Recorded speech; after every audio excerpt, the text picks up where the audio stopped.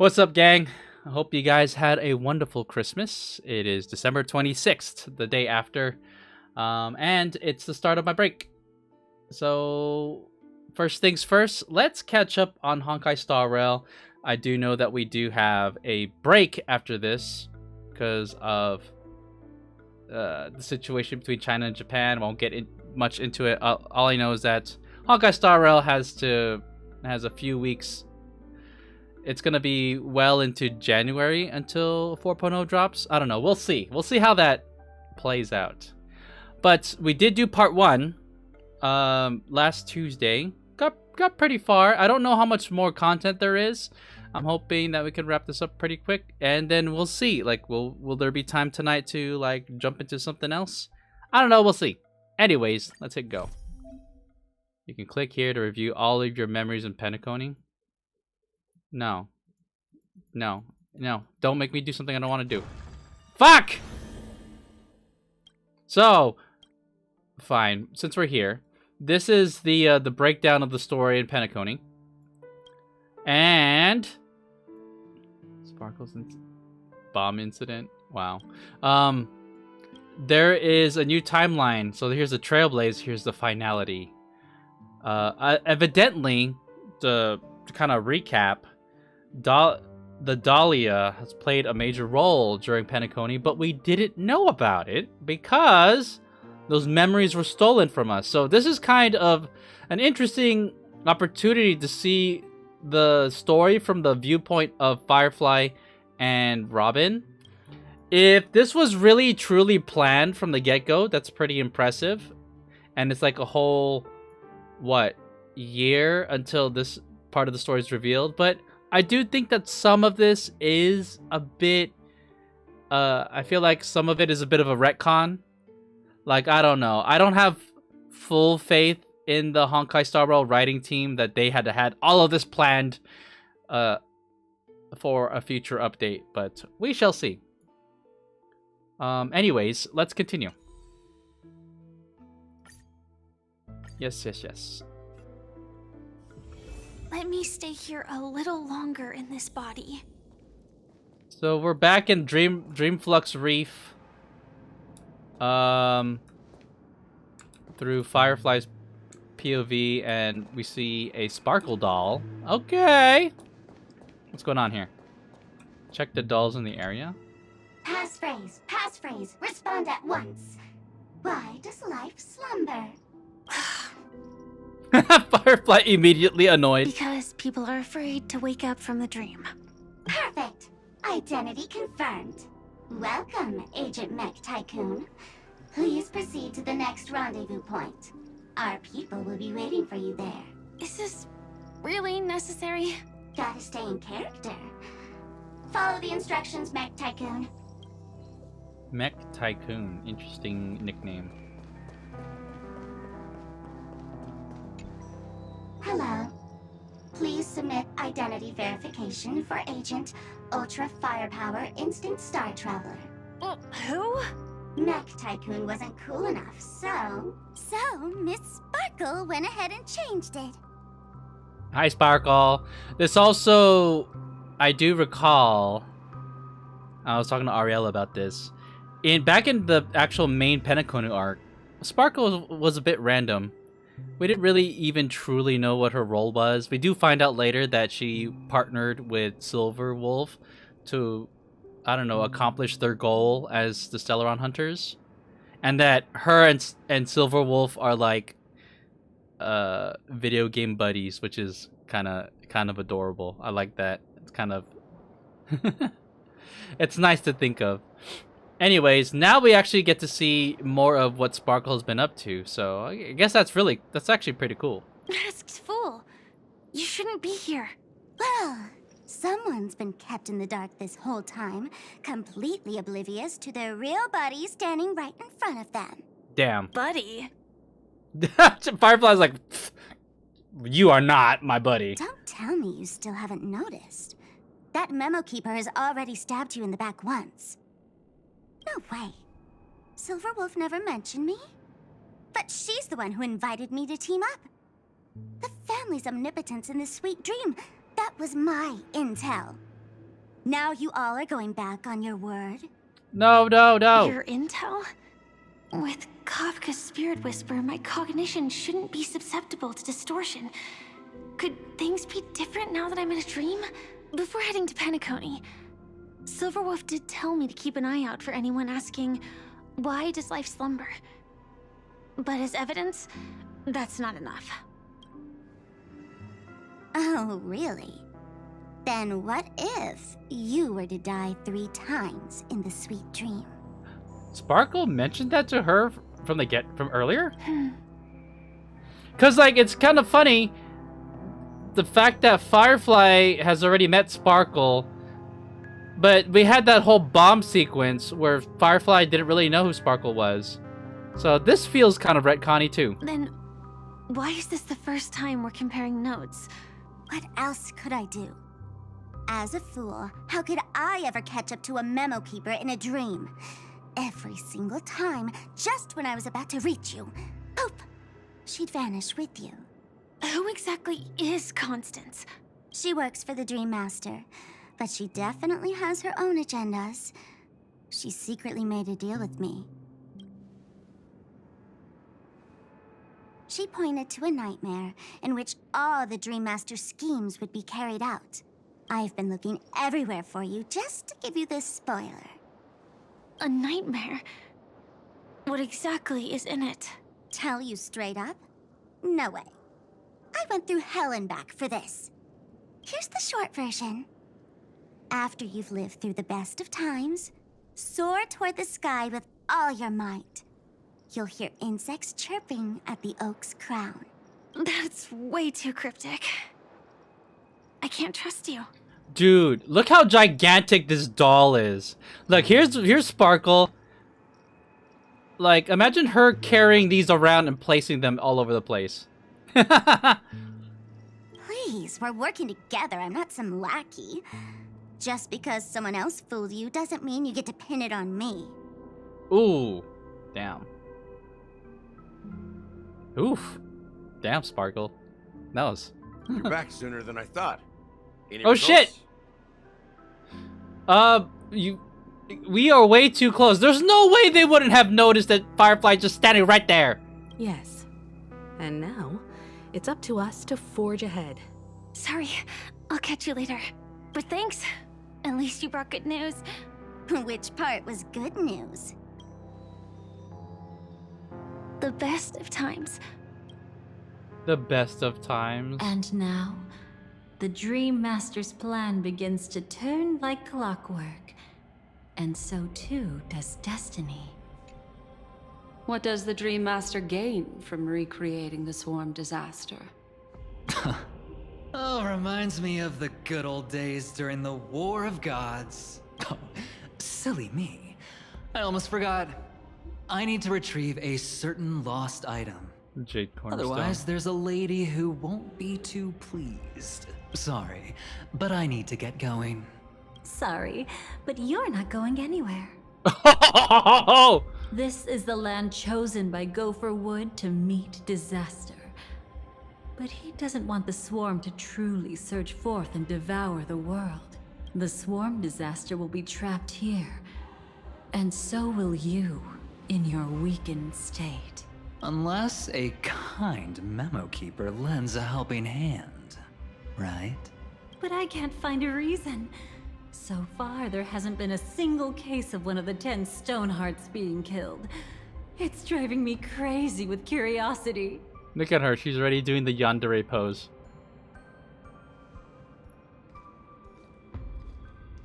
Glory above all! My friends, in the face of the omen of evil, we must stand united more than ever. Allow me to prove our resolve with my spear and pierce through this darkness.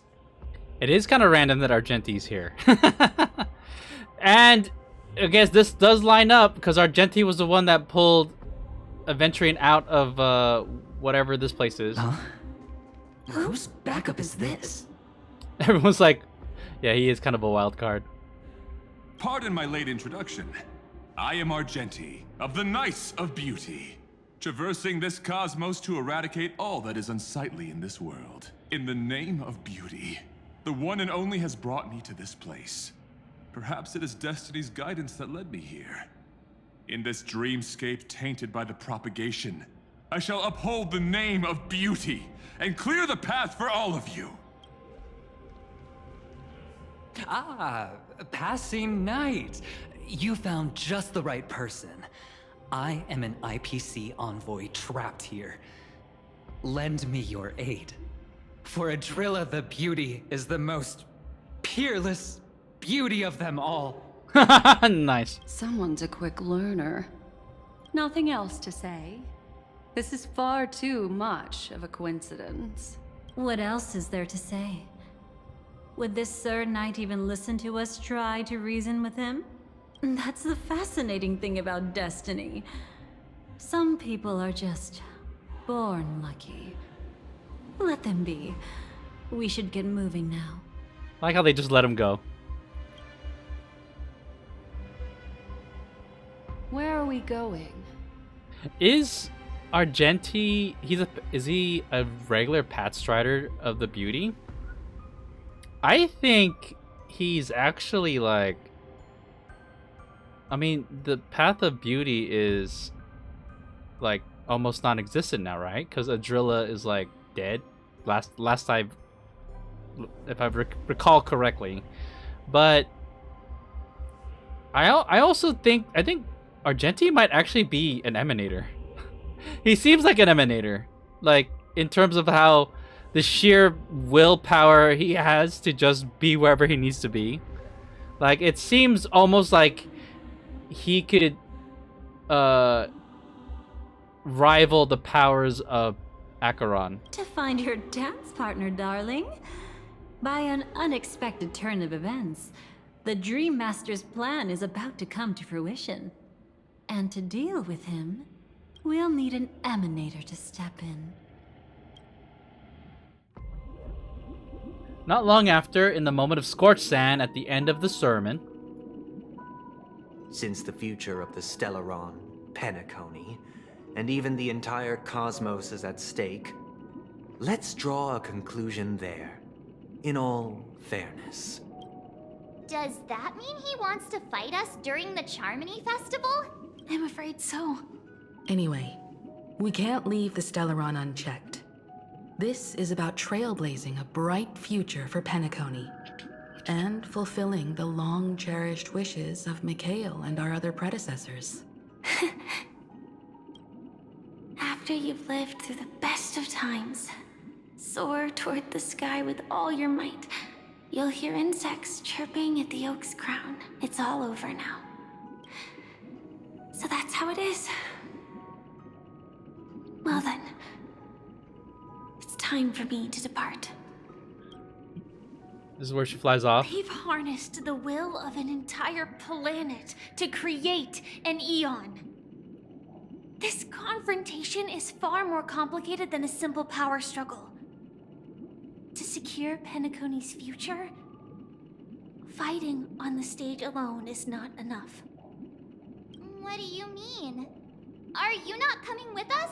I believe Firefly is trying to say that she's heading off to another battle. Before I left, the Destiny Slave told me that this journey would bring unforgettable rewards. Even though the script he gave me only had a few lines, I couldn't ignore them. Because one of the lines said, I'll experience death 3 times. Yeah, she in the tells land of us. Dreams. 3 times? This can't be serious, right?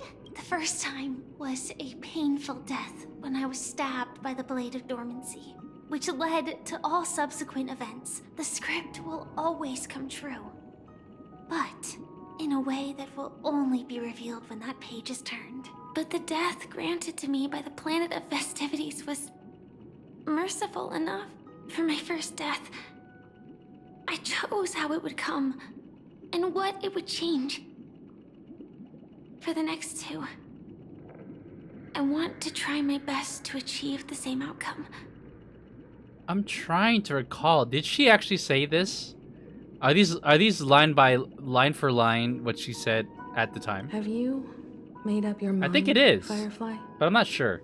Yes. Otherwise, I wouldn't be here. Thank you again for your assistance for the Astral Express. May we meet again, in reality. Yes. Yeah. Farewell, everyone. May your trailblazing expedition never end. Yeah. This is the first time we get to see her transform. I dreamed of a scorched earth. Everyone, are you ready? A new shoot sprouted from the earth. It bloomed in the morning sun and whispered to me. Like fireflies to a flame, life begets death. May we meet again in reality. That's the same exact cutscene.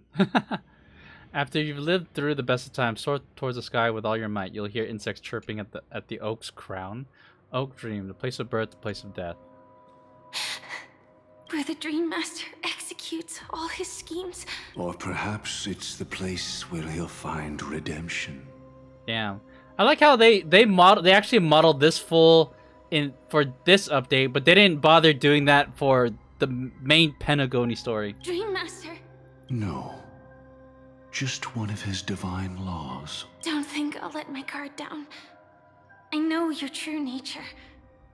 Whatever your goal is, I will stop you. No need to be so tense, Miss Firefly. I am but a thought, formed from memory. Feel free to strike me if you wish to verify this. He's Divine Law 3. But his actions aren't baseless. There's a reason for my presence here. Please continue. Thank you for your openness. I'm equally unaware of the Dream Master's malicious plans. But he's been waiting for your arrival.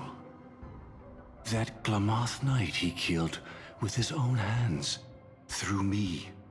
He hopes to restore justice for her. And you, her friend, are meant to witness it.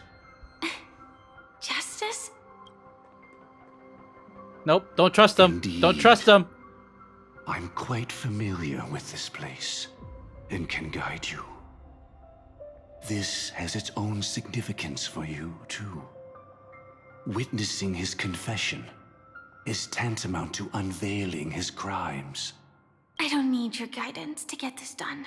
Yeah, so go away! But you need someone to decipher the truth. Force alone won't solve anything. It's not like you'll stop here if I refuse. Lead the way. But I'll be keeping my eye on you. Yeah. What is this place? Oak Manor. Once part of the Dewlight Pavilion. Before becoming the Dream Master, he used to hold family councils here. But it's been abandoned for years now, sinking into the primordial memory zone. Do I actually have to do a whole dungeon sequence? Boo! Is that... I'm afraid it's... Pain. He was gonna say pain.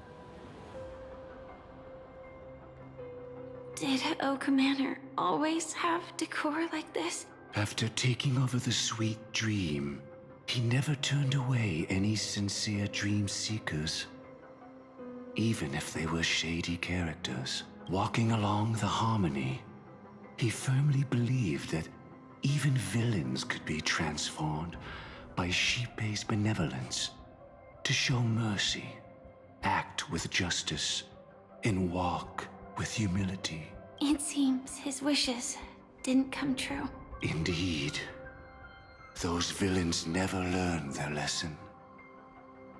They even conspired with one another, foolishly attempting to establish their own family lineage. Such arrogance. They went as far as sending a messenger across the vast cosmos to seek permission from the main family. In the end, they only brought shame upon themselves. And then there was a revolt. Fortunately, his heart was already aligned with the Oak family, allowing him to survive by sheer luck. Though he could never leave the sweet dream again. Soon after, the manor was decorated this way. Was he trying to warn himself? If your beliefs lead you down a path of plight, why stubbornly cling to them? That's exactly what I'm getting at. At least now, I can understand those feelings. Sure. And I think I've come to understand why I exist here. At that moment, Gopher Wood stood at a crossroads, pondering whether the harmony was still the right path. But my fragmented memories have not yet revealed where this would ultimately lead. Since he was about to commit a great evil, perhaps the Dream Master who left behind these laws was hoping I would choose a different path. But it's too late to change anything now. Not necessarily. We might as well keep moving forward. Good intentions are always the final creation of evil deeds, for they know they must be stopped. And his past choices will reveal his schemes to us. In your opinion, which path would the Dream Master choose? Probably the path of force. But Miss Firefly, feel free to do as you please. I have no other thoughts today. Choose what path. How do I know which one is which? Oh, deceit is the only way. Press on. You must use force. Cast stones at the guilty. What's deceit? To keep hope alive in people, never reveal the inevitable death. Ah, interesting. I am kind of curious I'm kind of curious how this would change stuff.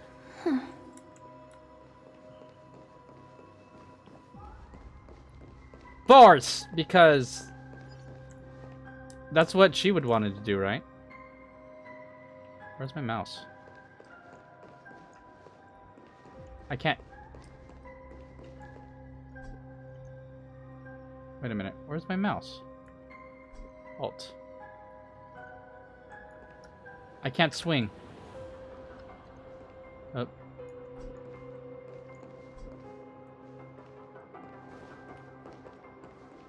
Alright, we're back.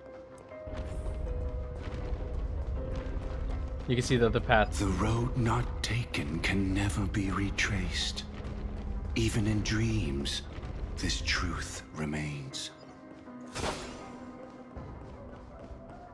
I'm not even sure. Oh, in the end, Akavili? all paths lead not to the Akavili. same destination. Akavili is the Trailblaze. Human will, it seems, Eon. truly has very little impact. Is this? The manifestation of Nanook and the fall of the Eternal Centurion. Such news has shaken the universe, and I've long since known about it. So why would a messenger of the main family take the trouble to visit this frontier? Just so you know, I'm here to deliver punishment, and you're the guilty one. I barely escaped death, and I still can't reveal my true form. Tell me, why have I been branded a criminal upon returning to this place? You've already confessed to your crimes. The family doesn't tolerate incompetence, even from a branch leader on the frontier. Not only did this one fail to quell the situation, he was even murdered. If it weren't for Nanook's manifestation, the Eternal Centurion would have descended upon Penacony to eliminate these villains. But you survived by sheer luck, and I set out for this very reason. You must settle this matter yourself and reclaim your lost respect. Not for yourself, but for the family. To survive, but without the power. Therefore, your crime shall be punished with a blessing. I shall bestow upon you another crime. Its evil reaches even the heavens, and once known, the name Gopher Wood will lose all meaning. You will be alive in body, but dead in spirit. I know my sins. Please bestow your punishment. Here and now? That's not possible. Before I lead you to that honeyed fountain, I shall tune you, so that you can no longer speak out. People believe it to be a creation of the destruction, for it always arrives coupled with calamity. Okay. Family's envoy awoken mode. I shall clear the shadows before your eyes, so that you may once again behold that almighty force that giveth and taketh, and worship the mercy bestowed by the triple face. Oh. The harmonic cancer, the Stellaron. The sheep-base cancer? Hi, sheep-a.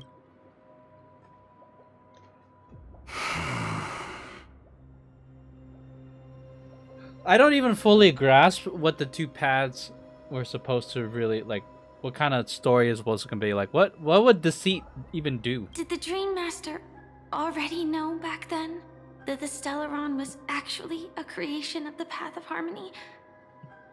Was he forced to manipulate the Stellaron under the family's orders? I'd like to defend him, but calling it forced would be self-deception. He claimed he was powerless. Not that Sheep-A taught us we shouldn't do this. Whatever the family's true face may be, right now, Gopher Wood is no longer a follower of the Harmony. What if you were the one standing there? Perhaps I too would betray the Harmony.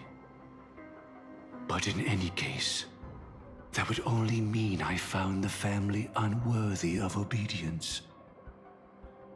It doesn't justify the Dream Master's heinous acts. Miss Firefly, have you ever pondered over destiny?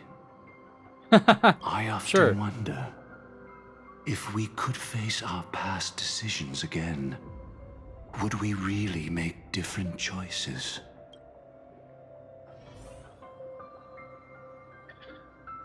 Alright.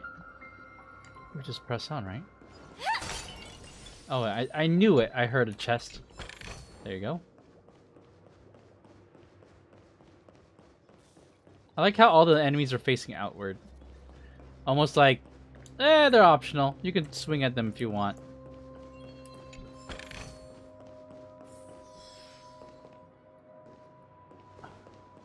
Oh, let's grab this. It's in that puppet's hand, Lady Got it. Alright. Let's do the thing.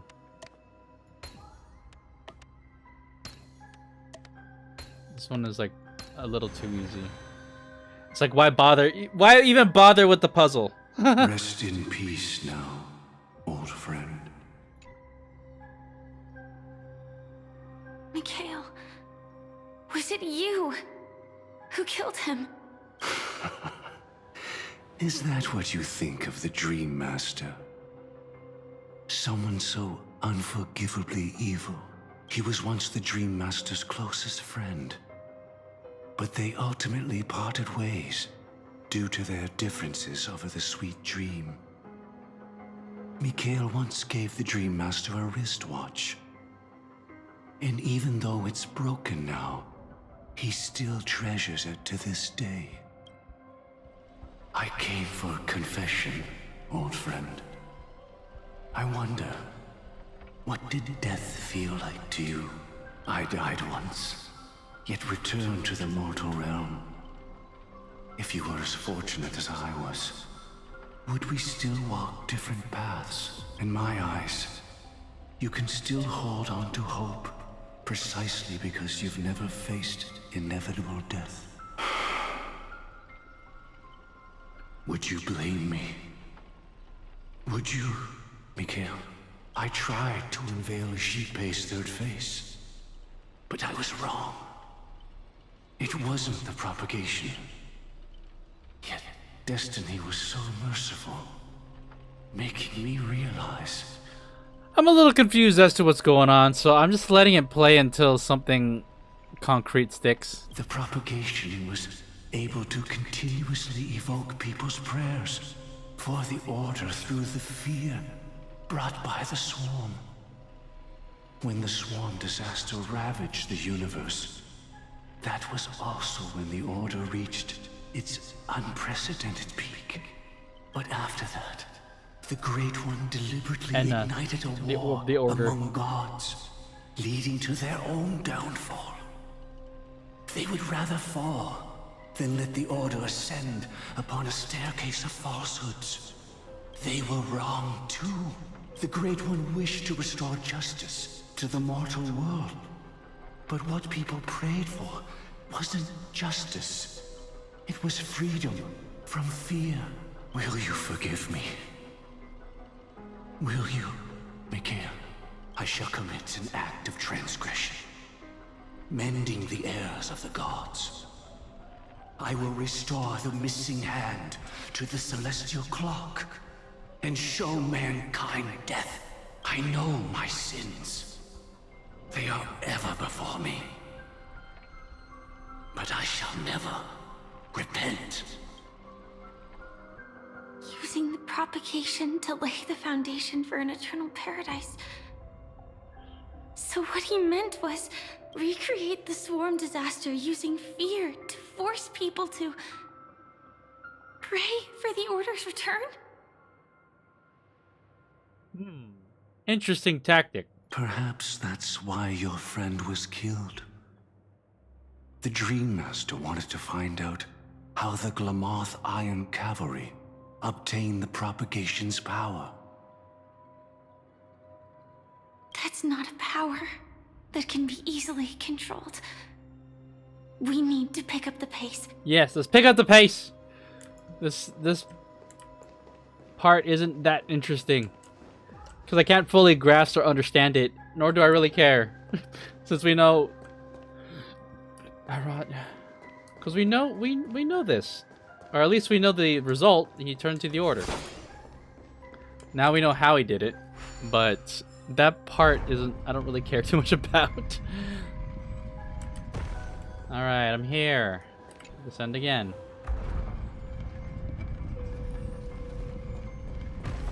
All right, go, go, go, go. Past this point lies the Grand Hall at the end of Oak Manor. Oh, do we actually get to see their house? And before us lies his final decision. Where to go after turning away from the Harmony. Since he wants you to choose again, which side will you take? Go ahead with whichever path you think is right. I'll take the other one. Don't worry. I can't change anything. Even if I have a sudden awakening, it would only give the Dream Master peace of mind. He deserves absolute punishment and must be brought to heel. I like how his little memory thing is like basically against him at this point. So you made a different choice after all. I will stop him. I hope everything goes well. This is goodbye, then. Goodbye!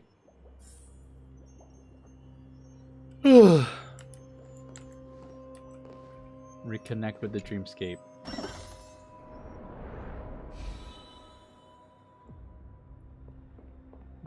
Do.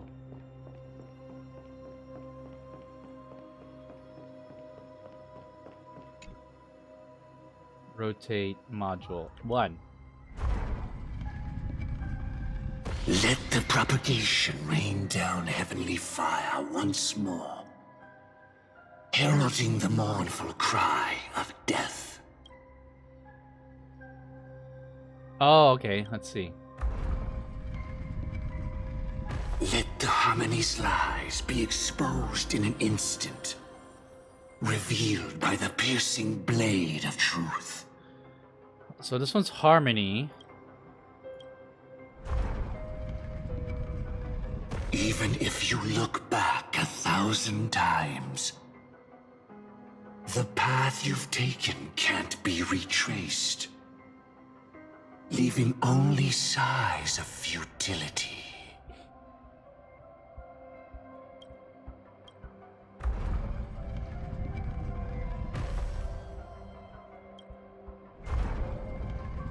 Okay, so this one Let is... the propagation rain down heavenly fire once more, heralding the mournful cry of death.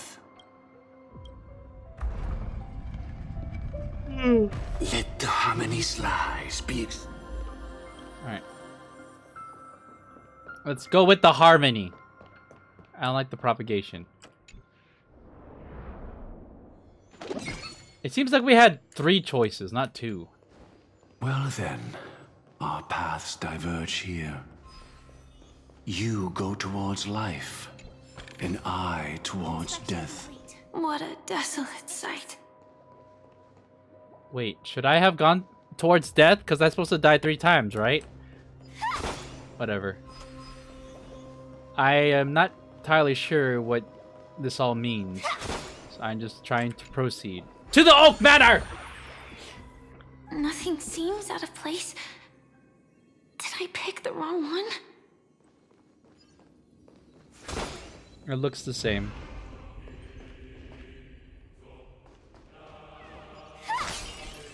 There's a puzzle here. I don't care. We proceed.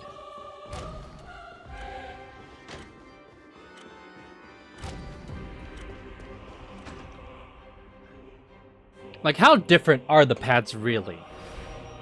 Oh, Harmony? No doubt about it. This is the place. My apologies for keeping you waiting, Lady Firefly. Is this the real Go Forward? It's you. It seems the other path leads here too.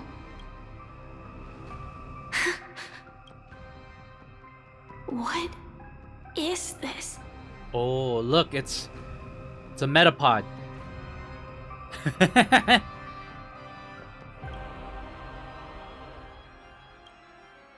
It's the terror that humanity dares not recall. The swarm disaster's chrysalis of extinction. The Dream Master's devastating strike, like a torrent of fire, lies hidden behind the stained glass, waiting to shatter it and unleash the swarm disaster once again.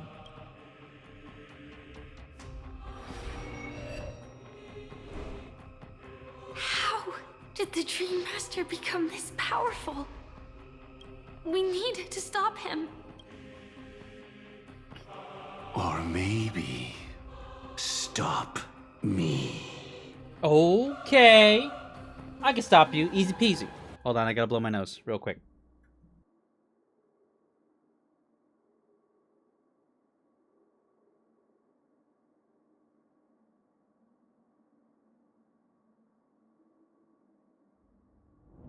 As expected.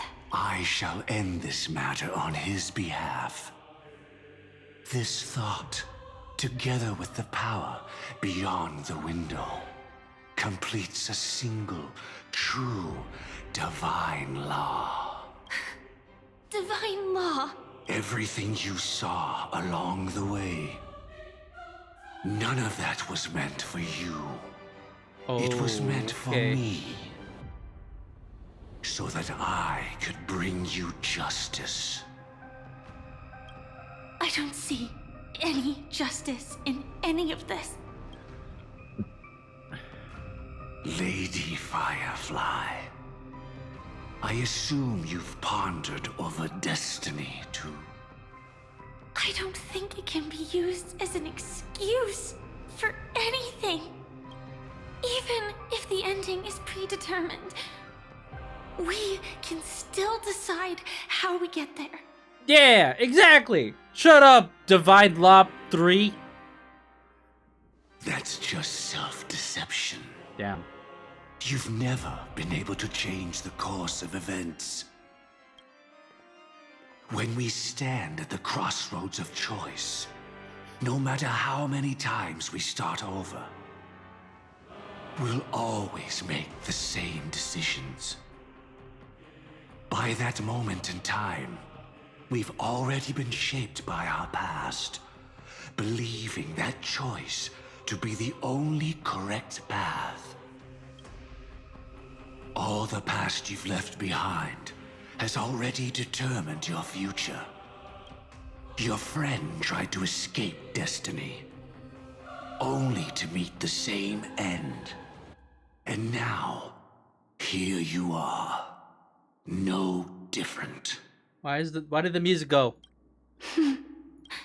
But the person you met today is someone who has rewritten their destiny. Well then, I'll offer you my sympathy, Hunter. As far as I know, there's only one way to rewrite destiny. Give up your true desires and stop walking your own path. In doing so, your destiny will indeed change, and you may even sway the course of the world. But from that moment on, you will have killed yourself. Alive in body, but dead in spirit. This is the price we're willing to pay to defy destiny.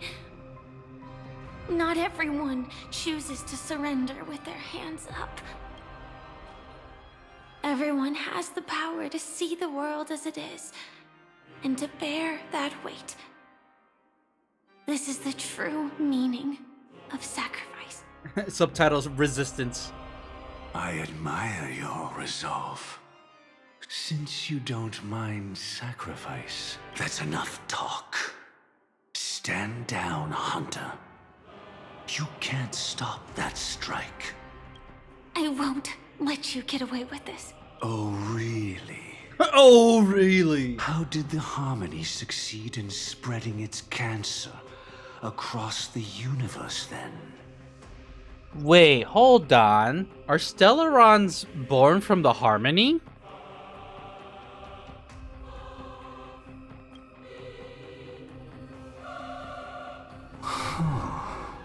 Though she wasn't my true companion. The cremator left me with a spark of her flame. I never trusted you. During our journey together, I planted it on you. And now, I'll let it reignite. It can burn away a thread of thought with ease. Damn, Firefly, let's go! Wow, that was pretty slick. He's even applauding you. But do you really think you can get ahead of me? Yes. If I can't, I still won't run away. If that strike is inevitable, I'll be the only one who dies in this nightmare. Your courage shines like pure gold. Even so, Paradise shall fall into this world of sorrow, and once dawn breaks, it will shatter in the light of day. How could anything golden abide in glory forever? All abstract phrases. Let's fight. Shut up. I'm gonna rip that halo off of you and shove it down your throat. Heir of the Empire. I permit you to unveil the true face of order. I permit you, with mortal hands, to bring forth the Great One. The swarm will again devour all things, and fill the hearts of the lost with terror. Someone must cast down rage in their stead. All that lives will one day die. Even What's so, the... I will still do as I've always done. And pray that I can stay alive. I can do it. Right? Do it, Firefly, let's go! But death will come because you, out of all people, are the foremost in seeking life.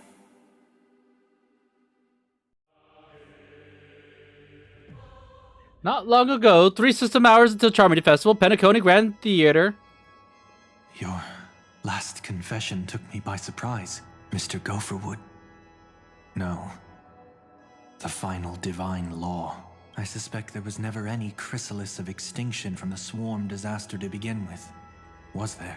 What exists in Oak Manor is nothing but a disguise. The only thing hidden within is a Stellaron. True. I never unraveled the secrets Divine of the Law 4 propagation. midnight. Now, split into 4 parts. A single strike of mine cannot harm that hunter. But if a Pathstrider of the same origin as the Swarm were to be deceived by tuning, mistaking what lies before them as certain death, if they were to make a wish to live before the Stellaron, the outcome would twist into a catastrophe that brings death. The Swarm disaster. Her life shall beget death, and that death shall beget life unto this world. But why are you so certain that nothing will go wrong? I've already glimpsed the secrets of the Stellaron, and I have no need for certainty here. Even if she never entered the game, that strike would still fall at the appointed time, causing the Stellaron to shatter. The Dreamers will learn that the power to destroy their own lives comes from the harmony. I am so confused. The worst option. What does this phrase have to do with anything? You should know that I won't agree with this. Too late, child. The hands of time have struck midnight. Look up at the stars. Do you know why they are so cruel? That reason shall be the final divine law. And with this, we entrust everything into your hands. Because the stars belong to everyone. They have never belonged to anyone. If you love everyone, then you love no one. Wow, the Midnight Divine Law 4. It's like saying, when everyone is special, no one is special. Well, that's where our conversation ends. Go ahead. The 107,336 souls of the Oak family have dreamed of this moment too many times. Y'all in the Oak family have some boring ass lives. This is what you dreamed? The opening is near. Go, my child. Seize the power of the harmony and reveal your karma. Dude, he's almost as bad as Lygus in terms of how fast or no, how slow he speaks. I shall walk the path of the Order to its end, as you wish. But I can no longer accept your divine laws. If I become the only star in the sky, even if I belong to no one, there would still be no cruelty. The stars are cruel, only because they have never shared their heat with the masses, burning fiercely only for themselves. Well, there can't be 2 suns in the sky. I'll step up and take down the other sun if necessary. Moreover, how could I allow other stars to shine during the day? Paradise shall soon be created. Now he's yapping. But at noon, he yapped quite a bit I in the shall first initiate the Penacony first arc. and only divine law of the great Septimus. I shall ascend to the heavens, becoming the scorching sun. Bathed in my light, my people shall flourish, while all evil shall be eradicated. Did he just write a new Bible verse? Alright. Let's go. Very well, child. Do what you must. Perhaps I was never without choice, merely too entangled with the fear of losing, never knowing what was possible if I chose to act. I should become a watchmaker too. Baiting The last harmony words I in seek quotes. has but one note, repeating endlessly, never falling out of tune. I'm stretching. Let's play the story. Can we get back to the Dahlia? At least that part was interesting. Has its time. We did it. Oh, we don't even get to see the We fight? faded first, causing their power to lose control. We didn't see the fight. Lame. What a build-up for nothing!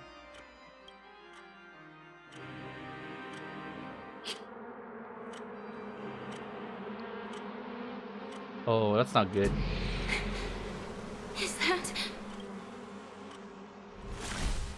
Fate closed its premonitions and arrived in due time. How... did you...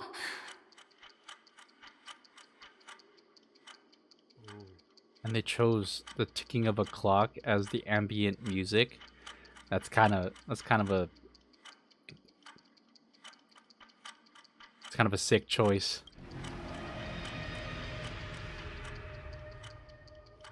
Okay. Death comes for us all, eventually. Okay, so is that him confirming he obtained the power of the propagation? I'm starting to hate how powerless I am. Oh, I wish that I had some way to comfort you right at this moment. Oh, don't worry. That was all in the past. What? Comfort me? This is all... I'm frustrated! Get to the good part, the Dahlia! The swarm does it? What happened to Firefly? These other two questions I do not care about. What happened to Firefly? She had almost reached her demise, yet she survived. Her second death hadn't come yet. It would be upon her soon. Wow, what a way to cut straight forward. All that build up and that walking around the stupid zone only to not have any kind of payoff and to just move on. We might as well just cut that out of the sequence. That wasn't even her second death. That was completely non-consequential. What did the Dream Master do? He lured a Glamoth Iron Cavalry to face a Stellaron after years of plotting. Though everything Firefly had learned since entering the dream was true, they were only truths that the Dream Master wanted her to see.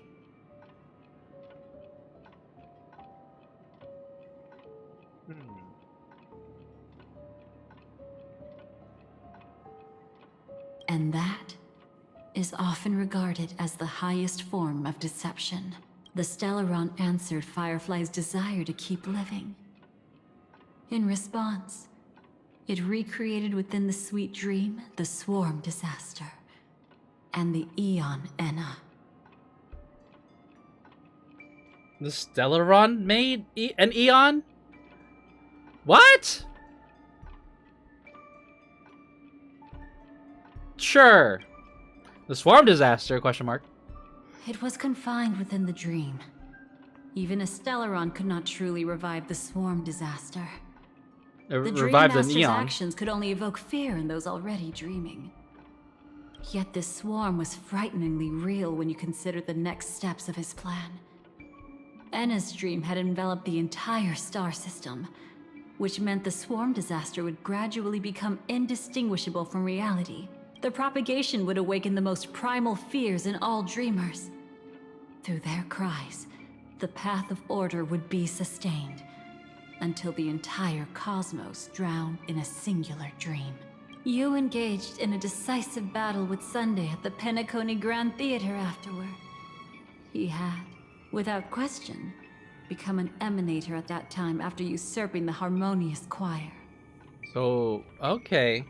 So, for that brief moment, Sunday had the power of an emanator. I guess that makes sense, considering he was representing the Order. But you showed no fear, and gave it your all in your fight against him. And you emerged victorious with the help of your allies. Now, was this the first fake fight or the real one? Yet that battle, the setbacks, the victory, was just an illusion woven by Sunday. There you go. Enna's dream had already enveloped the entire Asdana system. It was impossible for you to beat Sunday at that time. Enna's dream was so terrifying that even memo keepers could not act freely in it. Fortunately, we sought out Acheron first, and she lent us a helping hand. Why are you saying we? That allowed us to take action and try waking people one by one. Why are you talking like you were there helping us? I don't like that, the Dahlia. Indeed. Don't forget that. Even within the sweet dream, there were still many people yearning, striving, and pushing forward with all their might. At that moment, you too would face a similar deathmatch. Being woken up by Black Swan was a watershed moment. Due to the existence of Enna's dream, your memories from that point onward can no longer be viewed from the same perspective as before.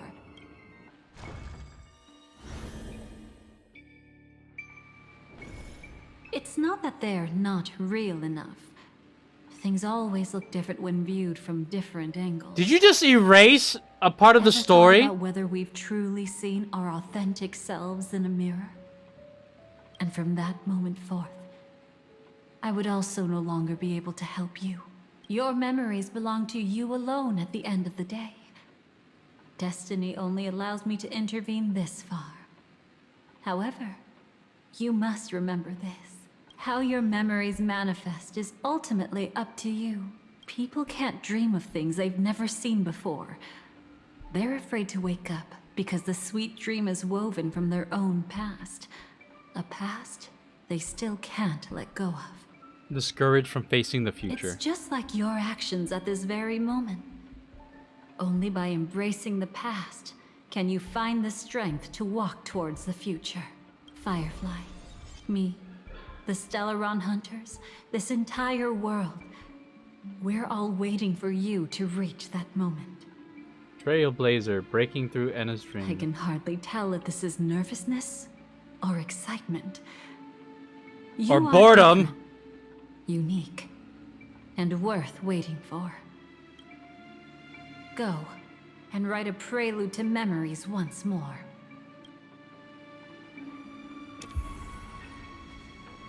Am I gonna repeat this part? From within the ashes of time, you must reignite destiny. What are we doing?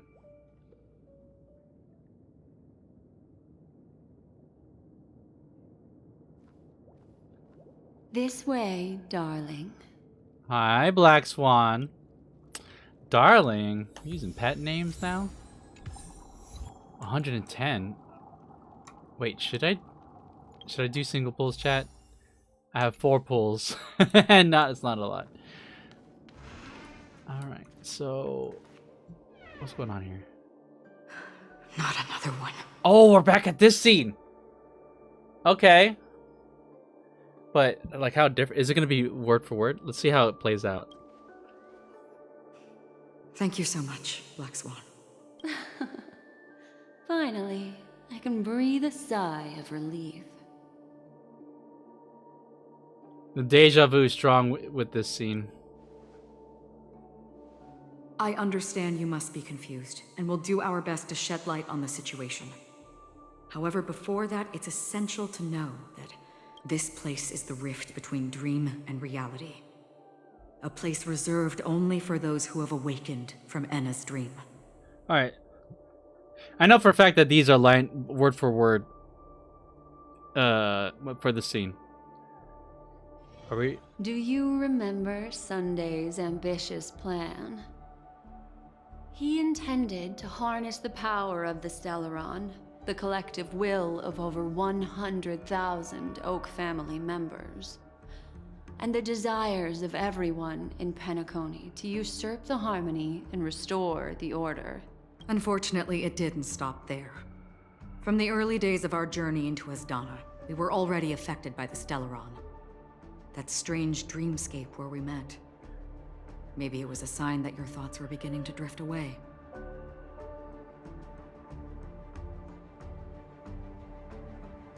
All of this is just a dream? I don't think the goal of the Order was to put everyone into a deep sleep. Quite the contrary. They used the Stellaron to catalyze the leakage of Asdana's memoria into the material world, allowing the dreamscape to blend with reality. People think they are awake, but their spirits have long since stepped into the Temple of Order. This is what makes Enna's dream so powerful. In this paradise governed by the Order, everyone indulges in their delightful dreams and lives happily ever after. I wonder how many people were actually kind of let down or frustrated by the fact that this is essentially a rerun. Like, this sequence was done before. We're just redoing that sequence with new context, of course. I mean, it's not like it's the first time this has been done. Like, they did this in Nier Automata with every time you replayed the game. And when I say replay, meaning play the actual regular game, because you would replay. I think you replayed the game at least 3 times. Once with 2B's perspective, once with 9S's, and then the third and final act, which I don't know. When I try to recall what happened in Nier Automata, it's all hazy. Just as confusing and as abstract. I believe what you experienced in the sweet dream, except for that flaw, was real. Only in this way could you reach the destination, lifting the crisis in Penacony and embarking on your next trailblazing expedition.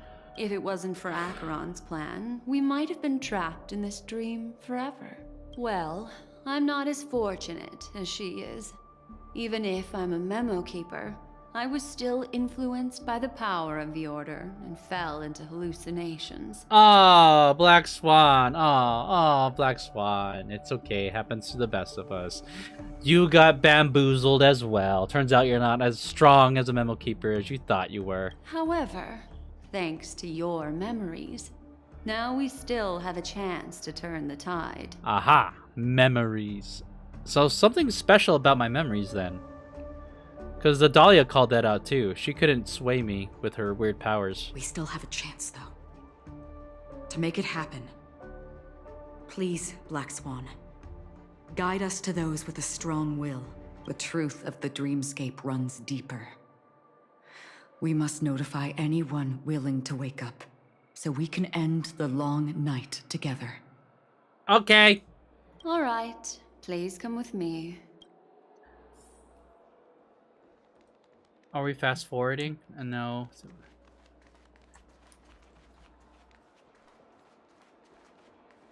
Look at us. The 3 of us back together again. Calm. Oh. We'll reconvene. Wait, Aventuring wasn't in this scene, so this is... I know for a fact Aventuring was not in this scene. I bet that even if I don't resist, you'd still... Time to get down to business, cowboy. Damn. They retcon and put Aventuring in this scene? You okay? It's so great to see you. I don't care about the others right now. Me too. Quite the fateful encounter we have here, friend. Seems you're also a light sleeper. I'll send you some of the IPC's sleep aids one of these days. Aventuring. I like how Camden is here. I wonder what he thought. Like, oh my god, hey, I got put in the scenes that I wasn't in before. Damn, what a deal. Unfortunately, we need to stay awake right now rather than sleep. We're still nowhere near capable of breaking free from Enna's dream. These are all original lines now. Let me break the bad news first. The enemy we're up against isn't just Sunday anymore, nor is it the harmonious choir that he's usurped. The Dream Master has awakened the swarm disaster within the sweet dream and cast shadows into the hearts of all dreamers through Enna's dream. The primal fear taking root in people's hearts had led them to call out to the Order for protection. Yeah, there is no mention of the swarm disaster in Penacony, the 2.0. The path of order is gradually being restored, and this has transformed Sunday into Enna. What? That's possible? I thought he was just an emanator. Specifically, he's just one step away from becoming an Eon. The IPC starships converged here at an opportune moment, and the power of the preservation seeped into the sweet dream to prevent him from completely ascending. However, that is only temporary. You mean to tell me he was this close to becoming an Eon? Becoming an Eon. When you think about Phynon living 33 million life cycles to gain the enough power to scratch an Eon. Yo, man, that's privilege right there. With the IPC around, the cosmos doesn't need a second order. But it doesn't make much of a difference for us. Sunday's true form has broken free from the dreamscape, becoming as vast as an Eon. The Asdana system is no more than a plaything in the palm of his hand. Indeed. Forget about stopping him. We can't even manage to face him again. Oh, she was all choked up when she said that. Look at how mad I am. He's got to have a weakness, right? There must be a way to counter him. The key still lies in Enna's dream. Fear and sweet dreams. He relies on these two lies to gather the dreamers' shared wishes. He's still just a false god who barely managed to ascend. If we can wake people up and break Enna's dream, Sunday's divinity will fall with it. But the current sweet dream is extremely complex. Miss Black Swan, could you please explain the rest of it? My memory isn't the best, after all.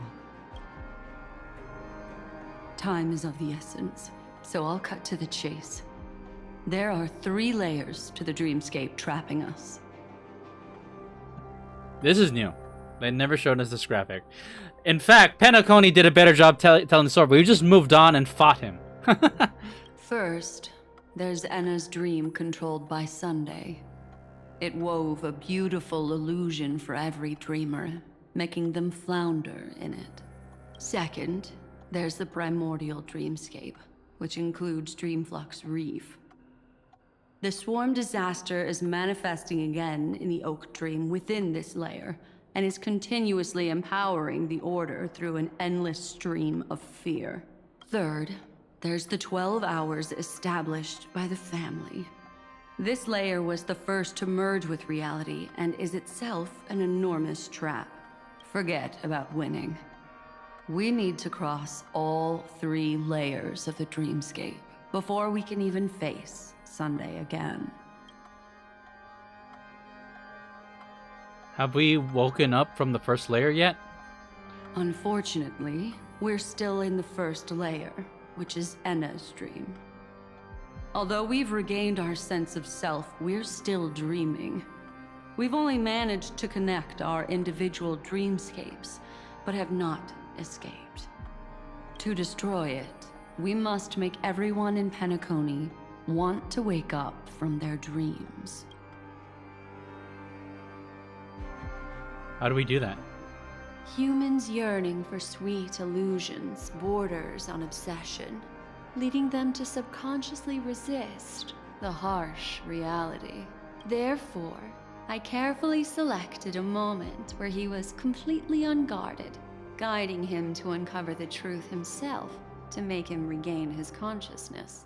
Thank you, Black Swan. However, to wake up everyone in Penacony and get them to share the same determination, that would be nearly impossible. But we can't just stay here and do nothing. Okay, starting to sound familiar again. This is the first step of our plan. With the assistance from the Garden of Recollection, those who possess a strong will, like you, will gradually awaken from the dream. These free wills are the discord that will sway Anna's dream. However, awakening a mere handful of individuals is insignificant compared to the vast number of people immersed in the dream. We must find other ways to awaken the free will of millions of people within a short period of time. And if I recall, this is where Boot Hill talks about connecting with the Galaxy Rangers. Looks like the Jadab Kiss of Allying Oath will be the only solution. No. No need for that. Yep. Keep your once-in-a-lifetime treasure. We don't need to bother the Cienjo Alliance for such a tiny request. A tiny request of saving the cosmos? People with unwavering free will. That's easy.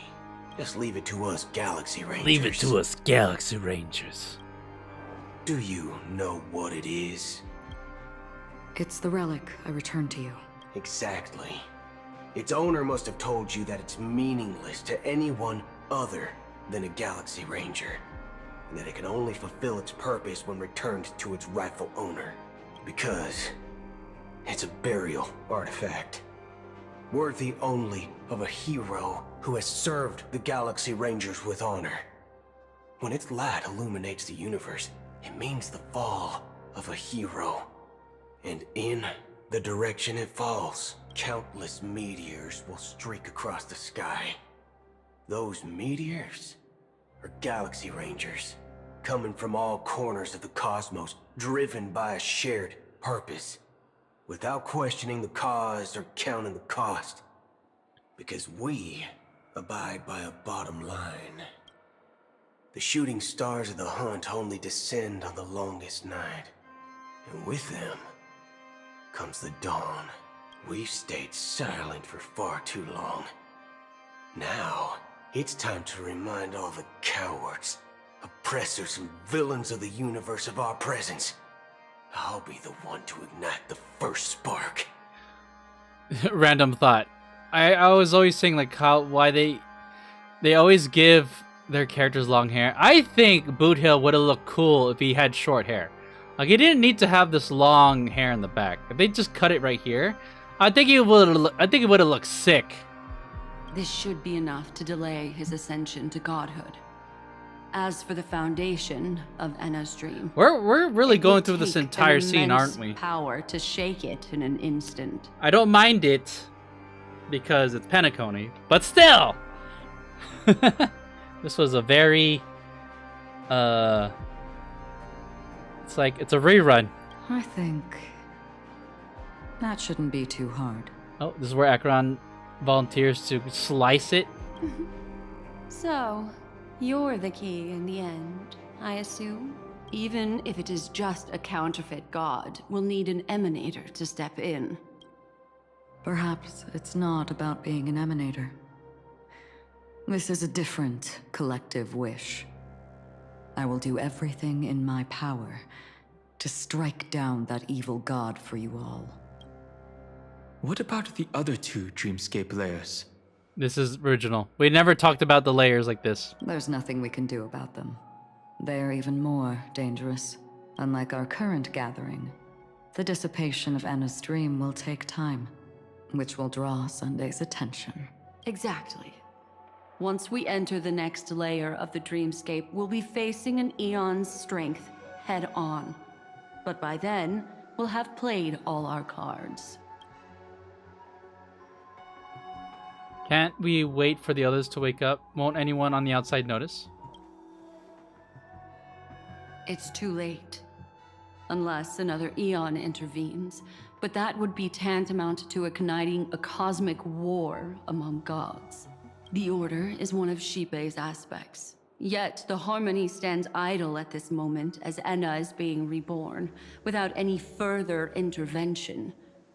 There must be some deeper reason behind this. Enna's dream is no ordinary matter. Even with Constance and me giving it our all, we can only reach the few of you here. It's impossible to find more help. Even with Constance and me giving it our all, now I suspect everything. Is this actually Constance help working with Black Swan, or is this Constance hijacking this memory and trying, because she did that with like posing as a Stellaron hunter. She did that with posing as a National Express member. Like, I don't trust this. Now I'm like I suspect this line completely. But time is of the essence. We must take our fate into our own hands. In other words, those who only want to survive by playing it safe will die. All those who dare to face death head on will live. I like that. Adventuring, when'd you get here?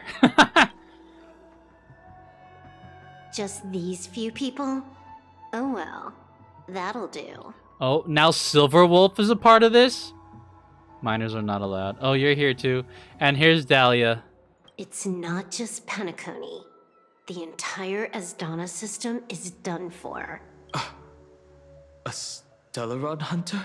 She was at the edge of the Asdana system, but she still got dragged into this mess. Just finding her nearly wiped me out. Quite a bold investment strategy. Tell me, with such a huge risk, what kind of payoff are we talking about? The other 2 layers of the dreamscape will be handled by the Stellaron hunters. So this retcon gives more credit to the Stellaron hunters. Interesting direction. Assuming that any of this is real, you know what I mean?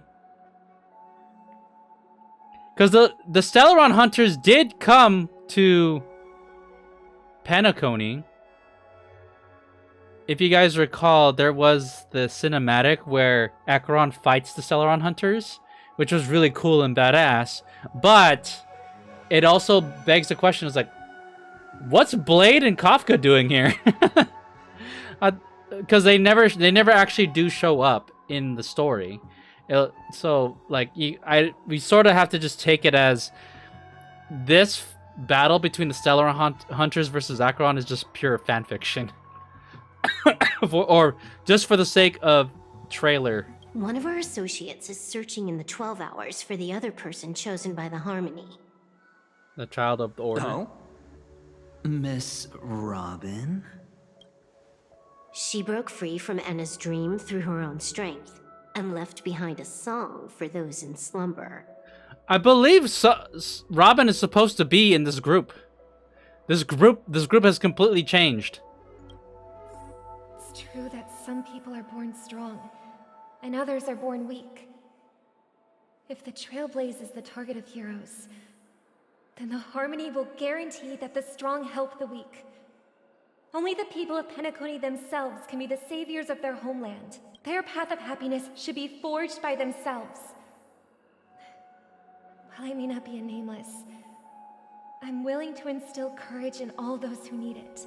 This includes my brother as well. Enna's dream is too cruel for him and everyone else. I see. So, we were able to wake up thanks to Miss Robin's help. But the flaws rooted in human nature can't be eradicated overnight. Do you believe that these efforts alone are enough to convince everyone to choose the right path? I agree with you, Black Swan. That's why the most critical aspect of this plan is not to convince everyone to choose the right path, but to inspire them to save themselves. I don't see how those are two different things. They'll stir up something big to help break you free from the 12 hours. Hey, Silverwolf, you get to be a part of this epic scene leading up to the final battle. As for the primordial Even dreamscape, the Dahlia. Sam is standing by, just waiting for you to break free from Enna's dream. Is she okay? Now, I'll tell you, but don't panic. Well, what's that supposed to mean? She will die. Oh no! Facing everything she wants to run away from. But her fate will be determined by you. She will help you break through the second layer of the dreamscape. Then, she'll fall into Enna's dream, which hasn't fully dissipated yet. Look at me, I'm like, what? If you defeat Sunday and wake her from that dream, then her second death, too, will become nothing but an illusion. Wow. Way to spoil the ending. But if you fail, the dreamscape will ultimately merge completely with reality, and her death will become a fact. Her dream deserves a better ending. I like that one. Sounds more slick than I won't let her die. But that still doesn't solve the fundamental problem. What about Sunday? He could wipe out all our efforts with no more than a glance the moment we cross the 3 dreamscape layers. Dude, I fought him. He ain't no... Dude, I got a super break team. He's done once we face him. Trust. Oh, Miss I've done this before. It's several time for times a actually, game because of it's a weekly. recall. I once said something to you lot back in the Oak Dream. So long as my trump card remains unplayed, none will dare see the hand through to the end. And now, it's time to reveal that ace. Oh, so adventuring gets to be a badass in this scene? I don't know about that. He's encroaching on all the badass moments that everyone else has. Like, Don Hung got to say something, Boot Hill got to say something, of course Black Swan and Acheron. And now adventuring's like sort of like piggybacking off of it. Let me point out 2 mistakes. One of them is yours. Having personally been to the heartland of the Dream Master's plans, wouldn't I have already found a way to inform the IPC? The fleet's deployment was never meant for a direct confrontation. It was to seed the preservation's heart into the dream. The other mistake was Sunday's, and it was a fatal one. He should never have confiscated my cornerstone. He should have kicked me out right from the start. Oh. Can't wait for his ace to show up. Ace Sylph, how you doing? Let's see what plays out. All right, I see Jade here. That's how every gamble with me goes. The moment you sat down at my table, you've already lost. Damn, he still shows up completely confident in what he's able to do. A jade-colored light still sleeps deep within the dreamscape, and it does not require the presence of its owner to unleash its powers. So what? Even the power of the 10 Stonehearts can't rattle an existence already approaching eonhood. That's why I said the cosmos no longer needs a second order. The Dream Master's plan is indeed flawless. However, when faced with the terror of the swarm disaster, how is calling for the preservation any different from calling for the order? The release of the Cornerstone's powers will absorb the Dreamer's desires and offer them the preservation's promise instead, guiding them to cry out these words. All for the Amber Lord. What? Wait, I don't like that. I don't like the. This is typical of the IPC's methods, like basically jumping in the opportunity to turn this disaster towards having more loyal followers of the preservation.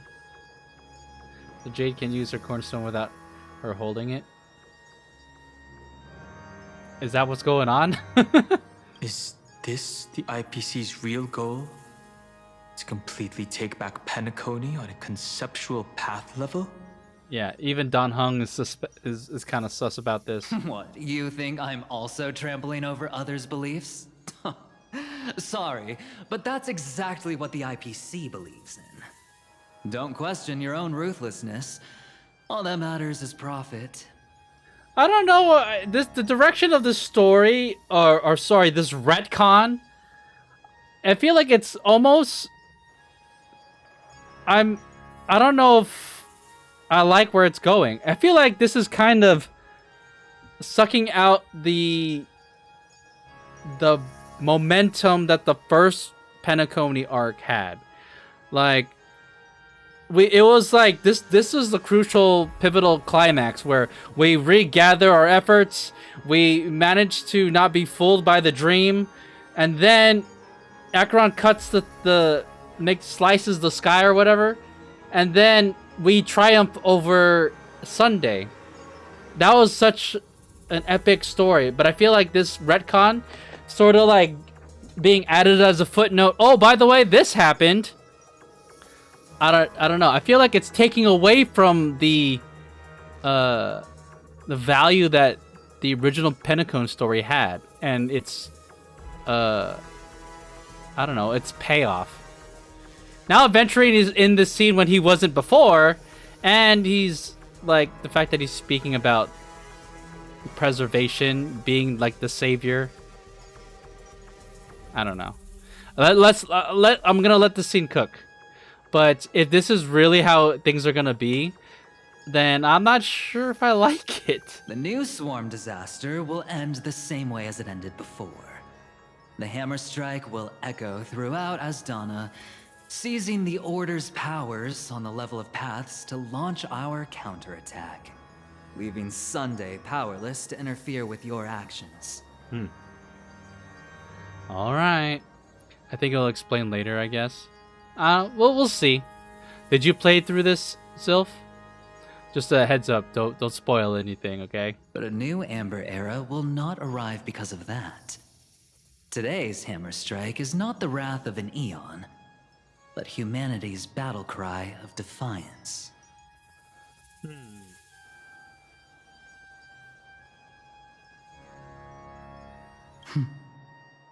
I'll hold my breath and listen for that moment. Once our plan succeeds, we can strip Sunday of his godhood, but we'll be too drained to join the battle afterward. So...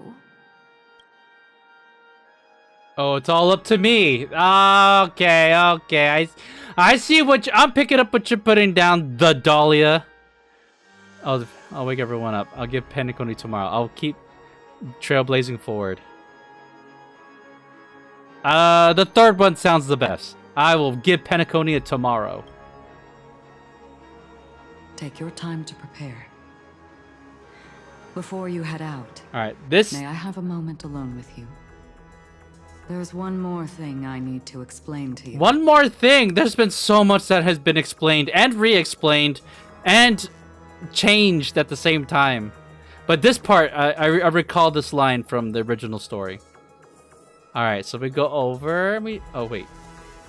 Discuss the current situation with everyone. I want to do that first. Alright, let's talk to Don Hung. Hey, Don Hung! Now that our roles are assigned, let's get to our battlefields and pose a grand finale. Go. You already know what I want to say. Did they just break the fourth wall with that? Did he say that because of the fact that we're replaying this scene all over again? You already know what I wanted to say. It's like, yeah, I know, because you've told me before. All right, let's talk to these two. It's you. I've been wanting to meet you. I'm curious, why does she value your existence so much? You want to find out? Not now. This is not the time. Damn, Black Swan's like, hey, get your grubby hands off of my trailblazer. I used to wonder about destiny, about where it's heading. But you can decide its destination, at least for today. The bigger the stage, the more you need to be composed when stepping onto it. Dude, Black Swan got a ton of screen time. Like, even in Amphorius, like, she played a crucial role. She didn't, like, have a lot of scenes, but she had a lot of important ones. Especially when it came to Evernight. Alright, awesome. Y'all look hot as hell. I'm gonna go talk to Aventurine, who's not supposed to even be... These two aren't supposed to even be here. But, let's see what happens. Let's see what they have to say. We've always been interested in the Stellaron Hunters. How about we have a chat after all this is over? A chat? You're just after my bounty, aren't you? Stay in your lane. Haha! Silverwolf calling him out. Put him in his place. Silverwolf does, like, literally cannot give Aventurine the time of day. No way, I'm just after that. If you're worried about the bounty, how about I add another billion to that number? Damn. Damn, Aventurine. Hey, leave her alone. Silverwolf is my friend. You can't mess with her, okay? Okay? Yeah, I'm gonna stand in the way. Right here. Look at that. Look at that. Hey, you got a problem with Silverwolf? You talk to me, all right? Don't worry, Silverwolf. I got him. We're gonna raid later tonight, right? Lend me money, Aventurine, right? All right. I talked to everyone. Do you think we're gonna fight Sunday again? This is the starting point for the Don't answer that if you ultimate actually know the stage answer. of our journey. Just as it marked the beginning of all the stories in Penacony. Are you ready? Yeah, I did this before. Head to where the story began. Wait, what? Really? Is this supposed to be the way it's phrased? It makes it sound like this is a time a skip button, like skip to the final battle. I'm gonna pick this one. Head to where the story began. Very well. Now, please close your eyes. No, I want to look at you, Acheron, because you've been gone this whole time. A glimmer of fireflies. A sigh of regret. It is because life dares to slumber that they can awaken. Rushing towards the darkest void will inevitably find bright light. Oh, we're on Robin now. Enna's dream, the eternal high noon. Hey, girl, hey. Am I awake? Sorry, Robin. It's just you. I did not wish for you to know this. It's a pity that things have turned out this way. Within the foundation of law, humanity establishes civilization, and through harmony, we obtain order.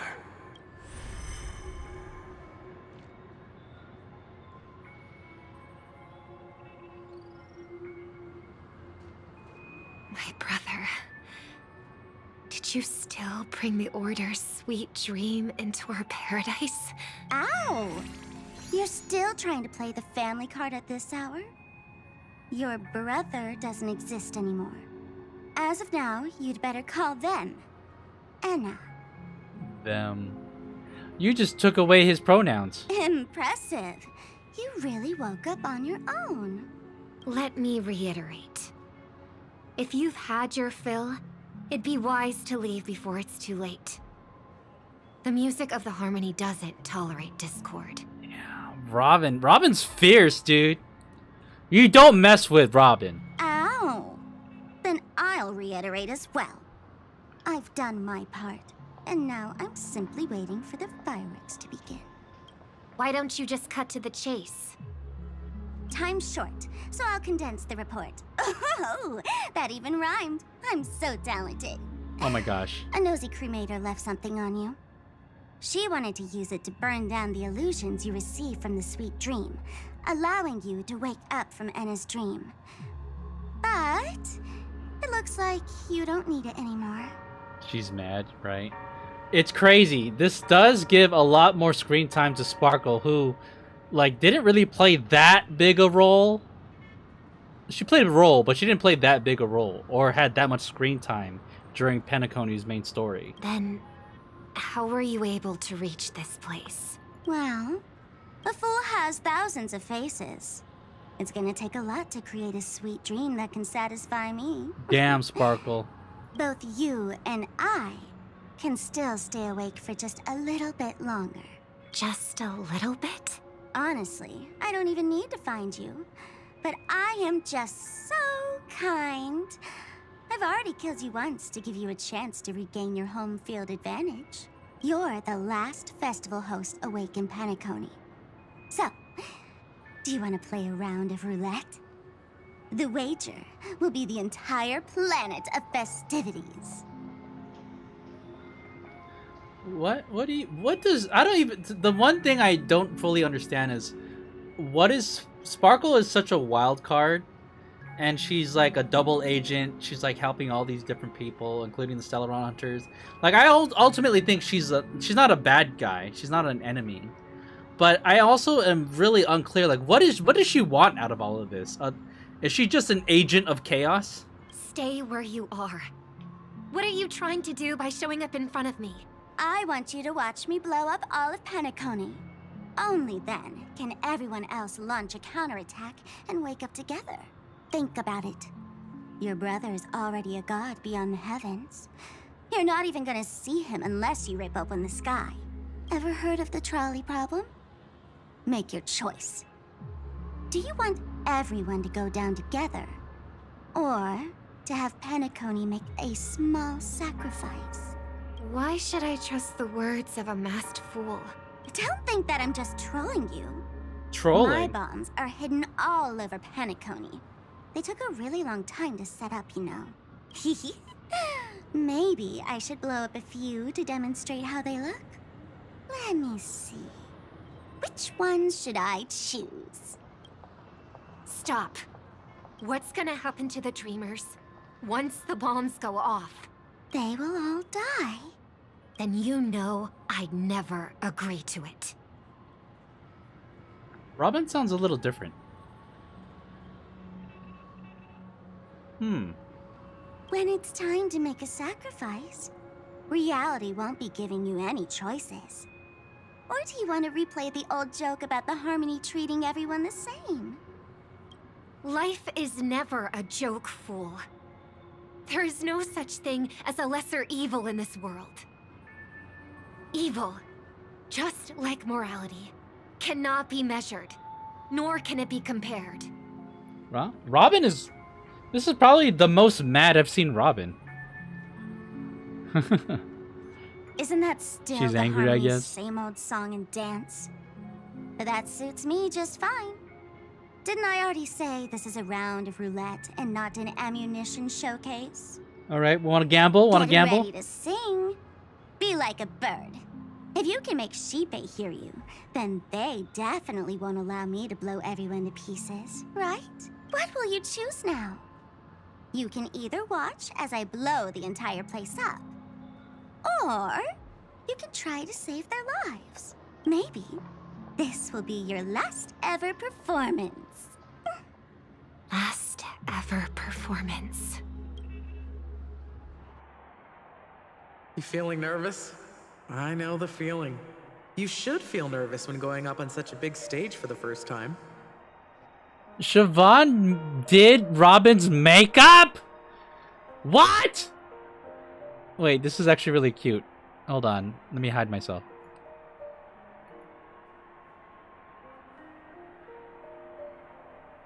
They didn't really explain Siobhan's relationship with Robin. But then after doing the story, you find out like, oh, they actually have like a very intimate relationship. Like she's literally doing her makeup right here. Is that how you hold the brush? Interesting. Okay. I'm okay. I just remembered something. That's all. Miss Siobhan, why do you think birds fly? This is supposed to mean, why does life slumber? Sometimes these subtitles like make no sense. Is this supposed to be like a reminder that this is a metaphor for why does life slumber or something like that? Why are you asking that all of a sudden? That was my response as well the first time I heard that question. It's what my brother asked me before I left Penacony. I keep finding myself thinking about it. I don't know. I fly when it's time to fly, and I stop when I don't want to fly anymore. There's no reason. It seems that your answer is really similar to mine. You've also asked me, why do I sing? I think I can answer both of these questions in one go. The answer wasn't what I initially had in mind. Originally, I wanted to sing because of something specific that I experienced. A Stellaron fell onto my homeworld when I was young. Everything I knew was instantly destroyed. We didn't even get a chance to react to it. No matter what we did, it was too late. But for some reason, my mother chose to hum a song when she tried to comfort me and my brother. I remember that story. Everyone thought that's why you decided to sing. No. That experience only made me detest singing. I've believed for a long time that songs can't change anything when disasters strike. That music is the most useless thing in this world. Whoa, interesting. I might be extraordinarily talented in singing, and I might feel super happy whenever I sang. But its futility had always made me depressed. I don't know. Whenever Robin sings, we get like an increase in crit damage and stuff. So it actually does impact the battle. Then what changed? I grew up, and I realized that my brother would sometimes hum the same tune as my mother did. And I thought maybe he missed her, but I was too embarrassed to point that out. I tried to comfort him instead. However, his answer to me made me realize what I should be singing for. Obviously, he didn't give me an answer directly, but it got me to think. Maybe some things don't need a reason or meaning at all. Go and do what must be done, fool. Fool. It's for the sake of Penacony's future.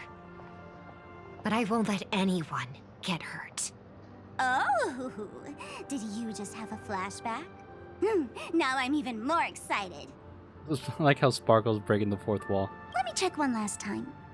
If you were to die, how would you want people to remember your ending? Like a bird, she lived her life, graceful and composed. Now her beak parts slightly with a sigh, as soft as falling feathers. Like it? Drop the sanctimonious mask. Singing only needs one thing, and that's sincerity.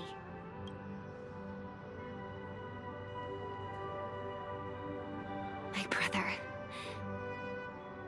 Birds born with wings need no reason to soar into the sky.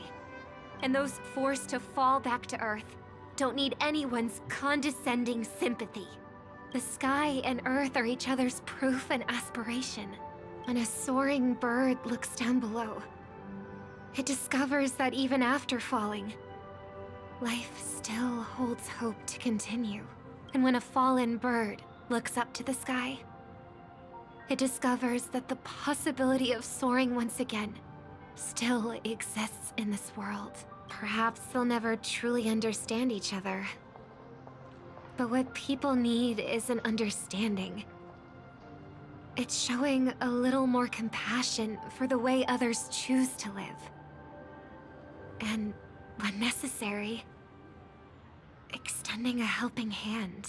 Even if you become the only star and prevent everyone from soaring into the sky, they will still be inspired by your radiance, flap their wings with all their might, regardless of whether they've been hurt in their fall. Thus, the Order's sweet dream will eventually fall. Oh, triple-faced God.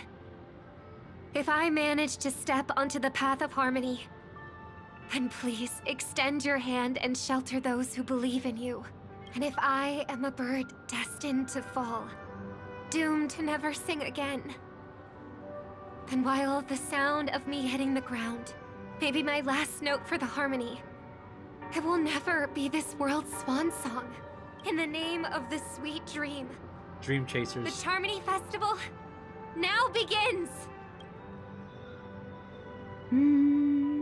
Trustful Boys this Sunday. Brother, do you miss home? Even if I do, it's too late. But you're singing the song Mom used to sing. Because even if it's too late, we still have the choice to sing whatever we can. At the same time, the beginning of the story and also the final stage.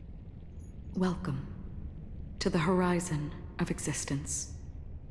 I remember this scene. This place is one of the thousands of manifestations belonging to the sleeping and shapeless. And it's also an exit out of the nihility for the awake ones. This, for the Aeon of Nihility, is it 9 or is it IX?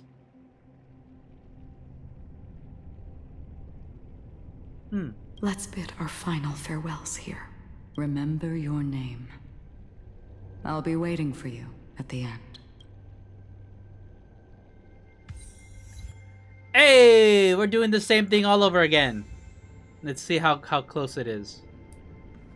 If only people could have each other. I want everything this world has to offer.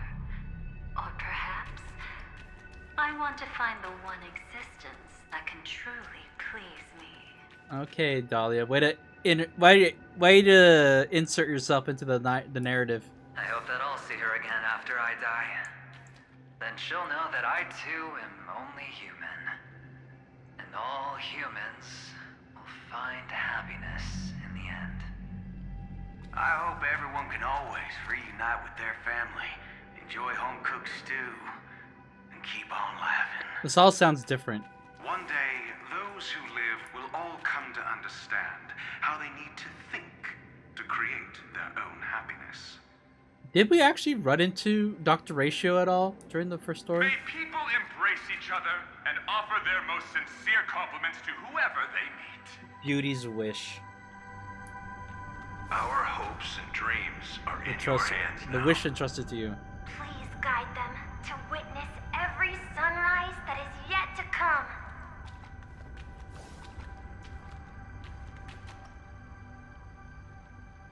Hey, I've read the script. Why are you asking me? Allies against the finality. What if I fail? Then do your best to not fail. Silver was like, nah, you can't fail. Hey, gang's all here.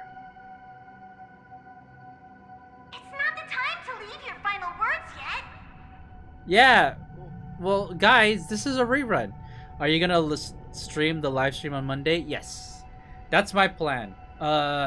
For me, the Nikkei live stream is at like 2 a.m. like Monday morning. So Sunday night, Monday morning.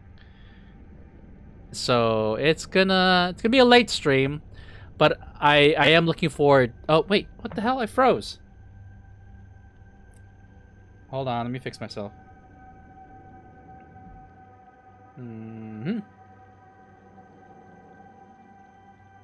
Alright, I'm back. But yeah, that's my plan. I am interested to see what they're gonna show us. Hopefully it's something so the way that Nikkei does her live streams, I think we have like 2 or 3 major live streams. Like really big, really long, detailed ones with lots of content. I have a feeling that Monday's live stream is going to be like one of the smaller ones. But I don't know, we'll see. The last time they did this, it preceded the whole Red Hood Rappy story, which was huge. That's a huge story. I am kind of curious what they plan to do. Because they haven't really hinted at... Oh, wait, no, I'm stupid. This is probably going to have a... This is probably going to be regarding Anisa's new form, I'm assuming. Because that's what happened last year after Rappy had her awakening and finally like fully merged with Red Hood and became Red Hood Rappy. So this is probably going to be all about Anise, but I am kind of curious, like, how big is the story going to be? Is it going to be a two-parter like what happened with Rappy? Because Rappy's story was really long. I hope that it's Anise Silver Spec as a B1 with cooldowns so that we can have Anise, the Anise squad. Chapter 34, the peak chapter. Right? Oh man, so much story. And if you think about it right now, I know I'm going on a tangent considering this is a very important scene in Honkai Star Rail. But think about all the characters they have introduced that have not yet become banners. There is so much content that they have to cover, or that they can cover in the coming year, 2026. So it's gonna be jam-packed. Like, again, Nikke has shown no signs of stopping in terms of how much they're cooking. Hammering? Okay, in order for hammering to even be a thing, we still need to complete her arc and her revival. But I don't know. I feel like hammering is going to be benched for a long time because of the whole 6-0 thing. Like, it's almost like we need to take care of 6-0 before hammering can even, like, be revived. Behemoth as well? Oh no, we're not just Behemoth. We're talking the 4 beasts. Like, what kind of story are we gonna have that leads to Leviathan, Ziz, Behemoth, and even Bahamut like becoming playable units? Like, I don't know. Who knows how long that's gonna be? My prediction with that is that it's gonna be a long time until we see the only one, aka Baby Rappy, become a thing in the story. I think the 4 beasts and Baby Rappy are gonna, like, you know, go off on their own site. Like, they're gonna be out of the story for a while because they need to, like, I don't know, regroup and stuff. What I think they should do is, like, spend some time focusing on other things and then come back to Baby Rappy being a little bit more grown up. I feel like she should not be a child anymore. She should be like at least a teenager. My tinfoil hat theory is that maybe hammering will be the key to 6-0's downfall since the brain still operates within the brain shelter. We'll see. Like, even now, even if I try to predict what they're gonna do, that they still manage to surprise me, but in a really good way. Honestly, that's why, even though I know quite a bit about Nikke and the stories and the different story threads, you'll notice that I don't really theorize or try to predict what happens because I ultimately want to be in the same camp as everyone and just react to it, like, you know, just react to it without any kind of bias or any leanings. I don't want to, like, predict something and hope it comes true. I would rather just see what they plan to do and you know, depending on how it goes, just be in awe with it. All right, we're back here with the Trailblazing Companions. We all believe in you. You need to believe in us too. Welt, you better talk. No. I don't like. Yeah, this sucks. This makes me. I'm really frustrated about this. For some reason, they took this role. The person who plays Welt, at least the English speaker, he has been removed from the role for some reason. And it doesn't make any sense. The trailblazing expedition won't end here. We'll wake up together. If they touch Himiko or any of these people, actually, I'll be upset. I'll literally quit the game. I'm already pissed off that they changed the Trailblazer. Slumber. We don't know the answer yet, but we're about to awaken from this dream. Hey, girl. You look pretty cool in your white form. I already said this cope that Anise farewell concert will be tied to Hatsune Miku. Oh boy. What I read in Twitter, it's also his fault. Like, what? In what way? I am kind of. I'm curious. You know what? If it's his fault, fine. I'm like, I have no allegiance.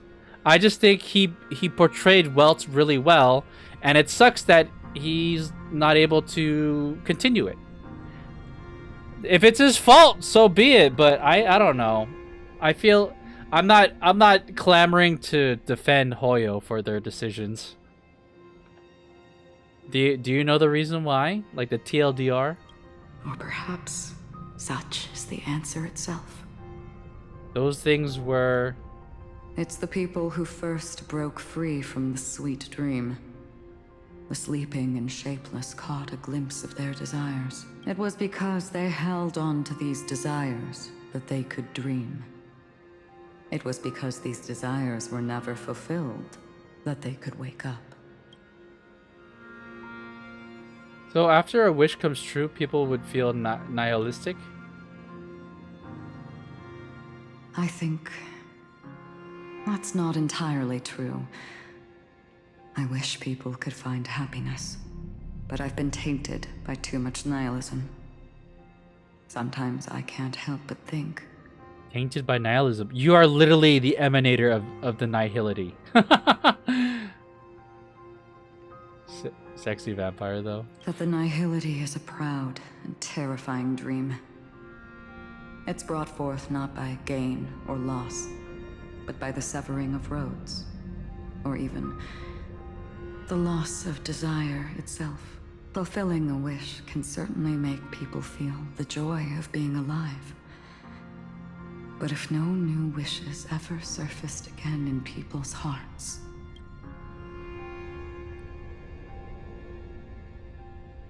That's what the Order's sweet dream is all about. Indeed. She nodded. That's the right answer. The shadow of the nihility. There must exist the most blazing source of light in the world.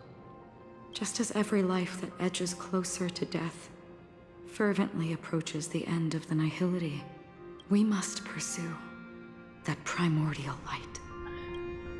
Before you go,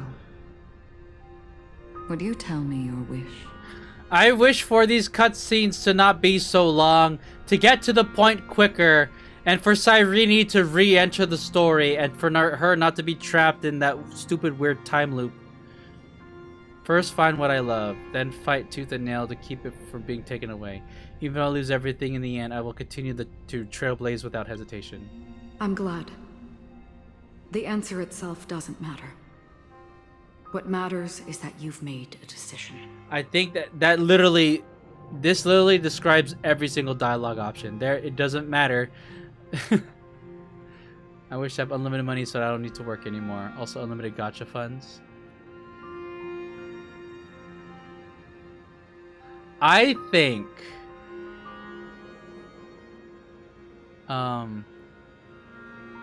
this is a really deep conversation that I had in class. It was in psychology, and it had to do with, like, I think it was Maslow's hierarchy of needs. Is it Maslow? I think it was Maslow. I'm gonna look it up real quick.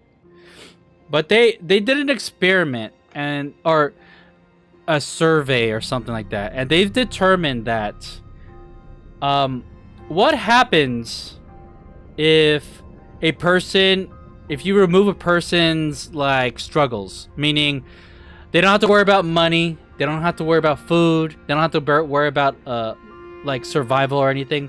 Like, they have unlimited money. Like, they've been giving everything they could possibly need to survive and to enjoy themselves. Like, at that point, what is there to strive for? And they found out that, like, people aren't, at their core, for the most part, aren't driven by, like, this need to have money or to have these things. But they want fulfillment. It's so whenever we go through life, it's not about, like, oh, we just want to have fun all the time, or we just want to be happy and not have zero worries. One of the biggest things that motivates people in every aspect of their lives is fulfillment. So, in my mind, like, I kind of asked myself, What if I had infinite money? Like, what would I want then? What is there left to strive for? And to me, the answer was like, oh, I want to... My core motivation in life comes from, like, wanting to build something. Like, and have it be shown to people.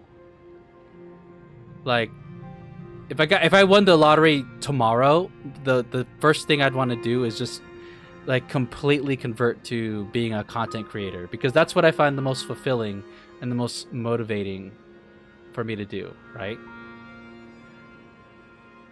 The problem is all these darn things keep getting in the way. Things like, oh, well, I can't just be a content creator. I need money, so I need to work a job. And then I need sleep, so I gotta go to bed. I don't know. I know my explanation is a bit weird. But basically what I'm saying is that money is not everything.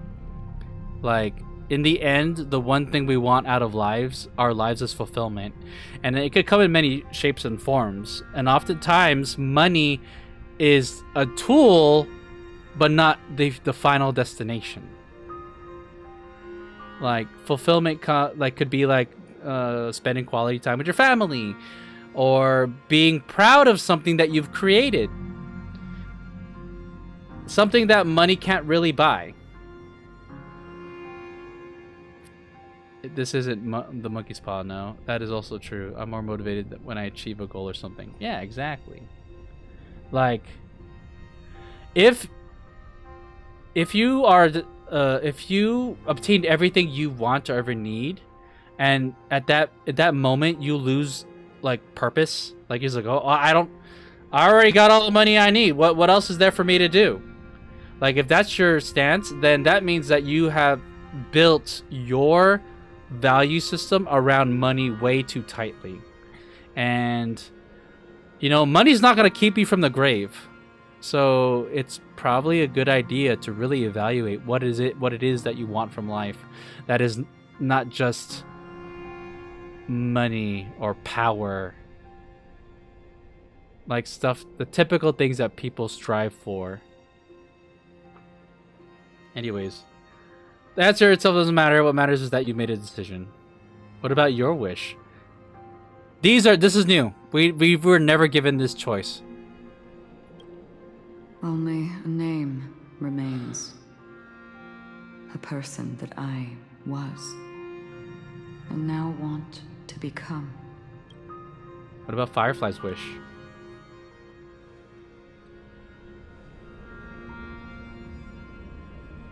You're looking right at it. There's Firefly's thingamabob! See, Firefly wasn't involved in the scene at all. So very interesting how it has changed. Do we know who was Velvet's ENVA? Been watching VODs for the Coins and Rush, and goddamn, she did a phenomenal job, not gonna lie. I don't know if it's been announced yet. We shall see. I am kind of curious too. She is a hunter who treads upon the finality, destined to sacrifice her own wishes to defy destiny. But no matter which path you and she walk, death will always be the destined finale and the last reunion. Are you ready? She too was here not long ago. You can witness her resolve through this. Witness how that tiny spark of bug light broke free from the pull of the nihility. Cinematic? Oh. More cutscene. Pick it up. Who were you in the past? Yeah.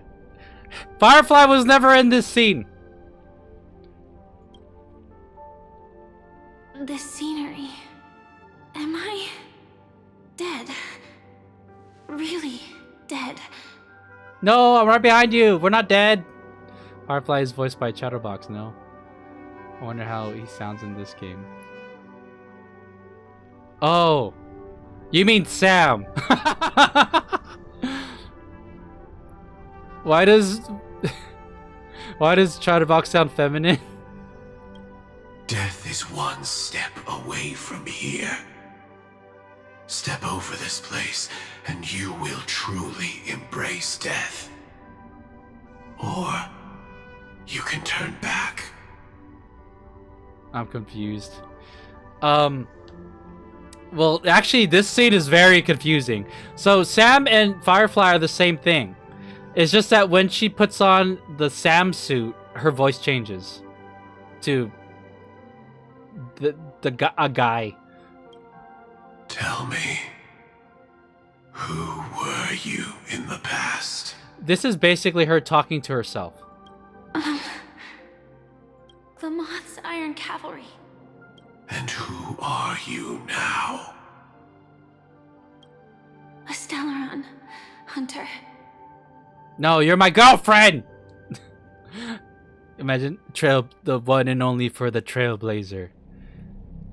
He uses mic effects, right? No, that's his real voice.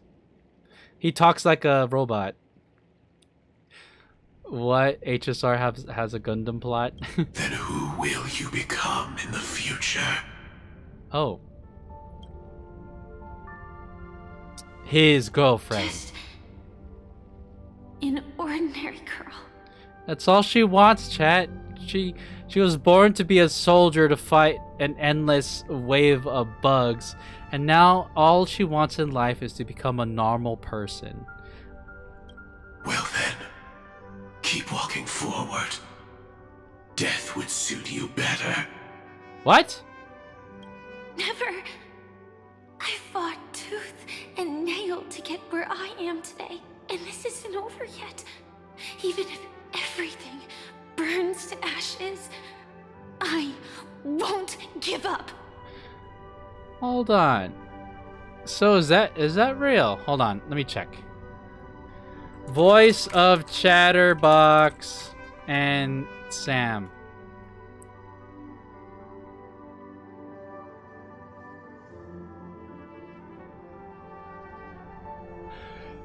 Excuse me. Oh my god. I know I see.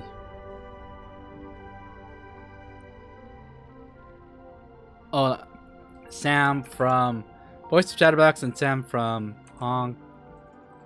Rail.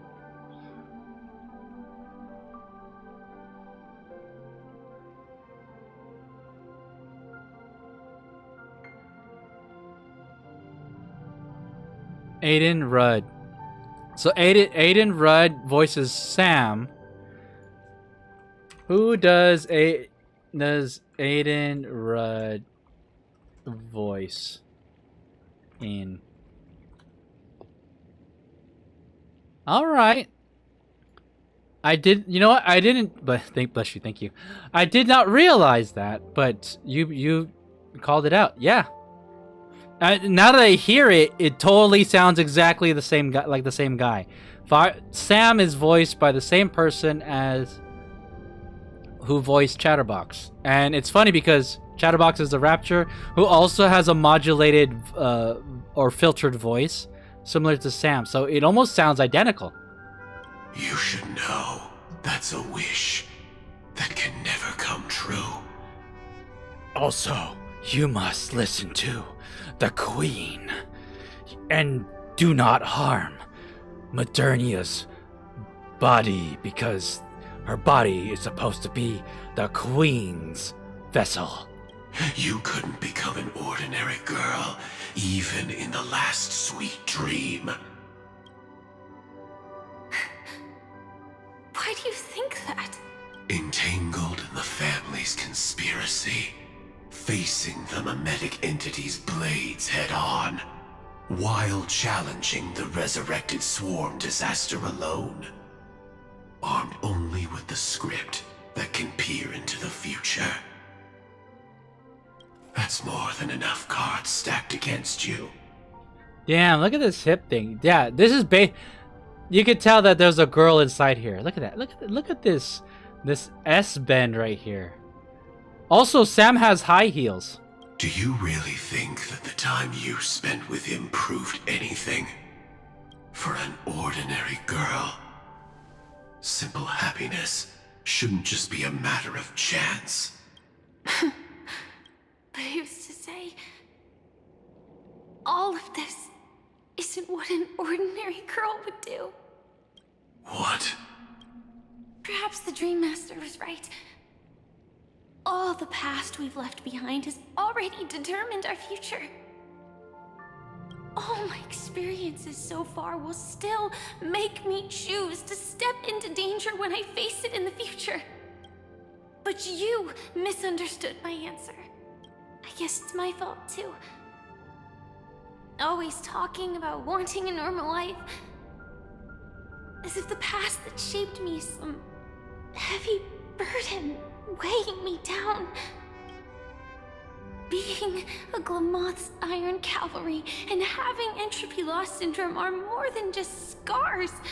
They are a past that taught me to cherish, urged me to seek, and showed me how to love.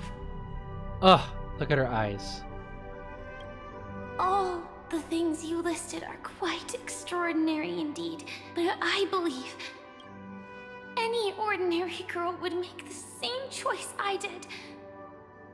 When faced with everything I have faced. In the darkest moments, ordinary people never need to feel small. After all, they always discover that they've already become something noble and bright. Indeed, I can't change the outcome or even the process. I'm waiting for the Gundam do the nom nom. But I can decide how to view my destiny. Look at this shot right here. It could be the cover of this chapter. This is just an even deeper form of self-deception compared to actually changing the outcome. Okay, pass. You've said enough. It's time to move on with the story. Free will is mere self-deception for most people anyway. But as long as I'm not asking others to do the same, there's no shame in it for me. Everyone has their own answers as to why life slumbers. Some will never find their answer. But no one can take away their chance to keep looking for the answer. I won't give up, nor will I blame those who do.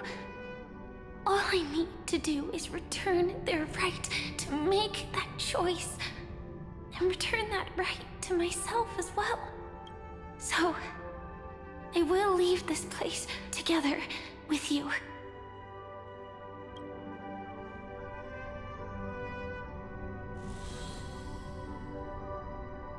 Alright, she has faced her past. Even if embracing my former strength means speeding towards my death. Wow, what an evocative visual framing right here. I feel like putting these two in the background kind of ruins the framing. The name I gave myself is Firefly. I used to think I was similar to a firefly, just a fleeting glimmer of light.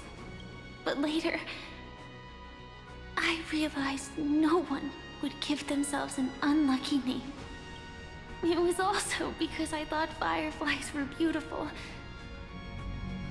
Later, someone told me that my eyes don't actually work very well. Otherwise, I would have figured out that those insects aren't beautiful at all. You know, it's kind of funny because they fight bugs. Of all things to name herself, she named herself after a bug. Her name is not Firefly.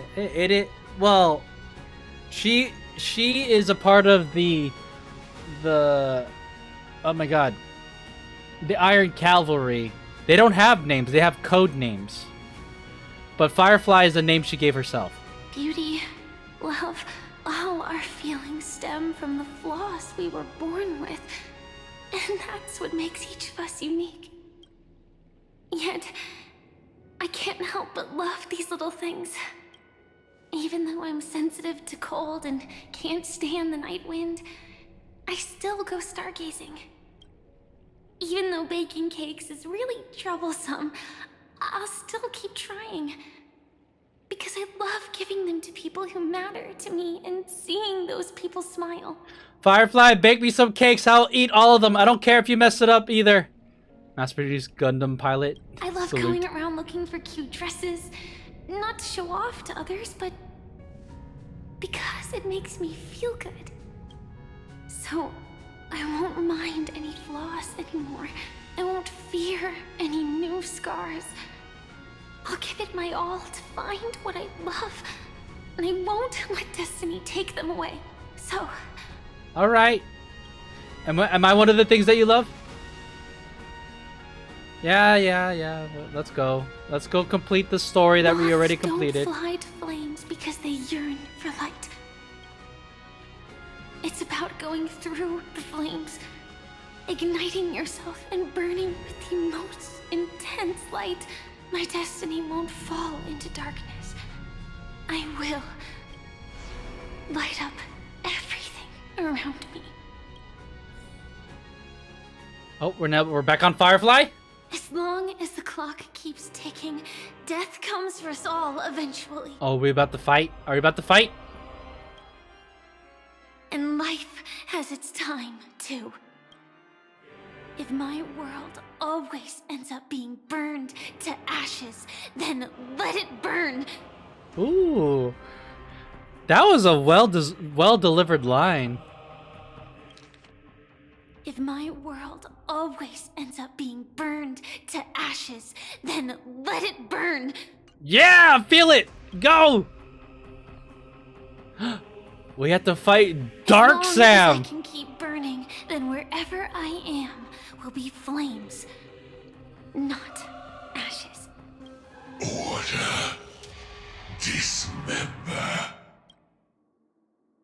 Actually, I used to envy you.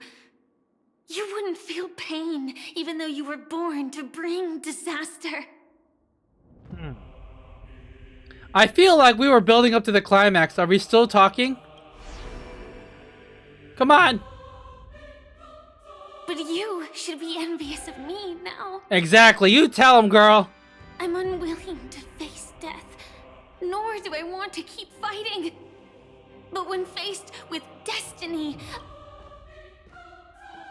Ooh, the hip sway. I will never run away. Ooh, cinematic. My dreams were always of scorched earth, where even a single new bud could never bloom. But I will still burn and keep on burning. Oh! Rises from the ashes. Let's go! Get him, Firefly! Ooh, that was badass. Okay, finally! If you are the Dream Master's answer, then listen to my reply in his stead. People hold on to hope not because they have never faced inevitable death. It's precisely because we are destined to die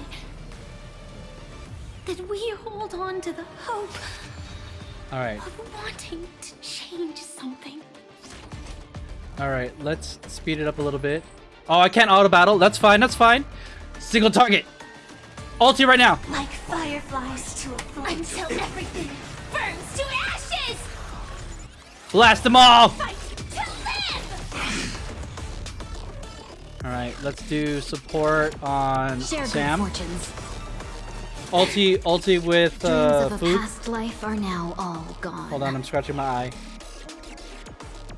Oh, she's so pretty when she's waiting to ult. Let us dance once more. AoE. Be of your body and mind. There's more to life. Let's trigger her support as well. Eternal. Alright, all support units have been deployed. Ooh, that's a lot of damage. Fire follow-up attack. Firefly. Blast them again. Attack detected. Alright. Enjoy yourself. The truth burns everything in this All right, world. let's heal up. Let's heal up. Is bleeding. Attack detected. No holding back. Dream Blast. vanished. Immerse yourself in it. Biomass. Time to cleanse the filth. This is more than a battle. So, are we fighting just the manifestation of the propagation in the dream? Like, is that what this is? Or is this supposed to be Gopherwood absorbing the propagation? Firefly Type 4. Awaiting orders. My eye. There's something in my eye. Blast. Set the seas aflame! Ulti with Run Every May. petal in life's all will be swept away by the wind. I can't tell you. I'm lost. Not gonna lie. Don't worry. Just appreciate all the flashy battles. That's what we're here for. Clouds scattered. Firefly Type fight to live! Oh, his weakness bar is large. Be of your body and mind. All right, we killed some of the bugs. Ow. Preparing to feed. Attack detected. Ulti The with. truth burns clear There as you a go. flame.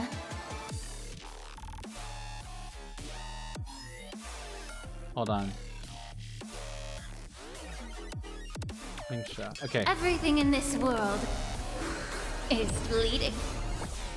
Adjusting volcanic Oh shit! I think we're on the final weakness bar. Have we met? Oh, we got to replenish Share support. good fortunes.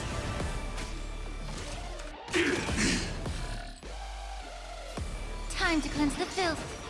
Attack detected. Execute. Devour. And that thing doesn't even do that much damage. Come on, get out of here. Enjoying yourself? Ulti Every with petal in with life's Run May all again. will be swept away by the wind. Order. Disassemble. Dream vanished. Joining the battle. Dreams of a path. Let us Get him, Pooh. dance once more.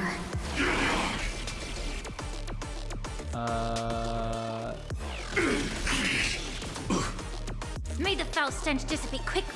Be of your body and mind. Ready to digest. Mutation.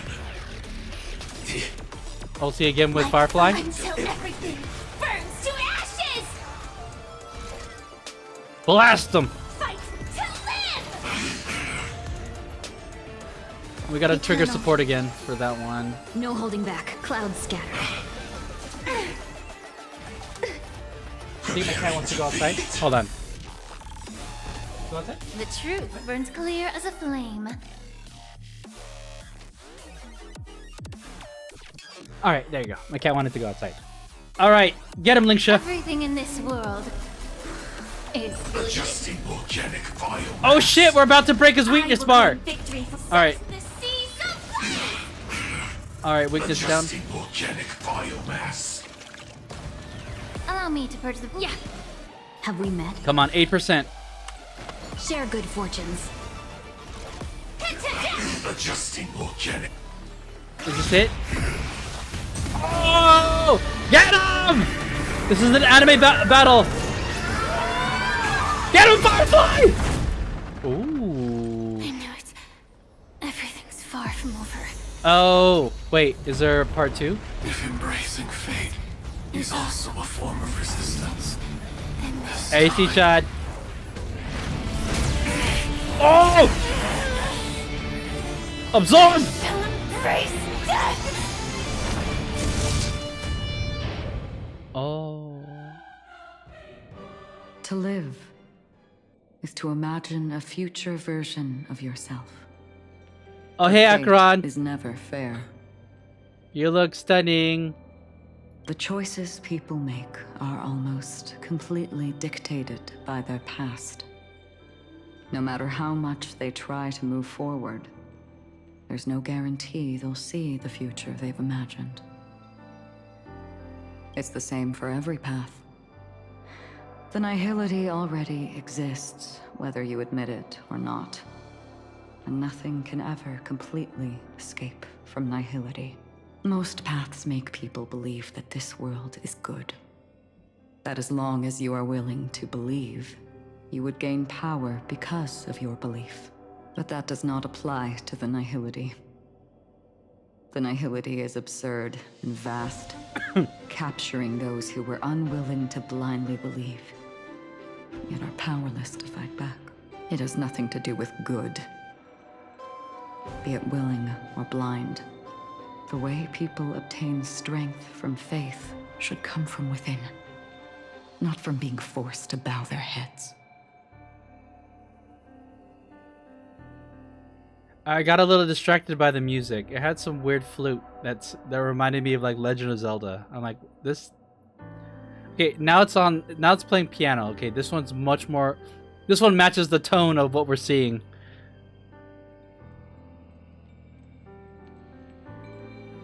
This will be a tough journey.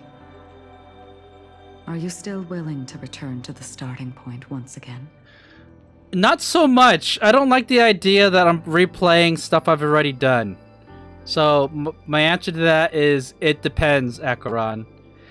I will say they're lucky I like the Penacony arc. If I did not like Penacony, playing this update would be very frustrating. I'd be like, why am I doing this whole thing again? We'll always believe in tomorrow. I'll keep fighting. We'll end this long night. Everyone will be vindicated. That's a boring ass answer. I will always believe in tomorrow. That one sounds like the best. In this way, you will reunite in the warmth of the sunlight. This flute playing right now in the music sounds so out of place. Or, you know, whatever this instrument is. May death yet end her last dream. May you guide people back to the waking world. May you guide people back. Guiding people back equates to trailblaze, chat.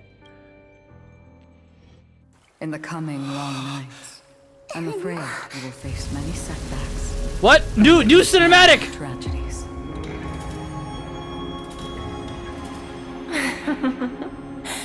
I come to greet. I come to wine. I come to claim. I grant poison for nectar, sow in spring to reap in fall. Await wizened fruit to fill livened boughs. All for the Amber Lord. But when you make a choice, there will be a fleeting red that reappears before you once more in that monochrome world.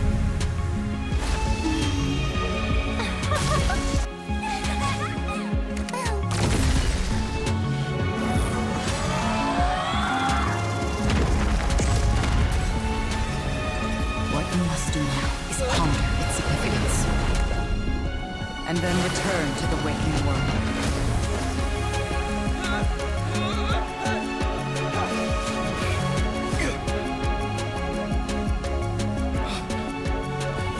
Don't worry. Even if this is doomed to fade at dawn, I won't fear waking up from this dream. Go. Take back the right to trailblaze. For them, and for me. That's where we will all find our answers. They completely rewritten it! What? Oh, and we actually have to fight Sunday again? Mr. Sunday, it's time for you to wake up from your dream. The future of Penacony won't belong to the Order, but will be determined by human will.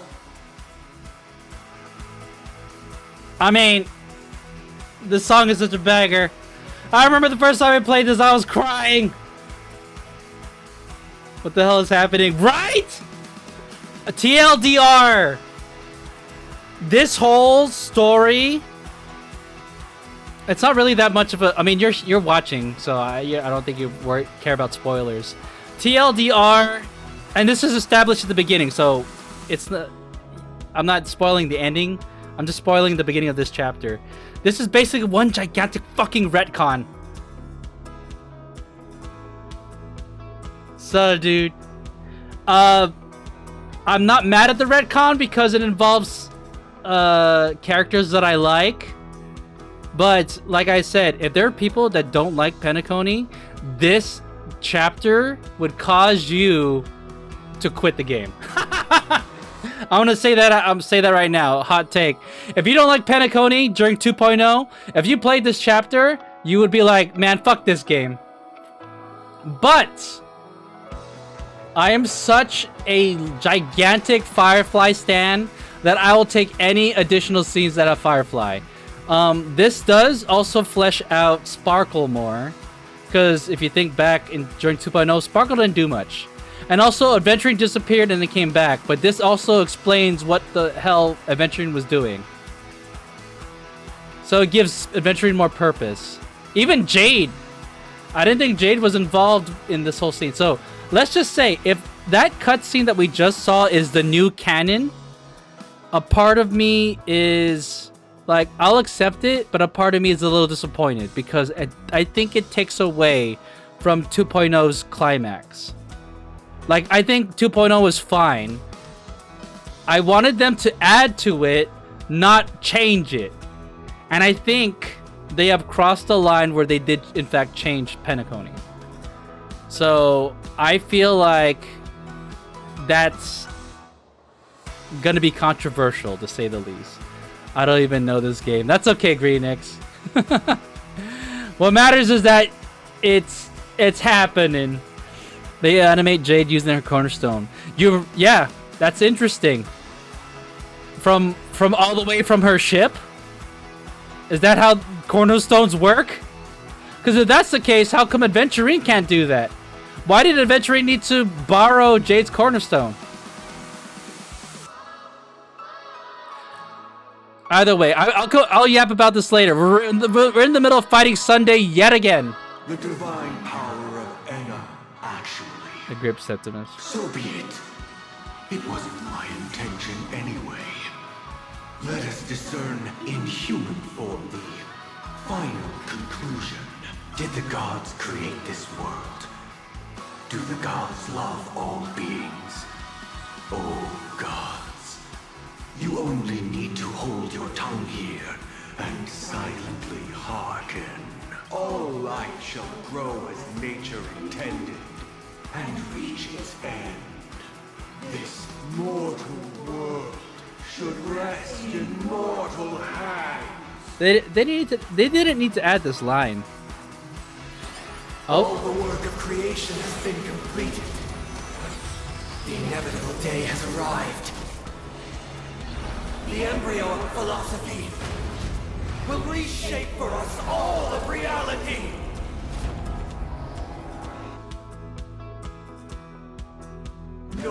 Oh shit! We're fighting with the actual team. This isn't my team. We're actually fighting with the full set of Trailblazers. Alright, get him! He's forging a path. Oh, damn it, Welt is not voiced! I'm gonna put that in my feedback. How dare you take Welt's voice away. The order is ultimately flawed. I don't think we're gonna win. This isn't a good team comp. We got a Hunt, we got Erudition, Preservation, and Nihility. Alright, sure. The remembrance is fleeting and impermanent. By this decree, it shall be ended. No way! Rosalina gave her life to protect the sweet dreams past. Watch this awesome move! He's leaking emails, I guess. Insolent. That was the thing? I don't what no defense. All attack. The hunt brings only futile misery. By this decree, it shall be ended.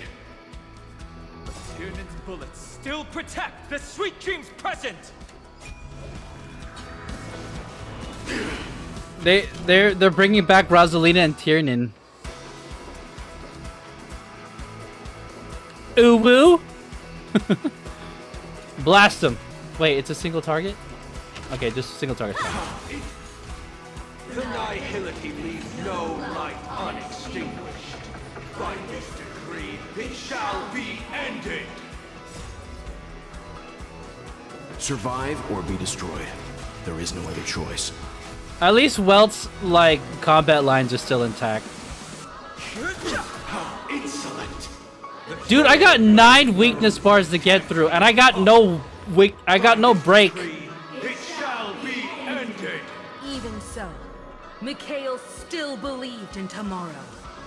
They're really laying it on thick. I felt like we got a lot of context with Rosalina, Tiernan, and Mikhail before.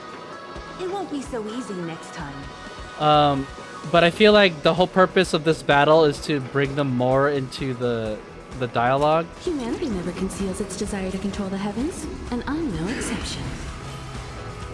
Yeah, you guys are toast. This is the worst team to fight Sunday. It's with this perfect melody I command. Recreate paradise anew. They're about to get nuked. Oh! Robin singing! You singing. Now, it's time to become the new watchmaker. No! Shut up, new Kalis! Ah!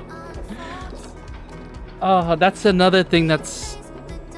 This sucks to hear with the new Kalis voice actor. I feel like this is messing with my lasting impression from Penacony 2.0. I'm gonna yap about this once we finish this battle. There's a lot of info on Twitter. I'm just confused which one is true.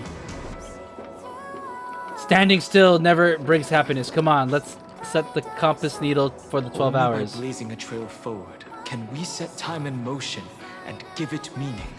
Only after the sweet dream ends will tomorrow come.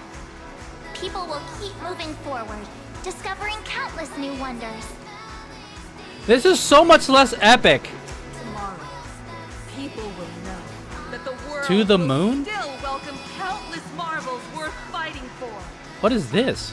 A Is that a new move? sweet dream can't imprison our desire. Shut up, Kalis! New Kalis. Oh, this is where we bring in the... May this journey lead us starward. Oh, did we just one-shot him? We literally just one-shot him? Is this the same cutscene? Why does life slumber? Don't. That's right. I'm good. Good. Don't redo that voice line.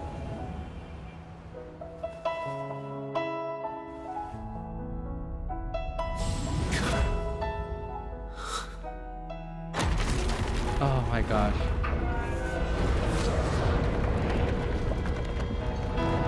Oh my, I was in tears when this first played.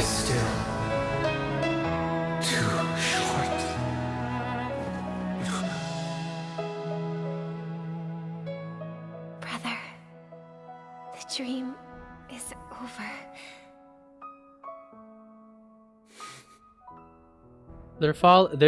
They're falling. You know, canonically speaking, they actually hit the ground. As cool as that looked, Penacony, Land of the Dreams, the end. Honkai Star Rail. He got hit by a train. That's true. Lead actors, Dozer. Yeah, that's me!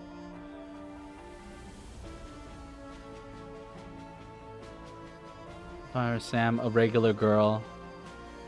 Gopherwood. Cameo appearances. Not anymore. Silverwolf got a lot of screen time in this new one. Extras, Constance, nice. Script supervisors, Elio.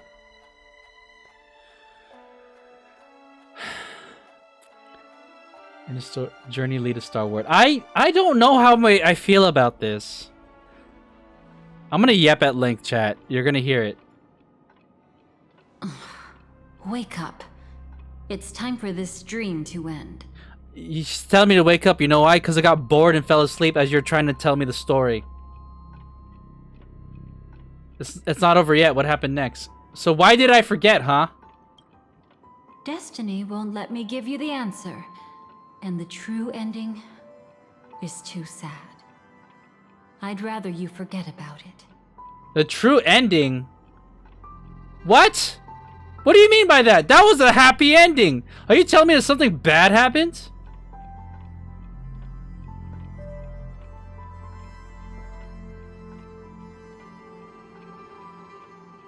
I will carry even sorrow with me. Yeah, I'll say that. Well then, I must come clean about my final lie. How do we know you're still... How do we know she's not still lying? How do we know this is all fake? And she's just messing with us? I never showed you anyone's memories. Not even my own. What? Don't tell me that whole thing was bullshit. Don't tell me everything... Oh, that whole thing was bullshit. All you've seen is a script I came across by chance. It recorded everything that had happened. And using its stimulation, you actually managed to enter the memories from your own perspective and remember everything anew. What? What? What does that mean? This is borderline breaking the fourth wall. Like, this is basically a way for her to say, oh, we're retconning that story. Yeah, huh? What does that mean? It means you're different. Unique. You've done something no one has ever done before. Man, please explain for dummies. Even though your memories were cremated to ashes, you were able to recall them once more, treasuring them once again in your heart. In my memory, Welt had a voice, so I don't know what you're talking about, the Dahlia. The Stellaron Hunters say you are the one who can turn the wheels of time and give it meaning. That you are the one who can alter destiny and make whole what is incomplete. Come, I want to show you something. What now? Elio?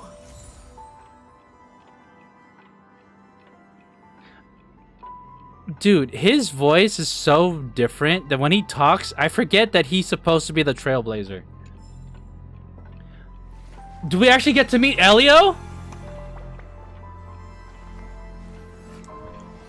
So it's true then, Elio... I was joking that that black cat is Elio, but it is! Elio is a black cat. He's like more clocky.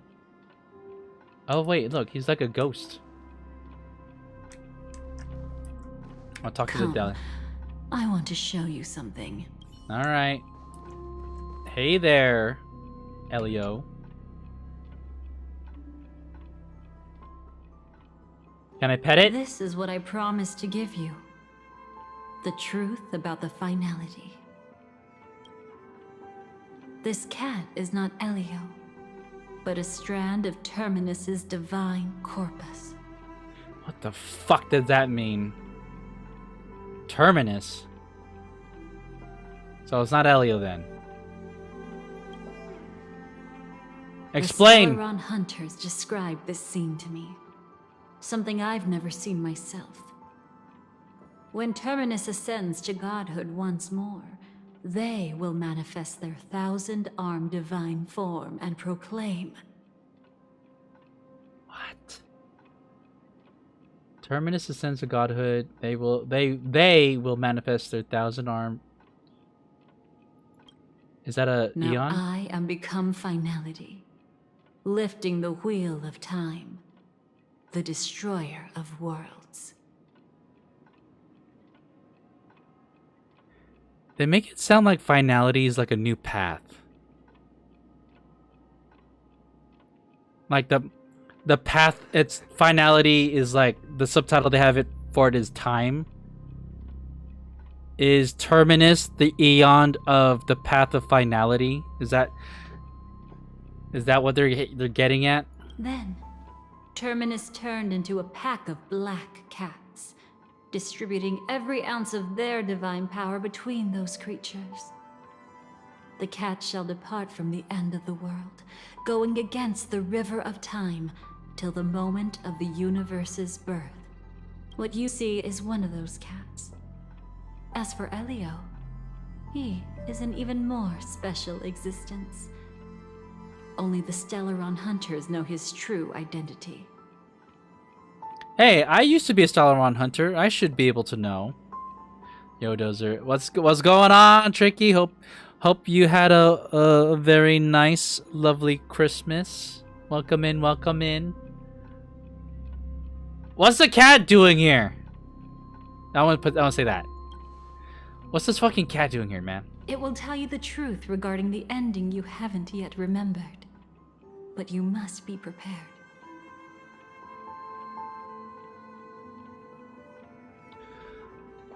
Are they really legitimately gonna retcon the ending of Penacony? I don't know if I like that.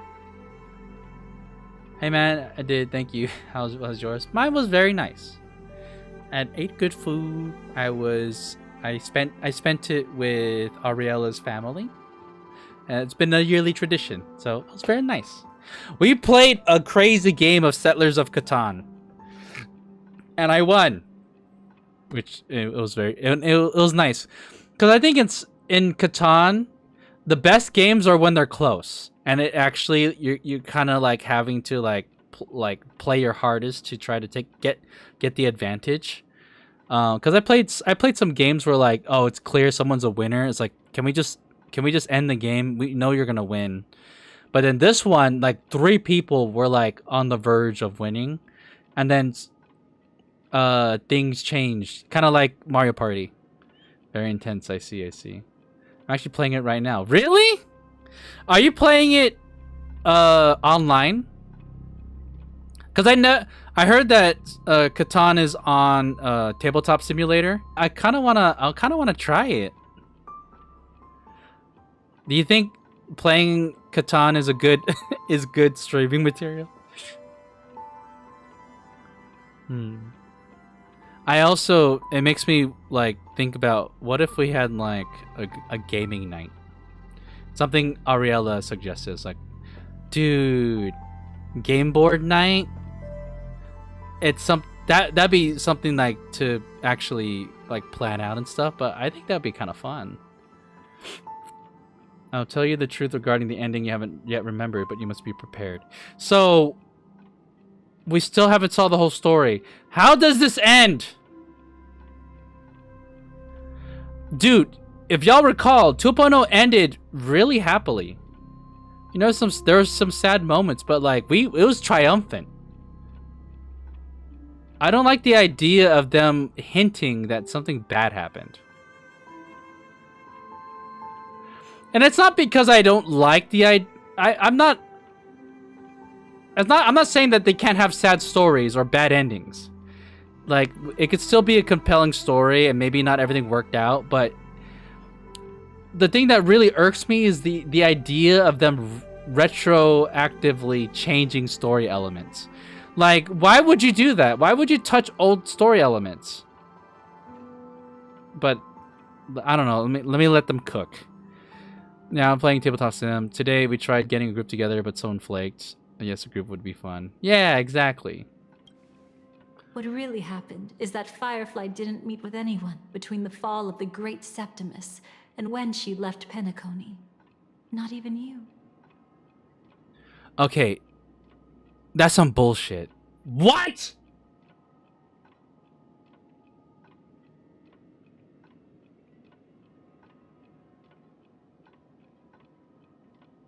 So you're telling me all the scenes with Firefly after we defeat Sunday are all fake?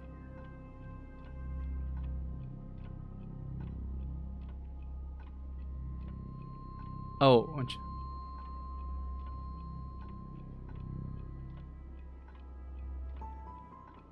there's a board game for everyone. Yeah, exactly. She knew how tragic her third death would be. So she only dared to watch you from afar and hid on her lonesome when she was about to fade away.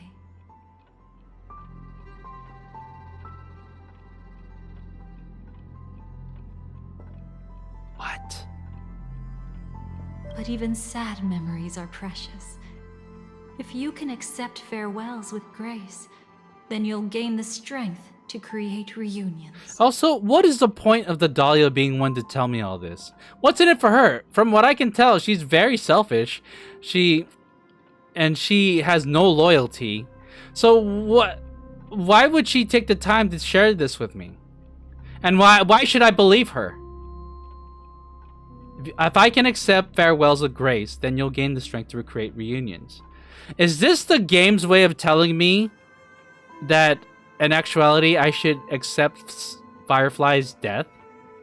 When you bid farewell to loved ones, you should cry while they can still hear you. That's the only way they'll know just how many people love them. I'll prove that they existed. Let's begin. What are these choices? I will find everything that was lost. I will prove that they existed. You know, I often wonder if everything I'm doing right now is just a whimsical gift from destiny. That I haven't really decided anything, but merely being tossed around at its mercy. But right now, I don't care. Because my joy is real. My sorrow is real. I need to And go you now. will Bye be the bye. same. Oh, thanks for tuning in, Sylph. Remember, hope to catch you in the next stream. If you have regrets that must be mended, then shout with all your might from the depths of your heart. Let it be passed to the end of time, and make Terminus, who is about to set off, hear your call. You haven't fully explained what Terminus is, and why should I care? Let it be passed to the end of time and make Terminus, who is about to set off, hear your call. Huh. The fact that you can see this black cat means Terminus is in the process of passing by you. The power of only one black cat cannot change much, but your past is Terminus's future. This makes no sense. I don't know what is going on. If it remembers your voice and decides to change something in its own future, your past will change accordingly. Perhaps it is because the world is destined to shatter that an ordinary girl can obtain the bouquet she yearns for. As I, the might of Terminus, render the final... What? Dull hole?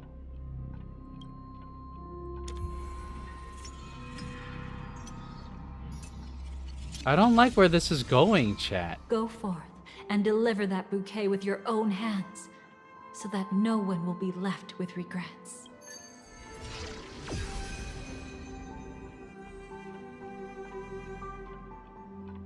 I hope we'll meet again. The only one who could ever please me. Wow. You hear that, chat? The Dahlia. I am the only person who can please her. Wow. I still don't understand the whole purpose of you doing this to me. Father, destruction is not just a single glorious moment, and the same applies to destiny and memories. Father? Is she referring to the Duke of the Eternal Flame Manor, whatever? I always forget their name. I think the last words were a loophole. Only by enkindling the winter wilderness with flames that cross the sky can we make the indestructible manifest once more. I am so confused. This is the experience from cultivators who had remade the world, and the wondrous creations from those who painted the world. Sitting among the embers, they drew the morning star, knowing best that only in times of extreme hunger do the stars begin to turn. Huh. I'll sidetrack. Has Ariel ever spent Christmas with your fam? My family's out of state, so it's harder to do that. Why does life slumber? You will eventually find your own answer. Okay, chat, I'm gonna hide myself real quick. What is the point? What is the point of this subtitle? I don't like... Okay, why does that... You will eventually find your own answer. You will eventually, and then the subtitle is already found. So which is it? Did we already find the answer, or will we eventually find the answer? What is the point of this subtitle? Is this a mistranslation? This isn't the first time they put a subtitle that made the context more confusing.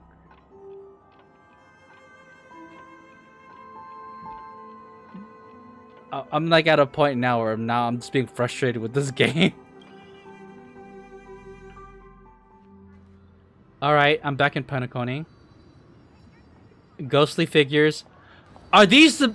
They're using Amphorius' mechanic. Let's go reclaim everything that was forgotten. I hate this. I hate this.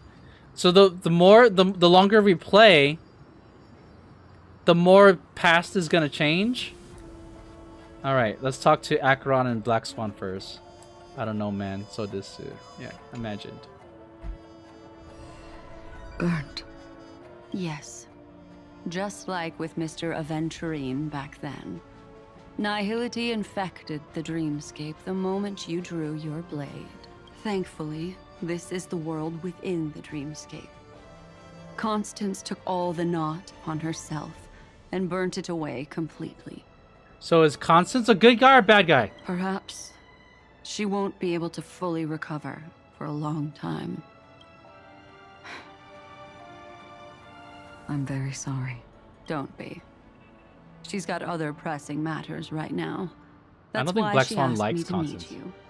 She really wants to thank you.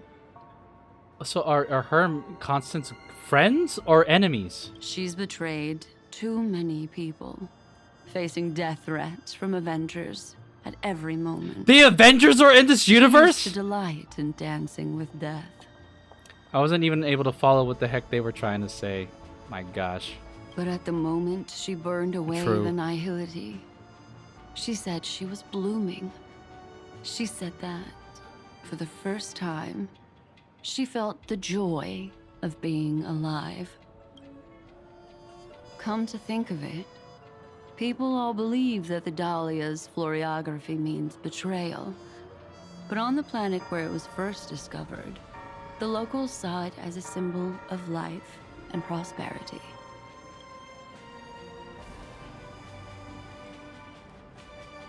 Where are you going? All right. Oh, bitter. I'm gonna. The next feedback, I'm gonna let him have it. You still don't want me to join? No, the Stellaron hunters are full. Go away, Dahlia. That's Elio's decision. He saw my future? In all possible futures where you join the Stellaron Hunters, you will ultimately choose betrayal. You shall become a Lord Ravager named Ephemera, poised to destroy the Remembrance. She becomes a Lord Ravager? Are we gonna fight the Dahlia later? Those were Elio's exact words, and your payment. Payment? After everything is over, we want you to burn some of his memories.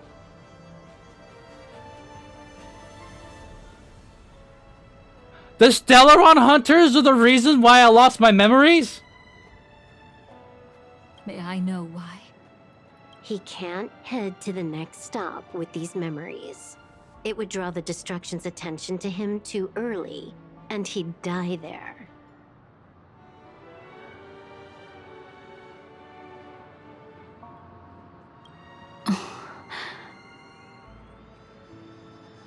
I can do that.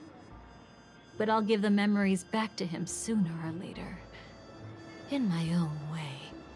Whether you try to stop me or not. No one will stop you. It is already written in the script. It will be a new beginning. The 4 apocalypses will converge towards the destruction because of it, while the cosmos will join hands to overcome that annihilation. Is that supposed to be a teaser of what's the stories to come? The 4 apocalypses will join. That's gonna be what, like one gigantic climactic final battle? Alright, realistic. Creating a brand new path. That's truly astonishing. You must have some ideas as his sister, right? If he really managed to do it, what kind of path would that be? I think it must have been a battle between different kinds of the Trailblaze. However, my brother came to the wrong conclusion. His original aspiration was similar to the Trailblaze, yet the road he walked was one named the Domination, or the Conquest. I think it was called the Order. Even if someone wishes for everyone's happiness, that's still a selfish wish. There will always be those who don't want to be saved, who want to save themselves. Do you also think that there shouldn't be any god in this world? No. Even a god who does nothing can at least give people something to believe in and find comfort in. But this world definitely no longer needs a king of humankind. That's why I believe my brother will come to understand all of this one day as well. He made mistakes, but he was stopped. I don't want him to spend the rest of his life in prison. I want him to also have a chance to save himself. That's privilege. He's done a lot of bad. Life in prison is probably like the adequate punishment, but no wonder you came looking for me. So this is where Robin made the deal with Jade to rescue Sunday. So if this happened, like this, I know this. We just get to finally see the interaction. Yes. I want to make a deal with you. And after that, we'll talk about what position Penacony will hold before the IPC. Damn! So she used that as a bargaining chip. IPC having a position with Penacony. Oh, and then sweet. So Venturine meets up again with Dr. Ratio. You arrogant gambler. I've already seen through your tricks. Oh, do tell me what you figured out. When sailing through storms, drunkards always beg for mercy from destiny. So?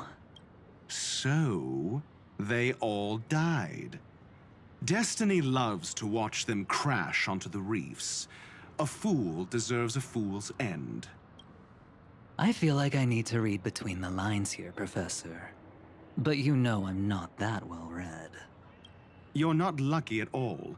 You chose to forever remain sober, never becoming a drunkard. Let's make an actual bet then. It's the perfect day for a few drinks. Once I'm actually drunk, you'll see just how wrong you are. But I don't even care about the outcome. In this world, what could be more precious than possibilities? Interesting interaction.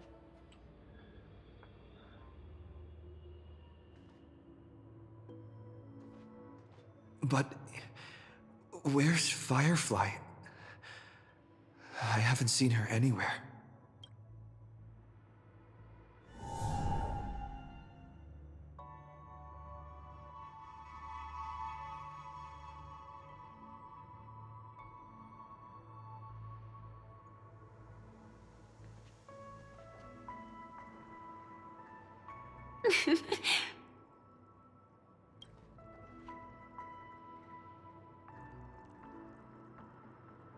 I found you, Firefly. How did you know I was here? I've been waiting for you to come find me. Sorry. I wasn't trying to avoid you. But I have my own reasons. Can you just let me stay here by myself? No. No, I know this was a promise. Yeah, that's what I said. No. How did you know about the promise? I never mentioned it. Don't underestimate my intel work. Destiny works in mysterious ways. All right, I'm gonna be vague. Maybe this might be the actual Riz line right here. I take my hand and I brush it against my hair, sweep it away. I go, "Ah, destiny works in mysterious ways, my love." Maybe it's not just mysterious, but also gentle. I don't think I've mentioned it, but I wrote down everything I wanted to do in my journal before coming here. I'm staying here because I want to fulfill the last wish written in it. I hope it's not to die. I've been quietly following you and watching you from afar for a while, but I still didn't want to disturb you. I hope your dreams begin with a smile and end with one too. You know, you don't have to do that. Like you have my number. We can talk. If you have some weird rule where we have to be separated, like, it doesn't mean we can't talk. That's a swindler move, though. Where do you want to go now? What's your last wish? What is that? To see the fireworks, of course. I heard there's this huge airship in Penacony where you can get an absolutely photo-worthy view of the fireworks. This sucks big balls. Because this was the ending of Penacony. You watched the fireworks with her. So now you're telling me that never happened?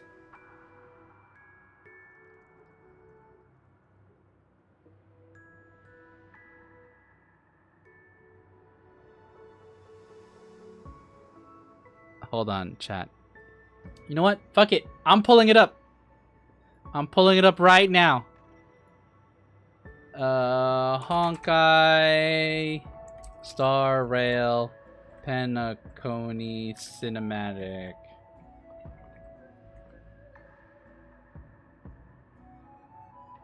Where is it? Where is it? It should be on the official. Give me a second, chat. I'm just gonna scroll down. They have released so many videos. I'm gonna have to scroll down quite a bit. Look at it. So, okay, right there. I want to watch the fireworks. I heard there's this huge airship in Penacony where I can see an absolute photo-worthy view of the fireworks. Well, actually, Firefly, I don't know if you know this, but we were supposed to have seen it together. Where is it? They upload so much shit. It had... No. Did they remove it? Is this a part of their whole thing? No. Bro, did they remove cinematics that contradict? Oh, here it is. Daisy, bring up the browser. Daisy, bring up the browser. This show. Wait, hold on. Where is it? This scene. Since the show age, I hope they'll set off a climax even I couldn't imagine. This scene happened. Okay, it's with the female trailblazer, but still. Kind of waves you can make. Since the show has to end. See, those are the fireworks. That's the ship that she was talking about. Become the ultimate protagonists. And we did the whole thing where we held hands as we were flying through the fireworks. So, why does life slumber? The answer is not important. Anyways, Daisy, bring up the game. So, you're telling me they retconned that? That didn't happen. Then what was the point of the ending of 2.0? So? Let's go watch the fireworks.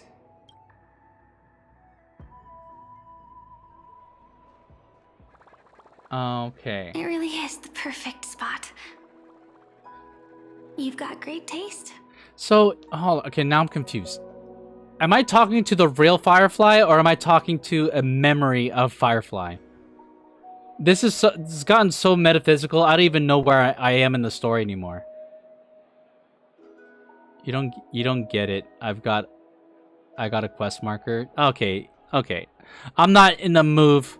Apparently they removed it. Yeah. We don't get you don't get it. I got a quest marker. I have a knack for finding beautiful things. No, I want to pick the Riz line. This is a joke line. Are we gonna have a new cinematic? Thank you. Looks like it hasn't started yet. Let's sit for a while.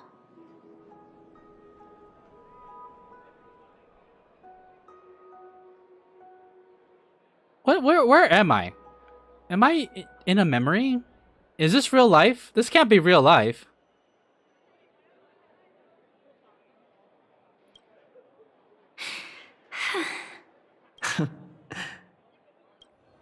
I wonder whether everyone feels speechless at times like this. Nervous? Maybe it's neither. There's a saying that I always liked. Are we having a date right now? Look at her. She's stunning. I can't believe that this... I'm gonna wait. I gotta stop interjecting. Let me just let this cook. Let me just let this cook. When it comes to someone we want to meet, we always imagine the scene before it happens. Imagine the words we'll say that would make them smile. Slowly but surely, all the things we want to say would have already been said before we even met the person. Is the kitchen already on fire? We'll see. We'll see. I'm looking for the extinguisher. And when we finally meet again, we realize they're even more beautiful than anything we could have imagined. Yet, at that moment, we find ourselves at a loss for words to express just how amazing they really are. Damn, dude. That's not even like subtle flirting. That's blatant flirting. You just called me beautiful. Well, look who's talking, my love. Why do you care so much about me? I want to know our story from the past. I want to... this one. I'm sorry, but I can't tell you. Elio told me that it would lead to a terrible future. If I say even a few words more, you'll die at the next stop. What? Okay, wait. That's kind of a crazy story thread right now. Okay, let me just ignore all my criticisms about the retconning that this story happens. This is huge. This is a huge reveal. Elio told me... So, in other words, the whole she cares so much about us, so much that she wants to... That... You know, we're basically, like, in, like, this kind of relationship, essentially. Like, let's just say there's a special connection between the Trailblazer and Firefly. But to finally know that the reason why, like, Firefly is kind of kept at this distance, even though, like, she's enamored with us, is that we have to be kept, like, oblivious of the situation, because Elio said that in the script, if I find out about our story in the past before I lost all my memories and got reborn with the Stellaron in my chest, that it would lead to a terrible future. Even if a few words would lead to my death. So that's a very interesting plot point. Like, it's almost like we have to be kept separate, otherwise I'll die, because it would sway the future. Does something happen in Penacony that the knowledge we got puts a bounty on our heads, basically? No, it all has to do with the script. So, Elio is this very unique, mysterious figure that leads the Stellaron Hunters. For some reason, he has the power of foresight. He can see into the future. And so, they call it the script. Basically, like, the things that they're doing and following in order to enable the best outcome for the cosmos. So evidently in this script it says if Firefly tells me about my past, even a few words, it will lead to my death.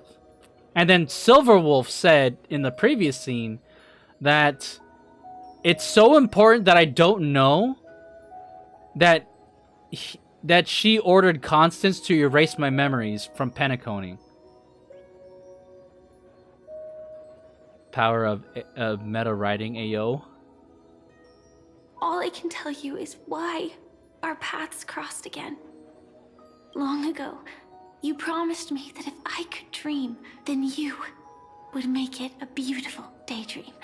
Wow, that is romantic. If she could dream, it'll make it a beautiful dream. Like, that's something only a boyfriend would say to a girlfriend. You know what I mean? Not just a friend. Am I still the person you once knew? I'm gonna say, I've forgotten everything. Am I still the person you once knew? Indeed, what the girl once cherished dearly was her appearance that, if not lost, had... What? Indeed, what the girl once cherished dearly was her appearance that, if not lost, had changed. Yet her smile never faded, just like when she faced destiny. What? I don't get that line. What matters isn't how they've changed, but that you still hold those same genuine feelings for them.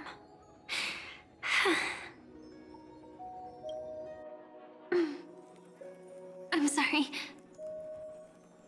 Her entropy loss syndrome is creeping up again. No. Dang, that's crazy. Entropy loss syndrome. Yeah, actually, I still haven't experienced one of the 3 deaths written in the script. So she only died twice? That's a huge retcon! Oh my god!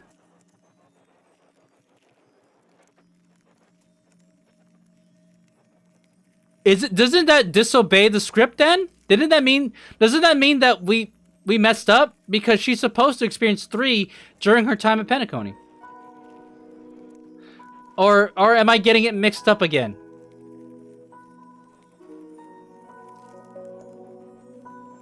So that's why you've been keeping to yourself? I only realized it after Anna's dream dissipated. I've made a mistake. Being sent to the Dream Flux Reef by death could hardly be called a death at all. That would have been way too easy. As for the true 3 deaths, the first one, I have known its true form for a long time. I can't dream. After I woke up, I would never dream again. In other words, the me that exists in this dream would completely cease to exist.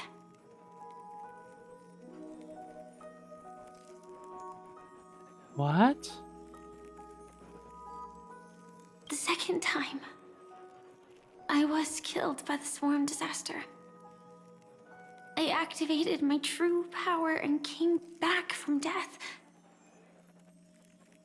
But that power would inevitably lead me to the 3rd death.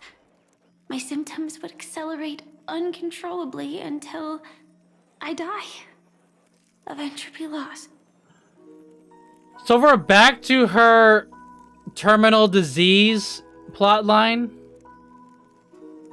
The dreamscape had already started merging with reality when we arrived in Penacony. I thought I was dreaming, but I was actually also living in waking reality. It was causing my entropy loss syndrome to worsen. But don't worry. I asked Silver Wolf about it, and she said things won't get that serious in real life. Let's not talk about this anymore. I just don't want to see you looking sad.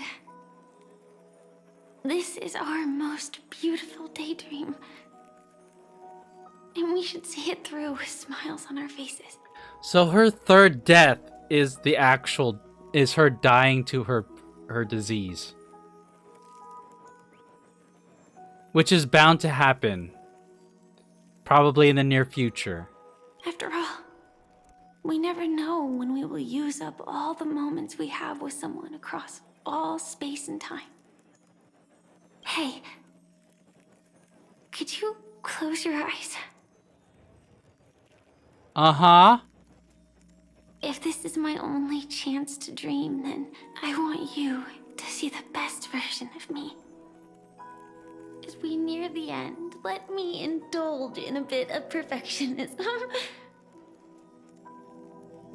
Her acting is so good. What? As we near the end, let me indulge in a bit of perfectionism. Just like what I used to do. Let's close our eyes and imagine ourselves being together. Even if you can't see me, you'll still know that we've never been far apart. Don't you dare sneak away. I won't. I promise to stay as long as I can. I close my eyes. Let me think. Where should we start? Right. We should start where everything began, of course. Right at that golden hour. When you came to save me. That being said, we could also pretend we're strangers who just happened to meet there. I mean, I didn't know who you were, so to me that's what happened. You were a stranger. Also, she's wearing her school outfit. Are we? Hold on. Look at her. Won't this kill the MC in the next stop? Me, I'm a student traveling to the golden hour. And it'd be nice if I had a bit more pocket money. Oh, and when I show up there, I should dress up a little fancier. And you're a student too. But you came here from a really, really distant planet. Completely unfamiliar with your surroundings. Hold on, my cat wants to go outside. Give me a second. Outside?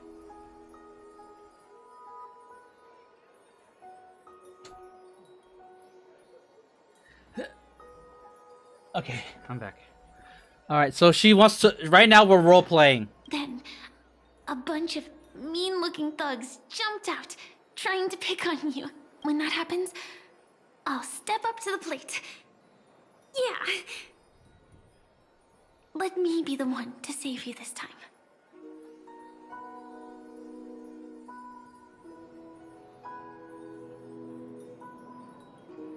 Why don't we team up and fight together?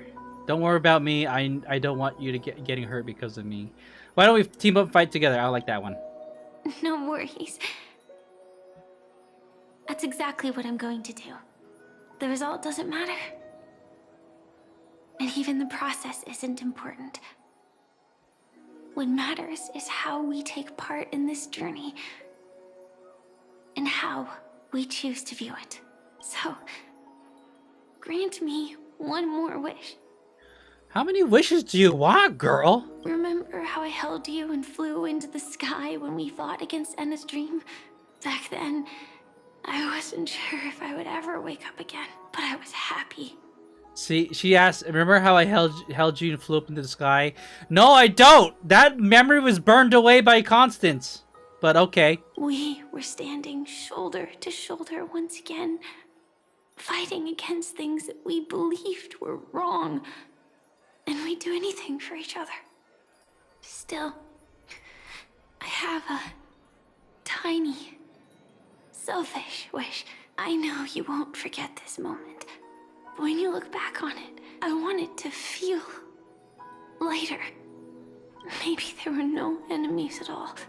It was all just a prank. And when I carried you up into the heavens, what we saw there wasn't the terrifying swarm, but rather the fireworks that I never got to see. I feel like she's leaving us behind. You'll be able to see the fireworks. I remember you just the way you want me to. You already seen them, you dummy. I'll say that one.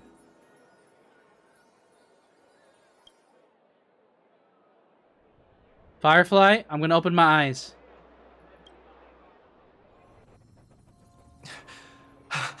Firefly?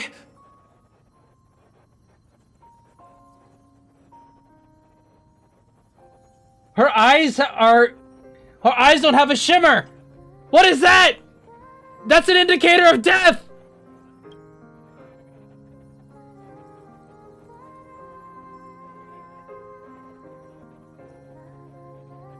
What the fuck?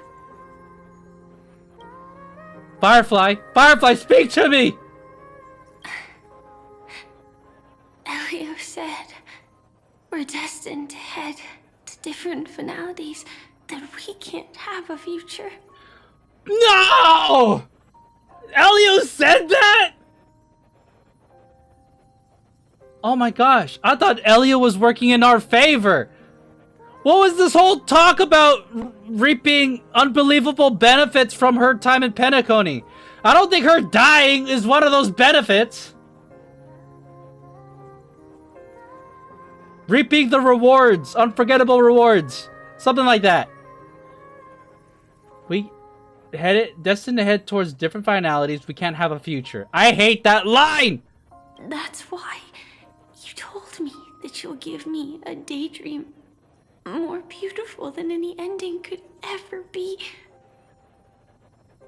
I'm looking forward to it. But can we really not step over the ending together? I'm not scared of death, but please don't let me die alone. I mean, it releases her from her pain and suffering. But still! They say you're destined to bring about the finality. Bring about and transcend do not mean the same thing! What is this translation? You're destined to bring about the finality. You're destined to transcend the finality. To bring about means I'm the one that makes it happen. And to transcend means I overcome it or I go above it. Those are two different meanings. Why would they put this subtitle? But I believe you'll be there. You definitely will. Only you can know it. And only you can decide.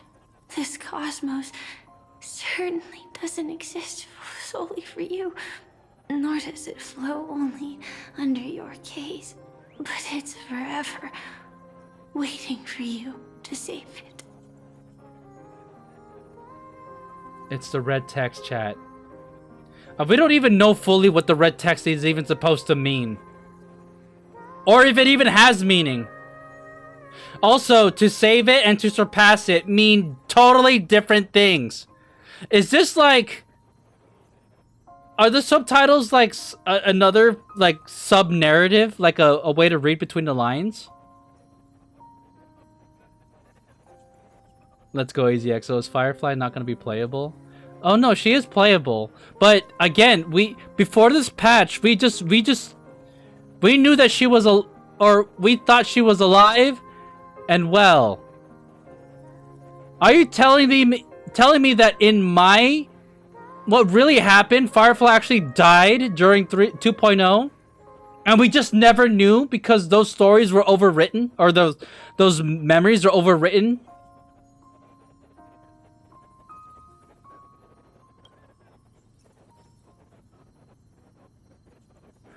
Those afflicted with entropy loss syndrome will experience an irreversible chronic dissolution of their physical form, gradually fading away. You can still run, jump, and talk to others. Everything seems normal, except you always just a little slower than everyone else.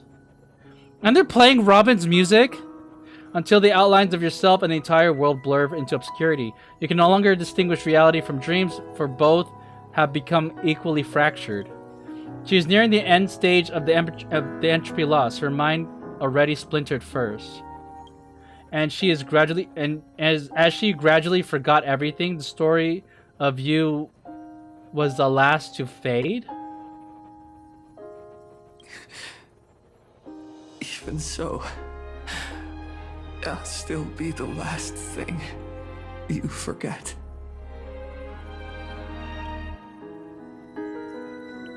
The dissolution is not yet over, and in this very instant, her mind holds only one name and one wish. Fireworks.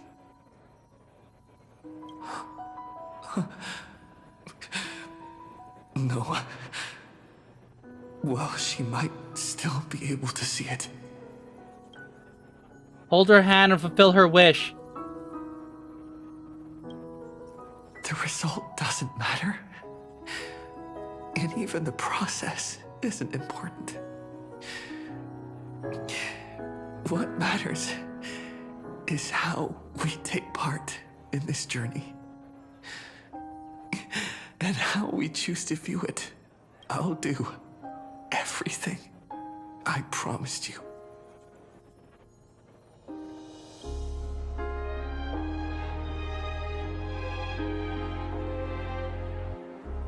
Is she gonna die on the ship?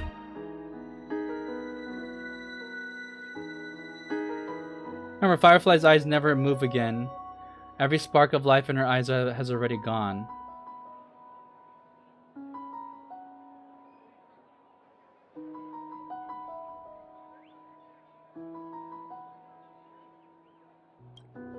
Am I still one step too late? Don't do this. I was upset that they retconned Penacony. But now I know that this is how it ends? Oh my gosh, they just butchered it!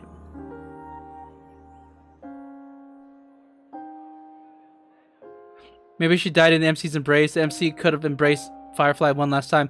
Bro, step it up!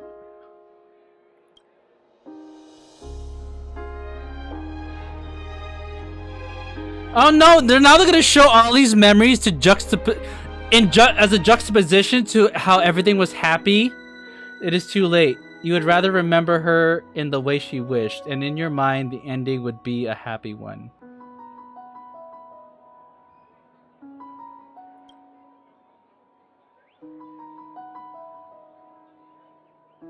But when she looks back on this day, she will always discover one regret that can never be mended. Why?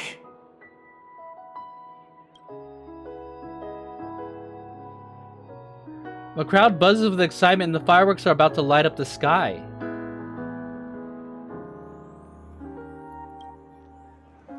I think the 2.0 was the retcon and this is the true ending. Apparently, yeah! Technically speaking. Firefly can't see it anymore. Oh my god, they're making it even sadder and more tragic. And it sucks the fact it's because it's not even the OG Kalis reading these lines too, which I think is, oddly enough, makes it worse for me. Yes, technically speaking, because of Constance, this 2.0 was a retcon, and we're actually seeing the true ending, which I hate.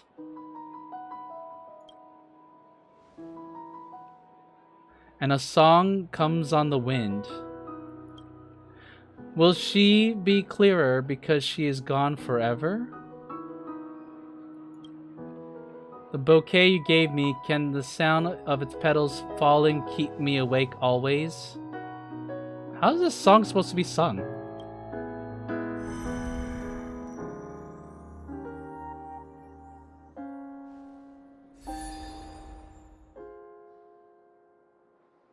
not gonna flash us with that cute ass anime smile, knowing that she's dying. It's not beyond saving. It's not beyond. Okay, am I gonna do something about this? The MC lacks finesse, not gonna lie. I mean, he ain't no commander, so. I can change the course of destiny and make up for what's missing. If the world has set an endpoint for our destiny, then at the very least, it owes Firefly the bouquet she wanted. The voice at your ear blurs, then fades into silence.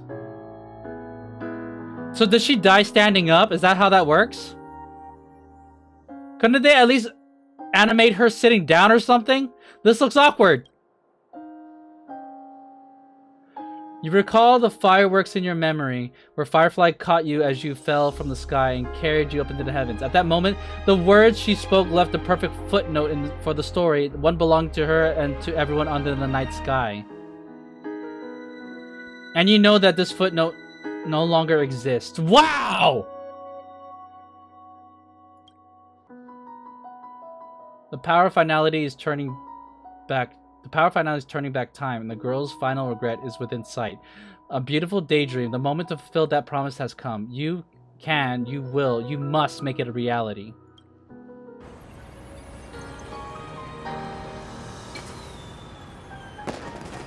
You see, everything is possible in this. This is the retcon cinematic we just saw.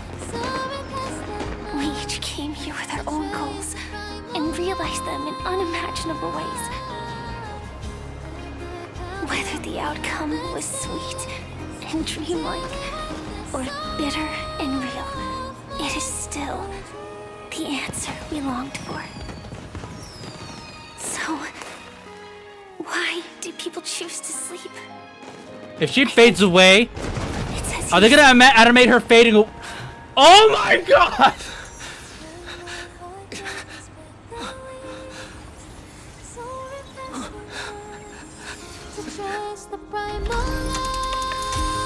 Oh? Did I just awaken a new power?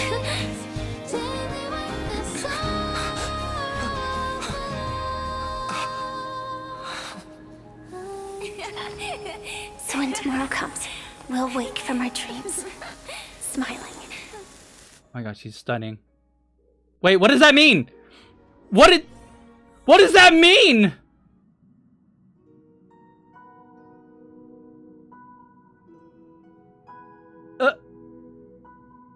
Okay, she dies. I saw a little turn, little hourglass thing turn around. Is that supposed to mean I've awakened a new power? What is that? Why does the story not make more sense? Oh my god. Oh my god. There's still more. There's still more. Time travel bullshit. Okay, I'm gonna let him cook. Okay, there's a note on the table. I have a strong feeling this note is about to disappoint the hell out of me right now, but let's let him cook. Investigate. Dreams curtain call.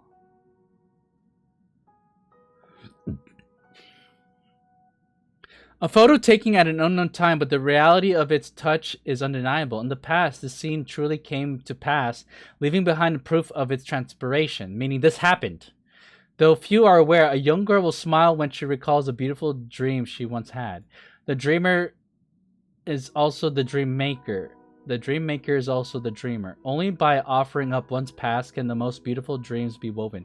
People will not lose themselves within them, unwilling to awaken. In their beautiful dreams, they will regain the courage to face the future.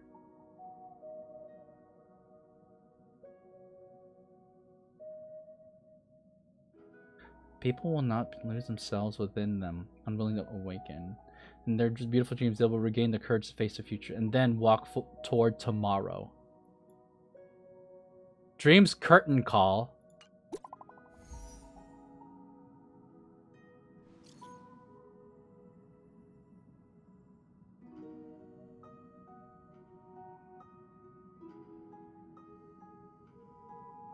I heard Silverwolf, don't make a game if you don't know how to. She's awake. Is she okay?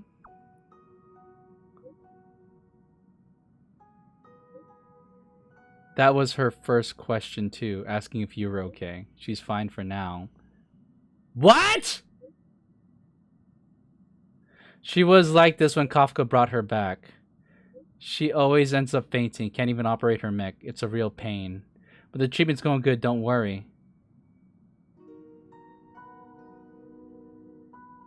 When might we be able to meet again? Can I talk to her?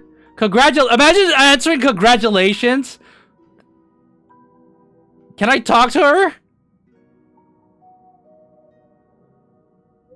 Wait till she can get control over her mech first. Recovery will take some time. Bro, the kitchen is already on fire.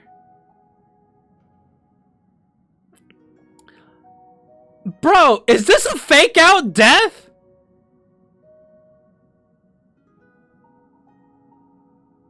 God, at least Nikke could commit to the deaths.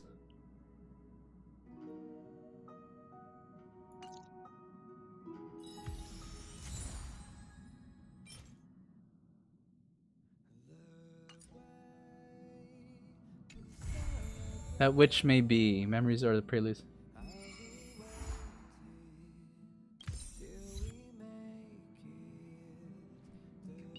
Wait, so is she not dead?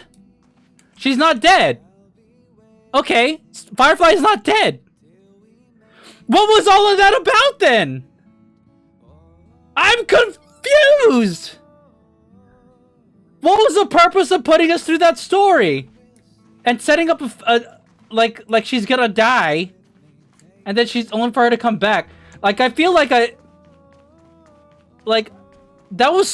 that just made this entire thing so much cheaper.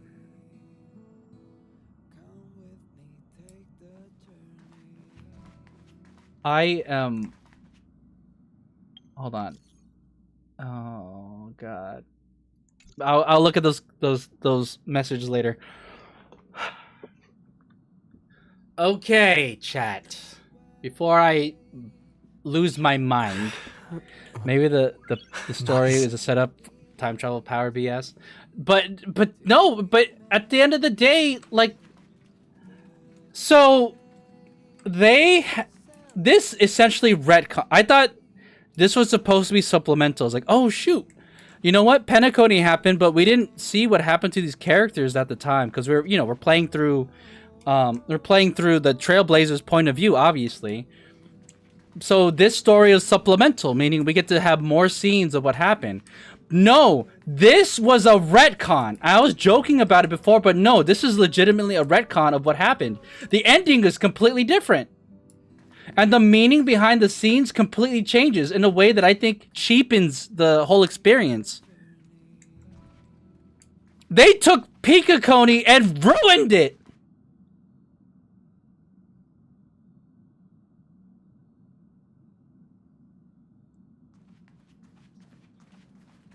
.0 has been an utter disappointment to me. It's so bad that they went and ruined 2.0.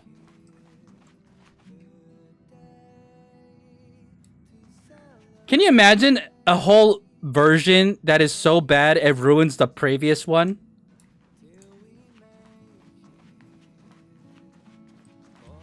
I don't know what happened to 2.0, so I can't give my opinion on that. Well, I know you don't know it, so you don't have to worry about it. But I'm saying, like, so that you're aware. 2.0 was great. It won me over and made me a Honkai Star Rail, like a big Honkai Star Rail fan. 3.0, for the most part, is just a huge disappointment to me. But now that it ended like this, It's even worse because it made 2.0 worse. Literally went back and changed the 2.0 story to make it worse.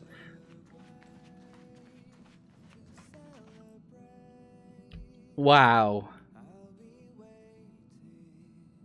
That's insane. That is a huge feat.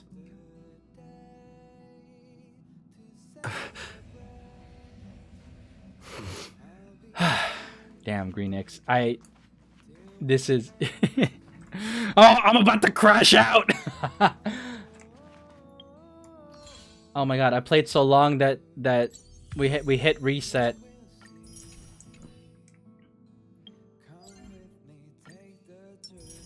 This is... Okay, so...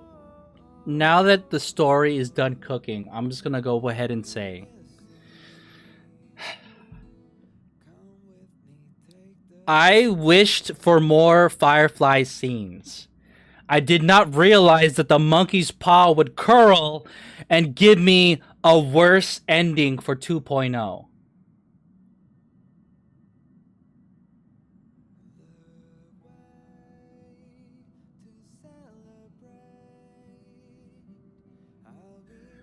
They have this whole thing set up, this whole setup for finality, which I do not like. It's so, they talk so vaguely that I can't follow. Like, you know what? I like to think I can do a pretty good job following what's going on in the story. I think this story is poorly written. I think that they this only confirms my theory that the writers of this game think they're so high-minded and so smart with these twists and turns and the dialogue, the word choice that they have. They think they're so smart, but it ends up being a bloated mess that is confusing and not cohesive. And then they'll do things that, like, they'll set up a whole scene, like the whole scene with the ending with Firefly, and then turns out we get a text message from Silverwolf, and we find out that Firefly is not even dead, and so it's just a fake out ending, a fake out death for Firefly. Like, it's borderline insulting to me as a fan. All for what? What is this, to make me think like, oh, the writers of this game are so smart, and like they thought of everything. They think so far ahead with their writing. No, this is like just disappointing.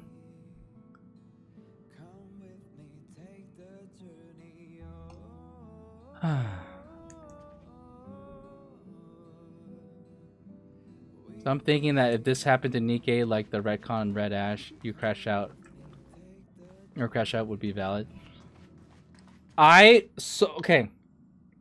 I started losing faith in Honkai Star Rail storytelling like throughout 3.0, like since the beginning of this year, essentially. Because this to me doesn't feel like they thought of this at the beginning. When 2.0 was happening last year, when last year's story was happening, I don't think they thought this of this whole update. I think this is a retcon. They thought of this after Amphorius, or during Amphorius, I should say. And they thought that by adding this, it would make the game, it would enrich the story, or make the story more smart and enhanced, or whatever words. I can't think of words right now.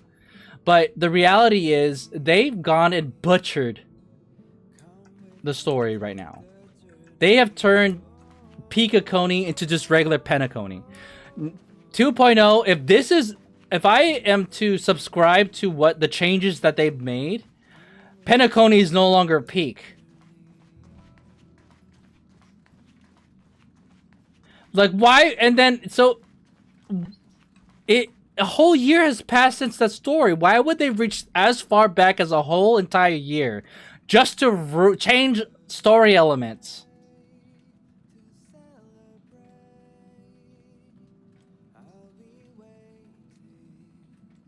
I think it, like...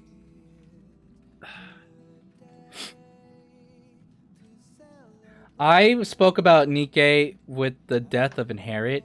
I said great stories often need to make bold choices in order to enrich the narrative and enrich the storyline and keep those story moving forward. I think there's some people who are still upset that Haran and Isabel are dead, like dead. But you know what? I think it was earned. That was it was written well. It was earned. It was sad, and I think it stays sad. Like, I'm not mad at that scene. It just makes me sad, and like, you know, which I think, you know, that's what stories are supposed to do. They're supposed to make you feel things. This story is not a bold choice. It's a stupid one. Like, why would you do that? Why would you mess with 2.0? What are they setting up for? And if this is something that's paid off in 4.0, I don't care, because I feel like this was really poor story planning, a poor story decision.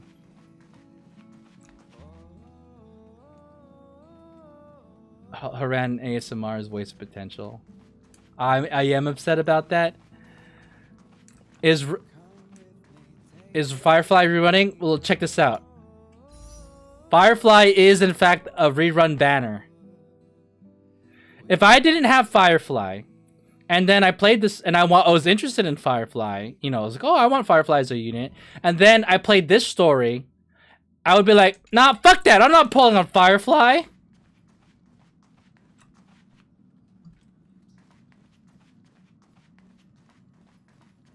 My God.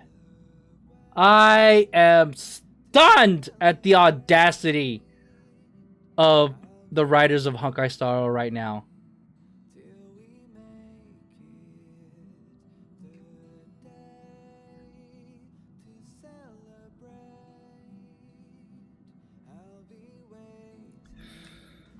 Oh, man.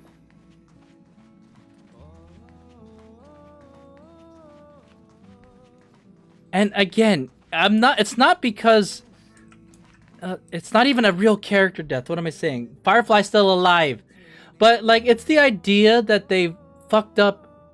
They went back and butchered a story that ended. You know what I mean? That story's over. Why would you go back and ruin it? Like, I'm not opposed to to character deaths as long as they're well written, they serve a purpose, and they're earned. This doesn't feel like it was earned. It's like a, oh, by the way, everything you thought wasn't true. I hate that. Based on Hoyo's records of rerunning, I think this story is to complement consumers to pull for Firefly for those who are not able to play 2.0. Wait, Penacony is event story, right? No. Penacony is main story. 2.0.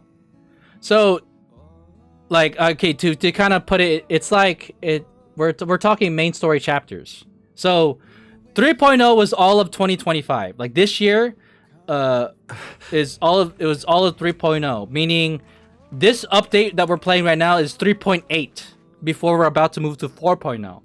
Last year, 2024, that was 2.0, and that was the Penacony saga.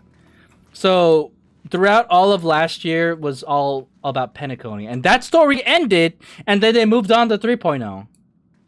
They changed the main story! They changed... Like, you can't proceed with the main story without playing through Penacony. And then, this story that we just experienced, this is not a limited time event. This is main story.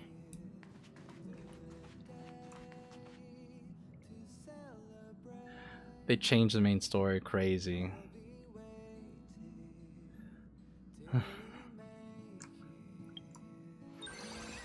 And then they got some bullshit side events that I care even less about doing.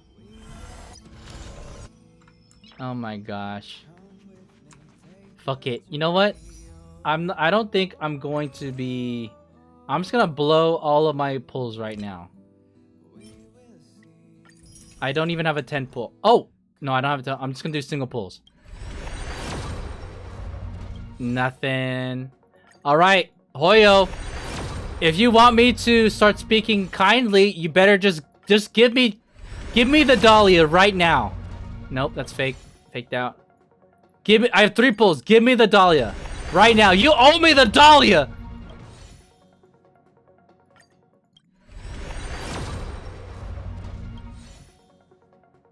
Oh, my last pull. Damn. I didn't even get a 4-star in those pulls. 11 days left. You know what? I care even less about pulling for the Dahlia. Whatever. Hold on. Let me check my Cyrene text. What's with this love?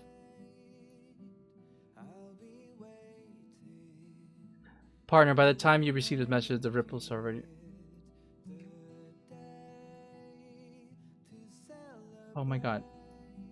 This is a new message. Partner, by the time you receive this message, ripples should have already departed. Before turning away, I took one last look at the stars. Look. Every time I look at the stars, I imagine what I could do in the cosmos. Cyrene, the Night of Beauty. Sounds pretty great, don't you think? She knows about the Night of Beauty? If I opened my mind a little, wouldn't I make a good Stella Hunter? Or maybe a Nameless? But those wishes are far too extravagant. I already have a star that no one else has ever had, right? As long as I gaze at it longingly, light will fall into my eyes. Maybe this is my greatest wish. Dozer, on the long road ahead, you must keep on shining, alright? Oh, did I make the atmosphere too sad? Then just look up at the sky and smile. Wherever you go, the stars of Anthorius will forever twinkle for you, like I am winking at you. Then we will surely meet again beneath the star. That's a promise. We will go stargazing together.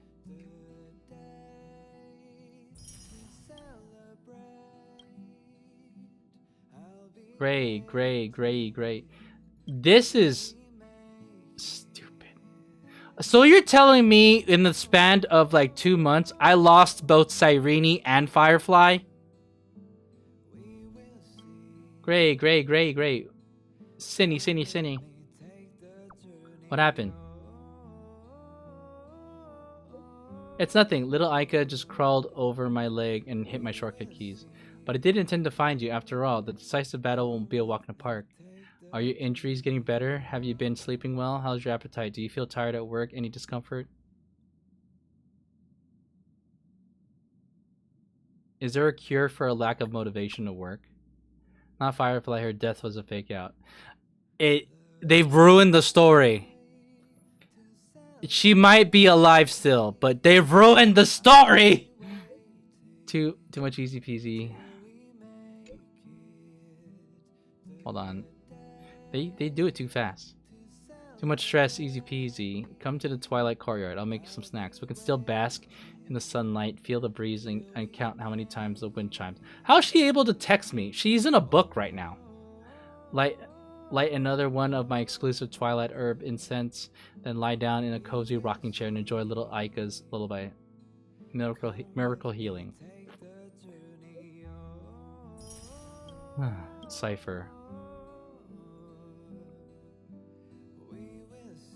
Hello, Grey Mystery.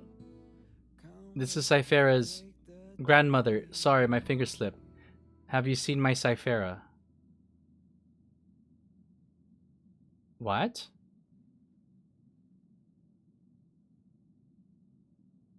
Want me to help look for her? Hello, ma'am. Want me to help look for your kitty?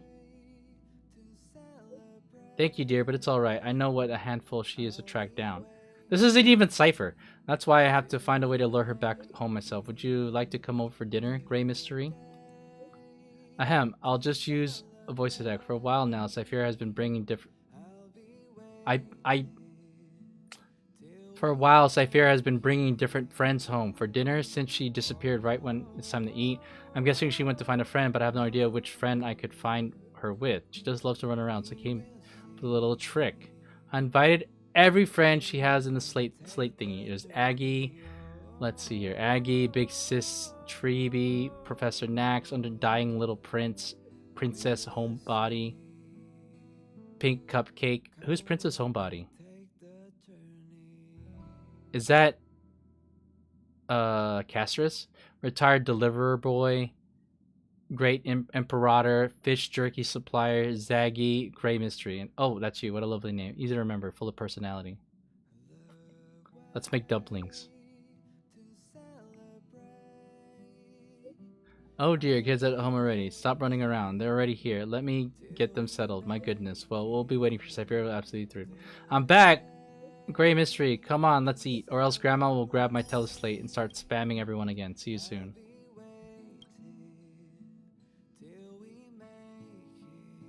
Damn. All these text messages all coming at once. Mr. Dozer, long time no see. It feels good to bask in the sunlight once again. Long time no see. Finally, we meet again. No, we're texting each other. It's not meeting. Even now, it still feels like a dream. Thanks to you and everyone's efforts, things are finally different this time. Look, I adopted 2 stray little chimeras. They're warm and soft, perfect for cuddling up with when you're trying to sleep. Feels completely different from a chimera doll. Let me touch them. Be my guest. Swiggly. Although I wonder what names I should give them. What are your thoughts on this? Cass Cake, Cass Fly? Sweet talk or trash talk? Let me say this one. Perfect. One is composed while the other one's lively. It suits them perfectly. Oh my god, I just named your pets. The wind's picking up outside. Time to take them out for a walk. Oh my god, she cussed. It was an accidental touch. It seemed a bit too excited. Would you like to join us if you have time? Then I can give you that photo album I haven't had a chance to give you yet. Hello again. Evernight's texting me? Hello again, little trailblazing graybird. You woke me up. Again. Remember to wake up. Remember to switch accounts. Ren, remember to switch accounts. But this is nighttime. This implies that Evernight can take over March's body at any point. Is that really how it works? I'm just here to propose a little deal. I still have some of your memories. I'd hate for them to be made public, wouldn't you? She's blackmailing me. What a bitch! I have nothing to hide. What, you think you can... You followed a lovesick Dromas, took a sneaky selfie with it, and posted it with "Wise people don't fall in love." You went to a street psychic and left a selfie caption, "I make my own fate." You were out walking, saw a bard, and started a rap battle on the spot, complete with a selfie.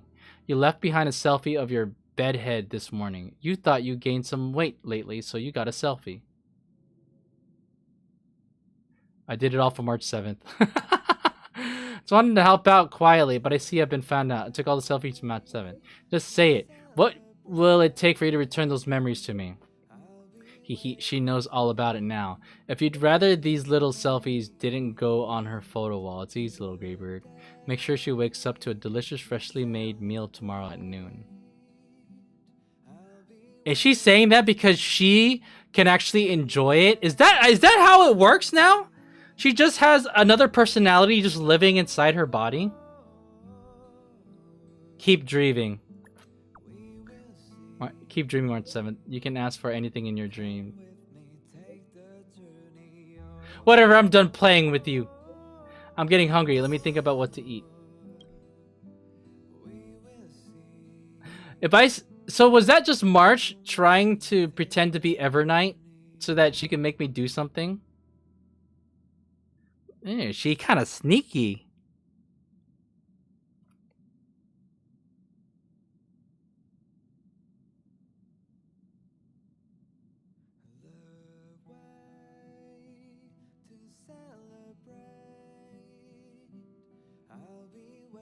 Who's Don Howe? Hello? Hey.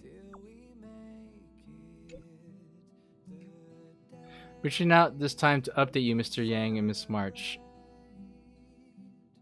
Mr. Yang and Miss March have some follow-up situation. Do you remember the previous invitation? Blah blah blah blah blah. Sure. Is this an old text message? Yeah. Jing Yan. Praise for George.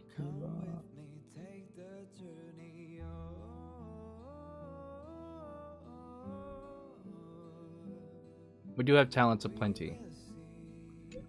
I can't go into space if it's still part of Xianzhou's internal affairs. But given our tight relationship, I can spill a little bit of beans. The official documents, blah blah blah. Of course, I've received directive. What is this? Was this tied to some kind of limited time event? Deliver your well-earned remuneration. In that case, stay safe. I should take my leave. Oh, 15 gems? Alright, I'll take it. Don Hung. The journey in Amphoris has come to an end. Though through this research I studied and record the tongues and languages of different species across the universe, and I have gained more knowledge than before. If you meet a being you cannot communicate with, just come to me. So Don Hung has gained the ability to speak to animals. How does a bored dog sound? Hold on. Ching clang pitter woof woof hick ow. I mimic a segment. When they are bored, they usually pace around, not just make sound. It generally means play together, play outside. Flibberty gibbity goo. Do you understand what I'm saying right now? That's just gibberish. Wow. The Herda.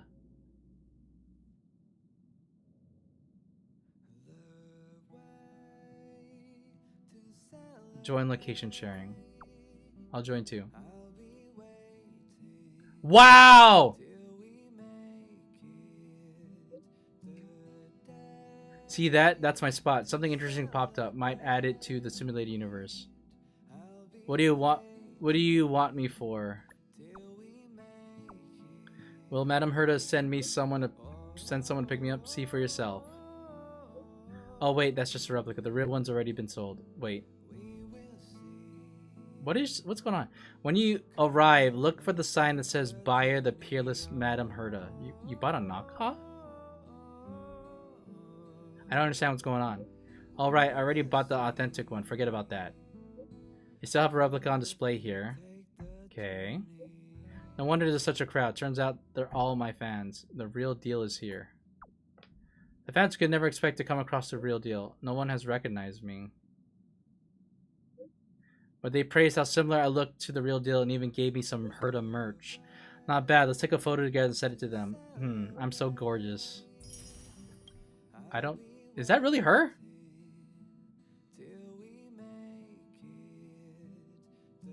I don't understand what this text... I don't understand this conversation. High Ceilings is the last one. It's been a while, little Gray Fry. Listen, a new song. Is it to your liking? It's been too long, High Ceilings. I don't care about your song. I made a new violin. It's adorned with shimmering pearly shells and strings made by the gold weaver, and was named by the Imperator.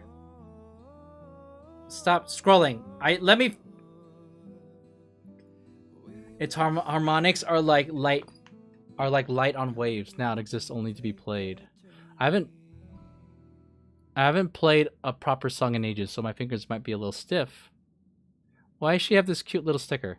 I've had a few drinks and I'm in quite the mood. Oh my gosh. Do you need me to stop by? Maybe I could take a few drinks with you, High Ceilings. Anything else you'd like to hear? I can play something for you. Interstellar Journey. 1. Stop staying on the line. 2. Always stay aligned. What a curious and vibrant melody. Are we sending voice messages to each other? Is that what's going on? Next time we meet, we should sing together. I hear you're quite the dancer, so we must take a night and drink until the sun comes up. Wait, that sounds like a party. She wants me to come over, drink until the morning with her, and dance? And she gave me this cute sticker? Yo, these people gotta stop flirting with me, dude.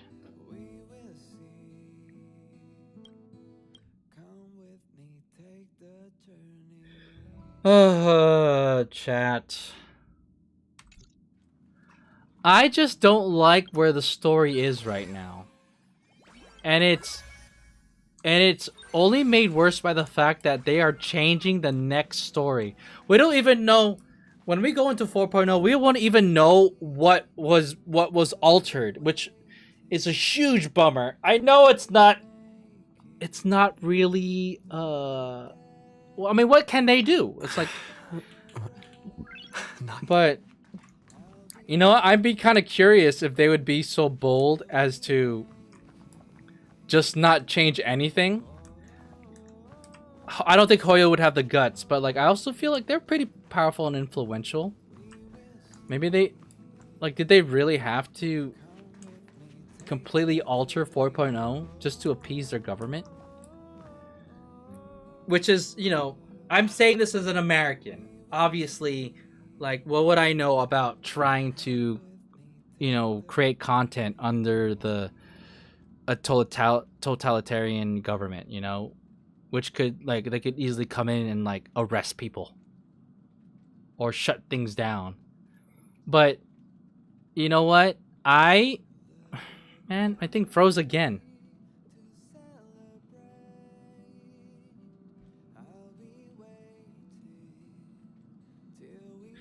They are CN companies, so they will bow over their government. Oh, yeah, it's obvious. Like, at the end of the day, they have to obey the laws. I think it's just so stupid, that whole situation. It's so petty too. But you know what? In a situation like that, it's a shame, but at the same time, I would be more forgiving if I was currently happy with the story, and I'm not. I'm just not happy with the story. And I feel like this. So 3.8 is an update that has. So 3.7 concludes the Amphoria saga. They are now out of the saga, and they're ready. They're getting ready for the next major story, which is gonna, you know, start at the beginning of next year, right?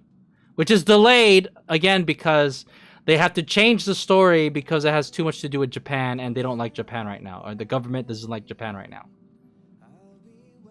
And that alteration does like make me feel like hesitant, like I don't want to subject myself to a lower quality story that was rushed because you had to change it because of your government.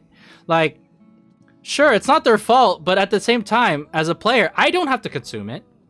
But I'd be more forgiving if I was confident in their storytelling. But right now, with the decisions they just made with the story, I feel like it's gone off the rails in a very, very bad way. Like, it's no secret. I've been yapping about it for the past, I don't know, 8 Honkai Star Rail streams. I'm just gonna say it. I do not like Amphorius. I do not like the yap. I do not like the pacing. And overall, I don't like the ending. I think the ending sucks. And then the interlude, the in-between chapter, the transition chapter leading to the next major saga, 4.0, they dropped the ball completely.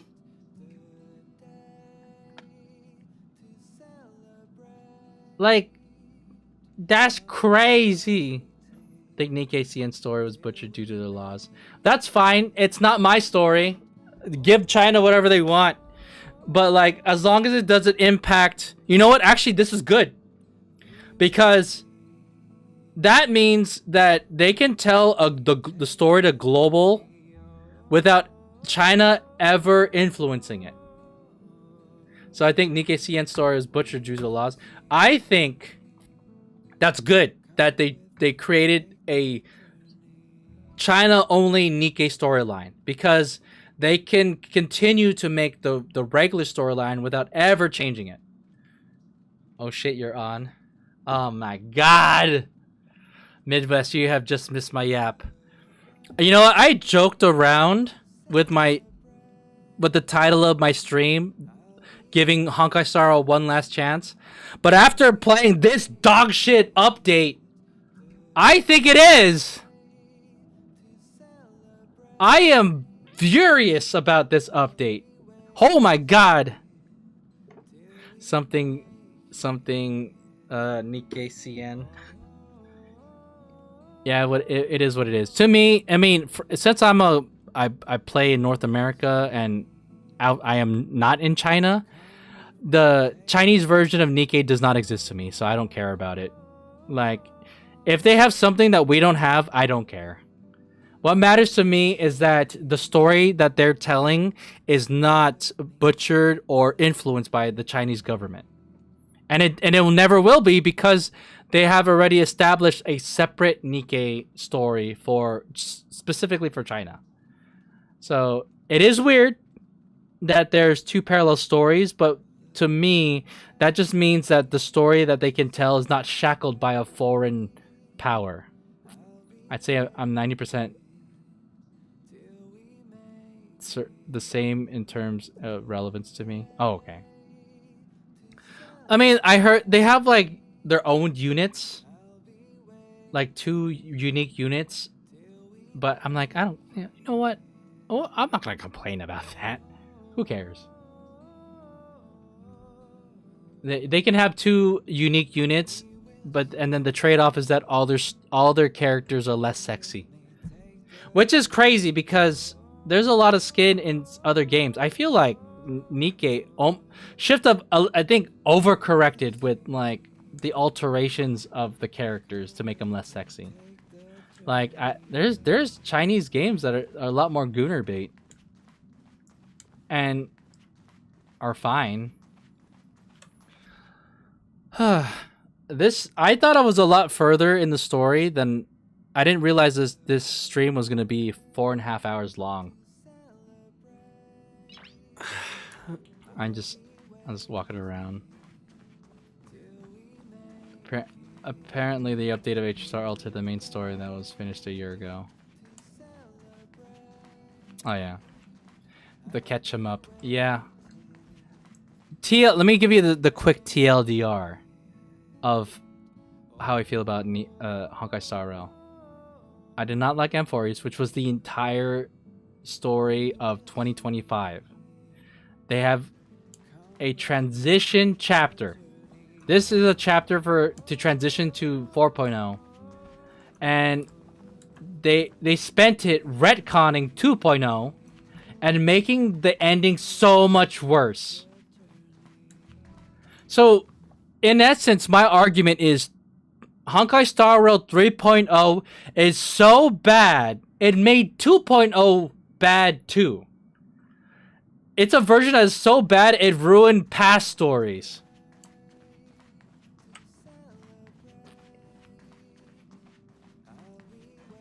I kind of want to see what people are saying online. But, like, I think there's a lot of Honkai Star Rail defenders. I know that my Amphoreus take is a hot take. Like, I think a lot of people applaud Amphoreus for its quote-unquote stellar storytelling, and I disagree. It is frustrating. I don't know. I'm fading as in terms of it being sleepy, but I will say, chat. Oh my gosh, what? I wasn't expecting to have so many viewers at this point in the evening.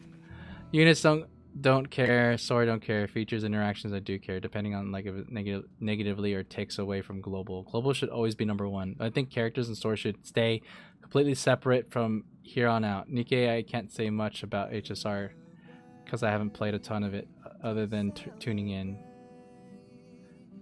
Oh wait, Penacony was main source, so everyone will see the live first before knowing the true ending. Is that right? Yep.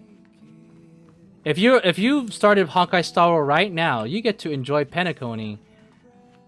And then if you catch up all the way, you get to enjoy having what you felt at the end of Penacony be utterly ruined. For seemingly some sort of storytelling element Like, I don't know what the purpose is to ruin a past story. I can only assume, to give them credit, it's to set up for a future story plot line. But if that's the case, then you have to acknowledge that you have really fucked up if you had to retcon your story this much in order to proceed with the story.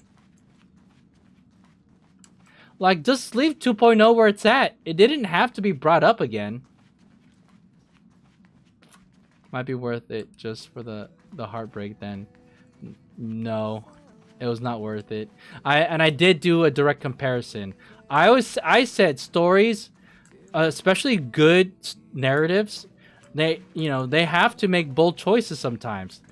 And in this case, both Nikke and Honkai Star Rail have made bold choices. Nikke made a decision to fully kill off Haran and Isabel. You know what? It makes me sad. It breaks my heart that they have passed away. But I think it was earned. I think it serves the story. And all that stuff. I am not upset about that decision. I think that Nikke's narrative team have done enough to earn my confidence that they are still cooking when it comes to coming up with stories. Honkai Star Rail has done the opposite. It has made bold decisions, but I wouldn't call them bold. I would call them stupid. There are stupid decisions that have only served to, like, not diminish, deteriorate the story, and to lessen my confidence that this game story is in good hands. So using that contrast to basically illustrate the point, you can make bold decisions in your story, but and they could be good or bad. It's not exclusively good, and it's not exclusively bad.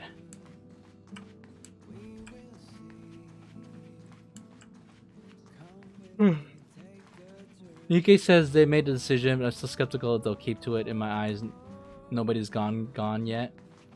I hope they don't bend to the will of its players. You know what I mean? I don't like. They have such great momentum with the stories they have told thus far, and I'm all about listening to player feedback, but I think they should be confident in the story decisions they're making. Is that true? They made Rose rise from the grave. Oh, you know what? That is a weird one, but again, because Shift Up has earned my confidence in them as storytellers, I can let that go, because I think that they are cooking up something that requires Rose to be alive again, I guess. Not sure how to explain that one. Yeah, we'll see. I can wait for that. I don't really feel the need to theorize either. You do have a crockpot theory. You have a lot of crockpot theories, Greenix. Let's see here. Oh, wait. What is your theory? Mm-hmm.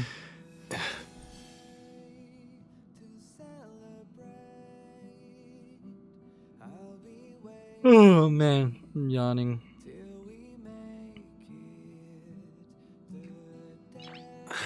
It's weird conversing on two different chats.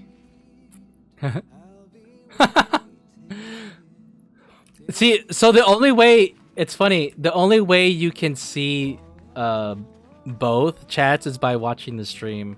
Because you can see it, you can read it, it's right there. But that's the whole point. The whole point is to basically unite the chats so that y'all can tune in and see.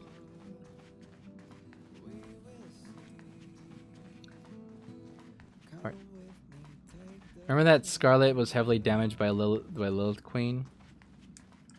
Yes. She got her face like smashed into the ground. she got a palm strike. Like, Scarlet's face should be, like, completely disintegrated. Considering that, Lilith can just chop raptors in half without even touching them. Or doesn't look like they touch them. Hey, what's wrong with you, buddy? Oh, no. Never mind. Get out of the way. I want to read the guest book.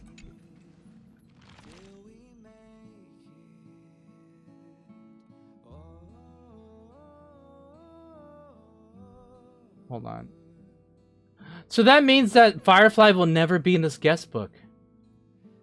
That makes me sad.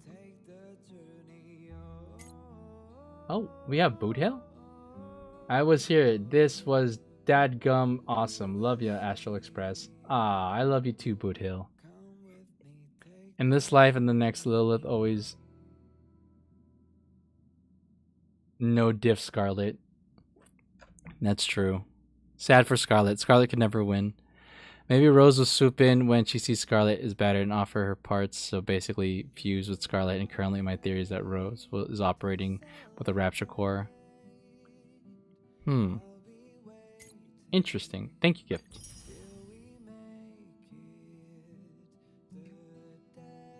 This visitor is temporarily traveling with the Express. These are the visitor rewards that you did not obtain. What?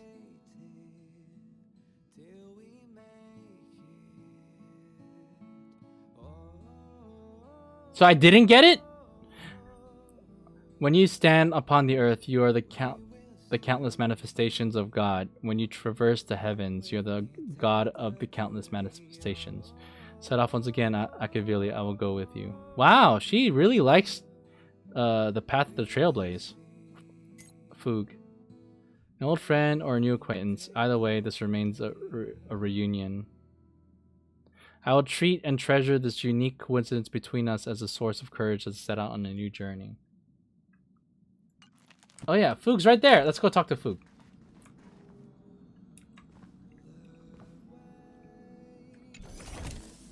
Nope.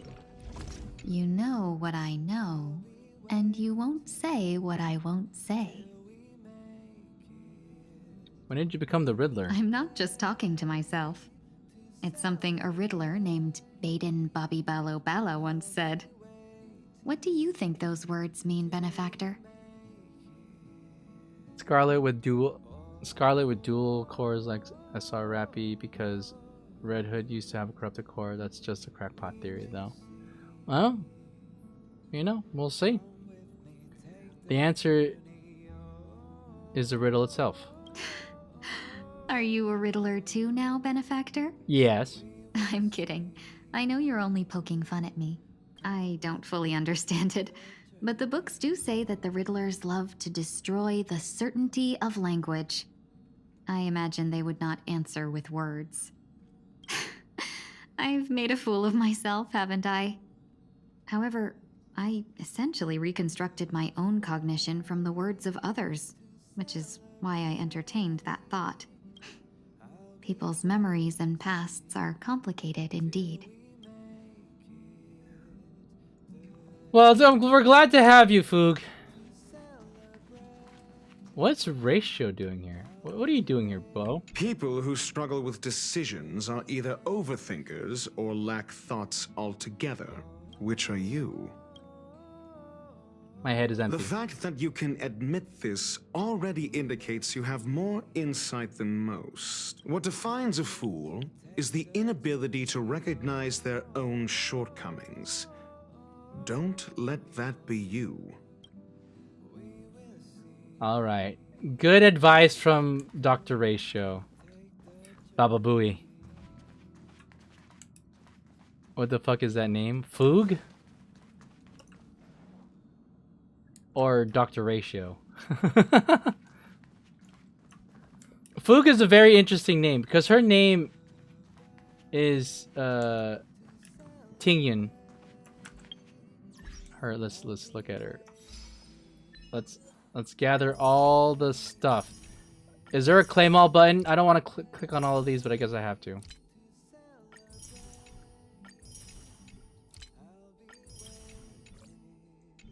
And then, did we get something in the mail? Oh, I got Twitch drops. Cool. Do I have enough for a pull? I do! I have just enough for one pull. Oh, the Riddler. I got nothing! Alright, see, I did not pull the Dahlia, therefore this update is ass, chat. Alright. Chat.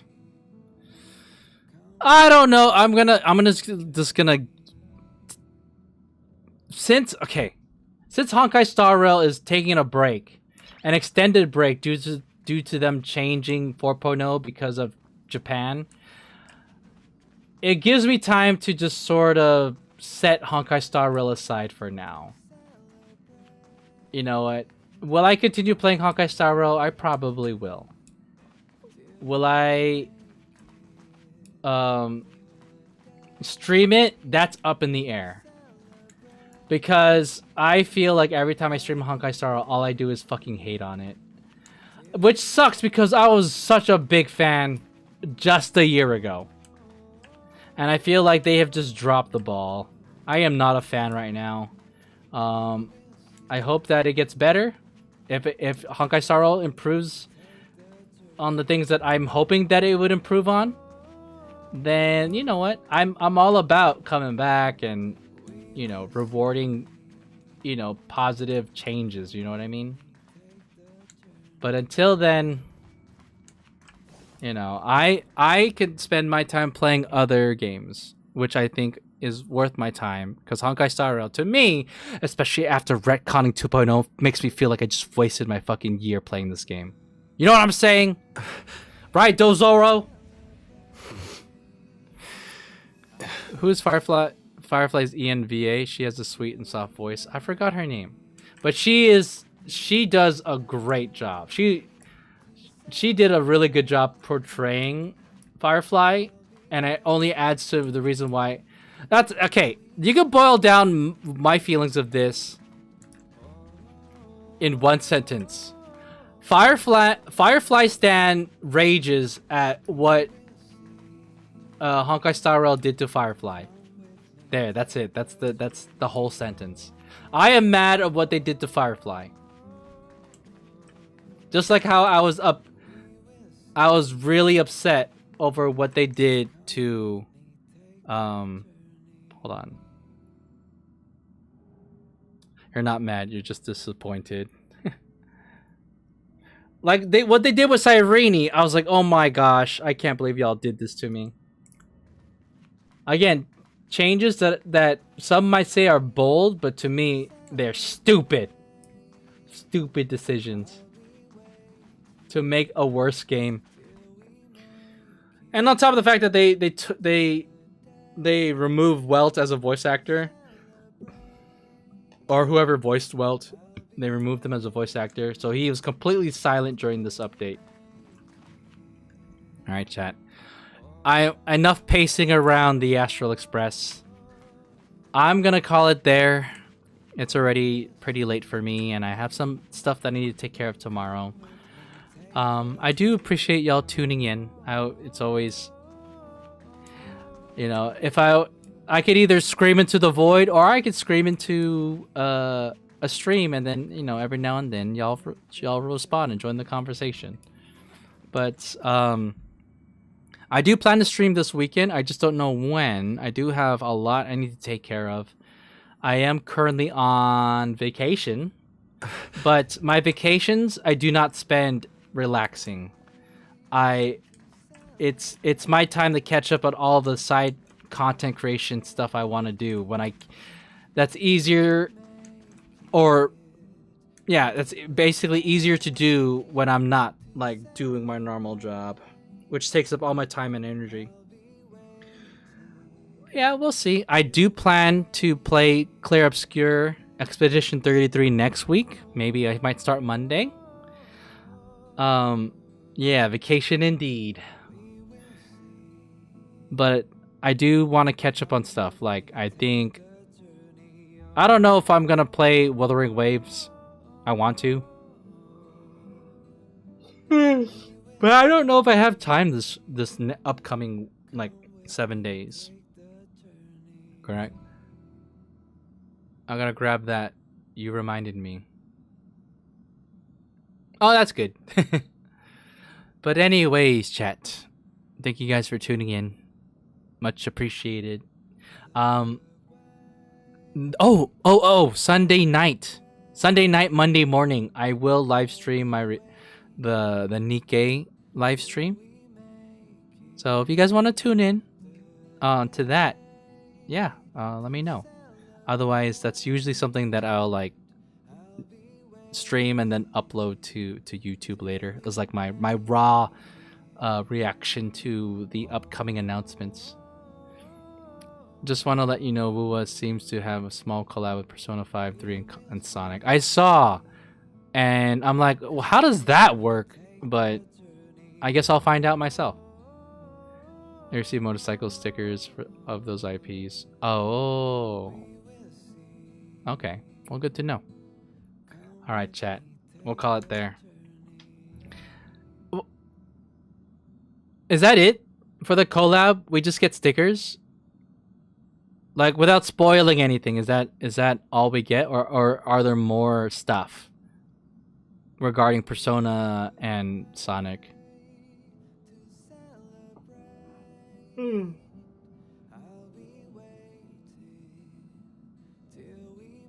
Either way, I'm gonna call it there, chat.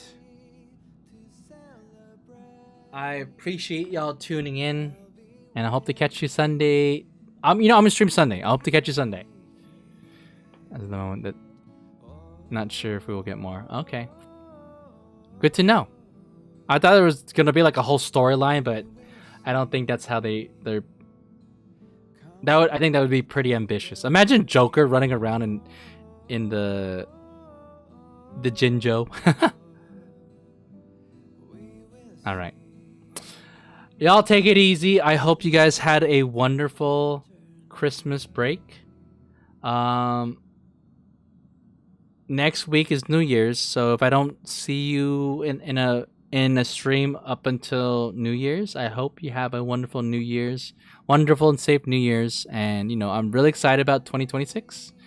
I'm gonna put it out there. I think we have great things in store for us 2026. All right, chat. I'm putting that energy out there now. Adios, Dozer. I'm off, so I'll catch the live stream. All right, cool. Yeah, I'll be here. All right. Catch y'all later. And peace.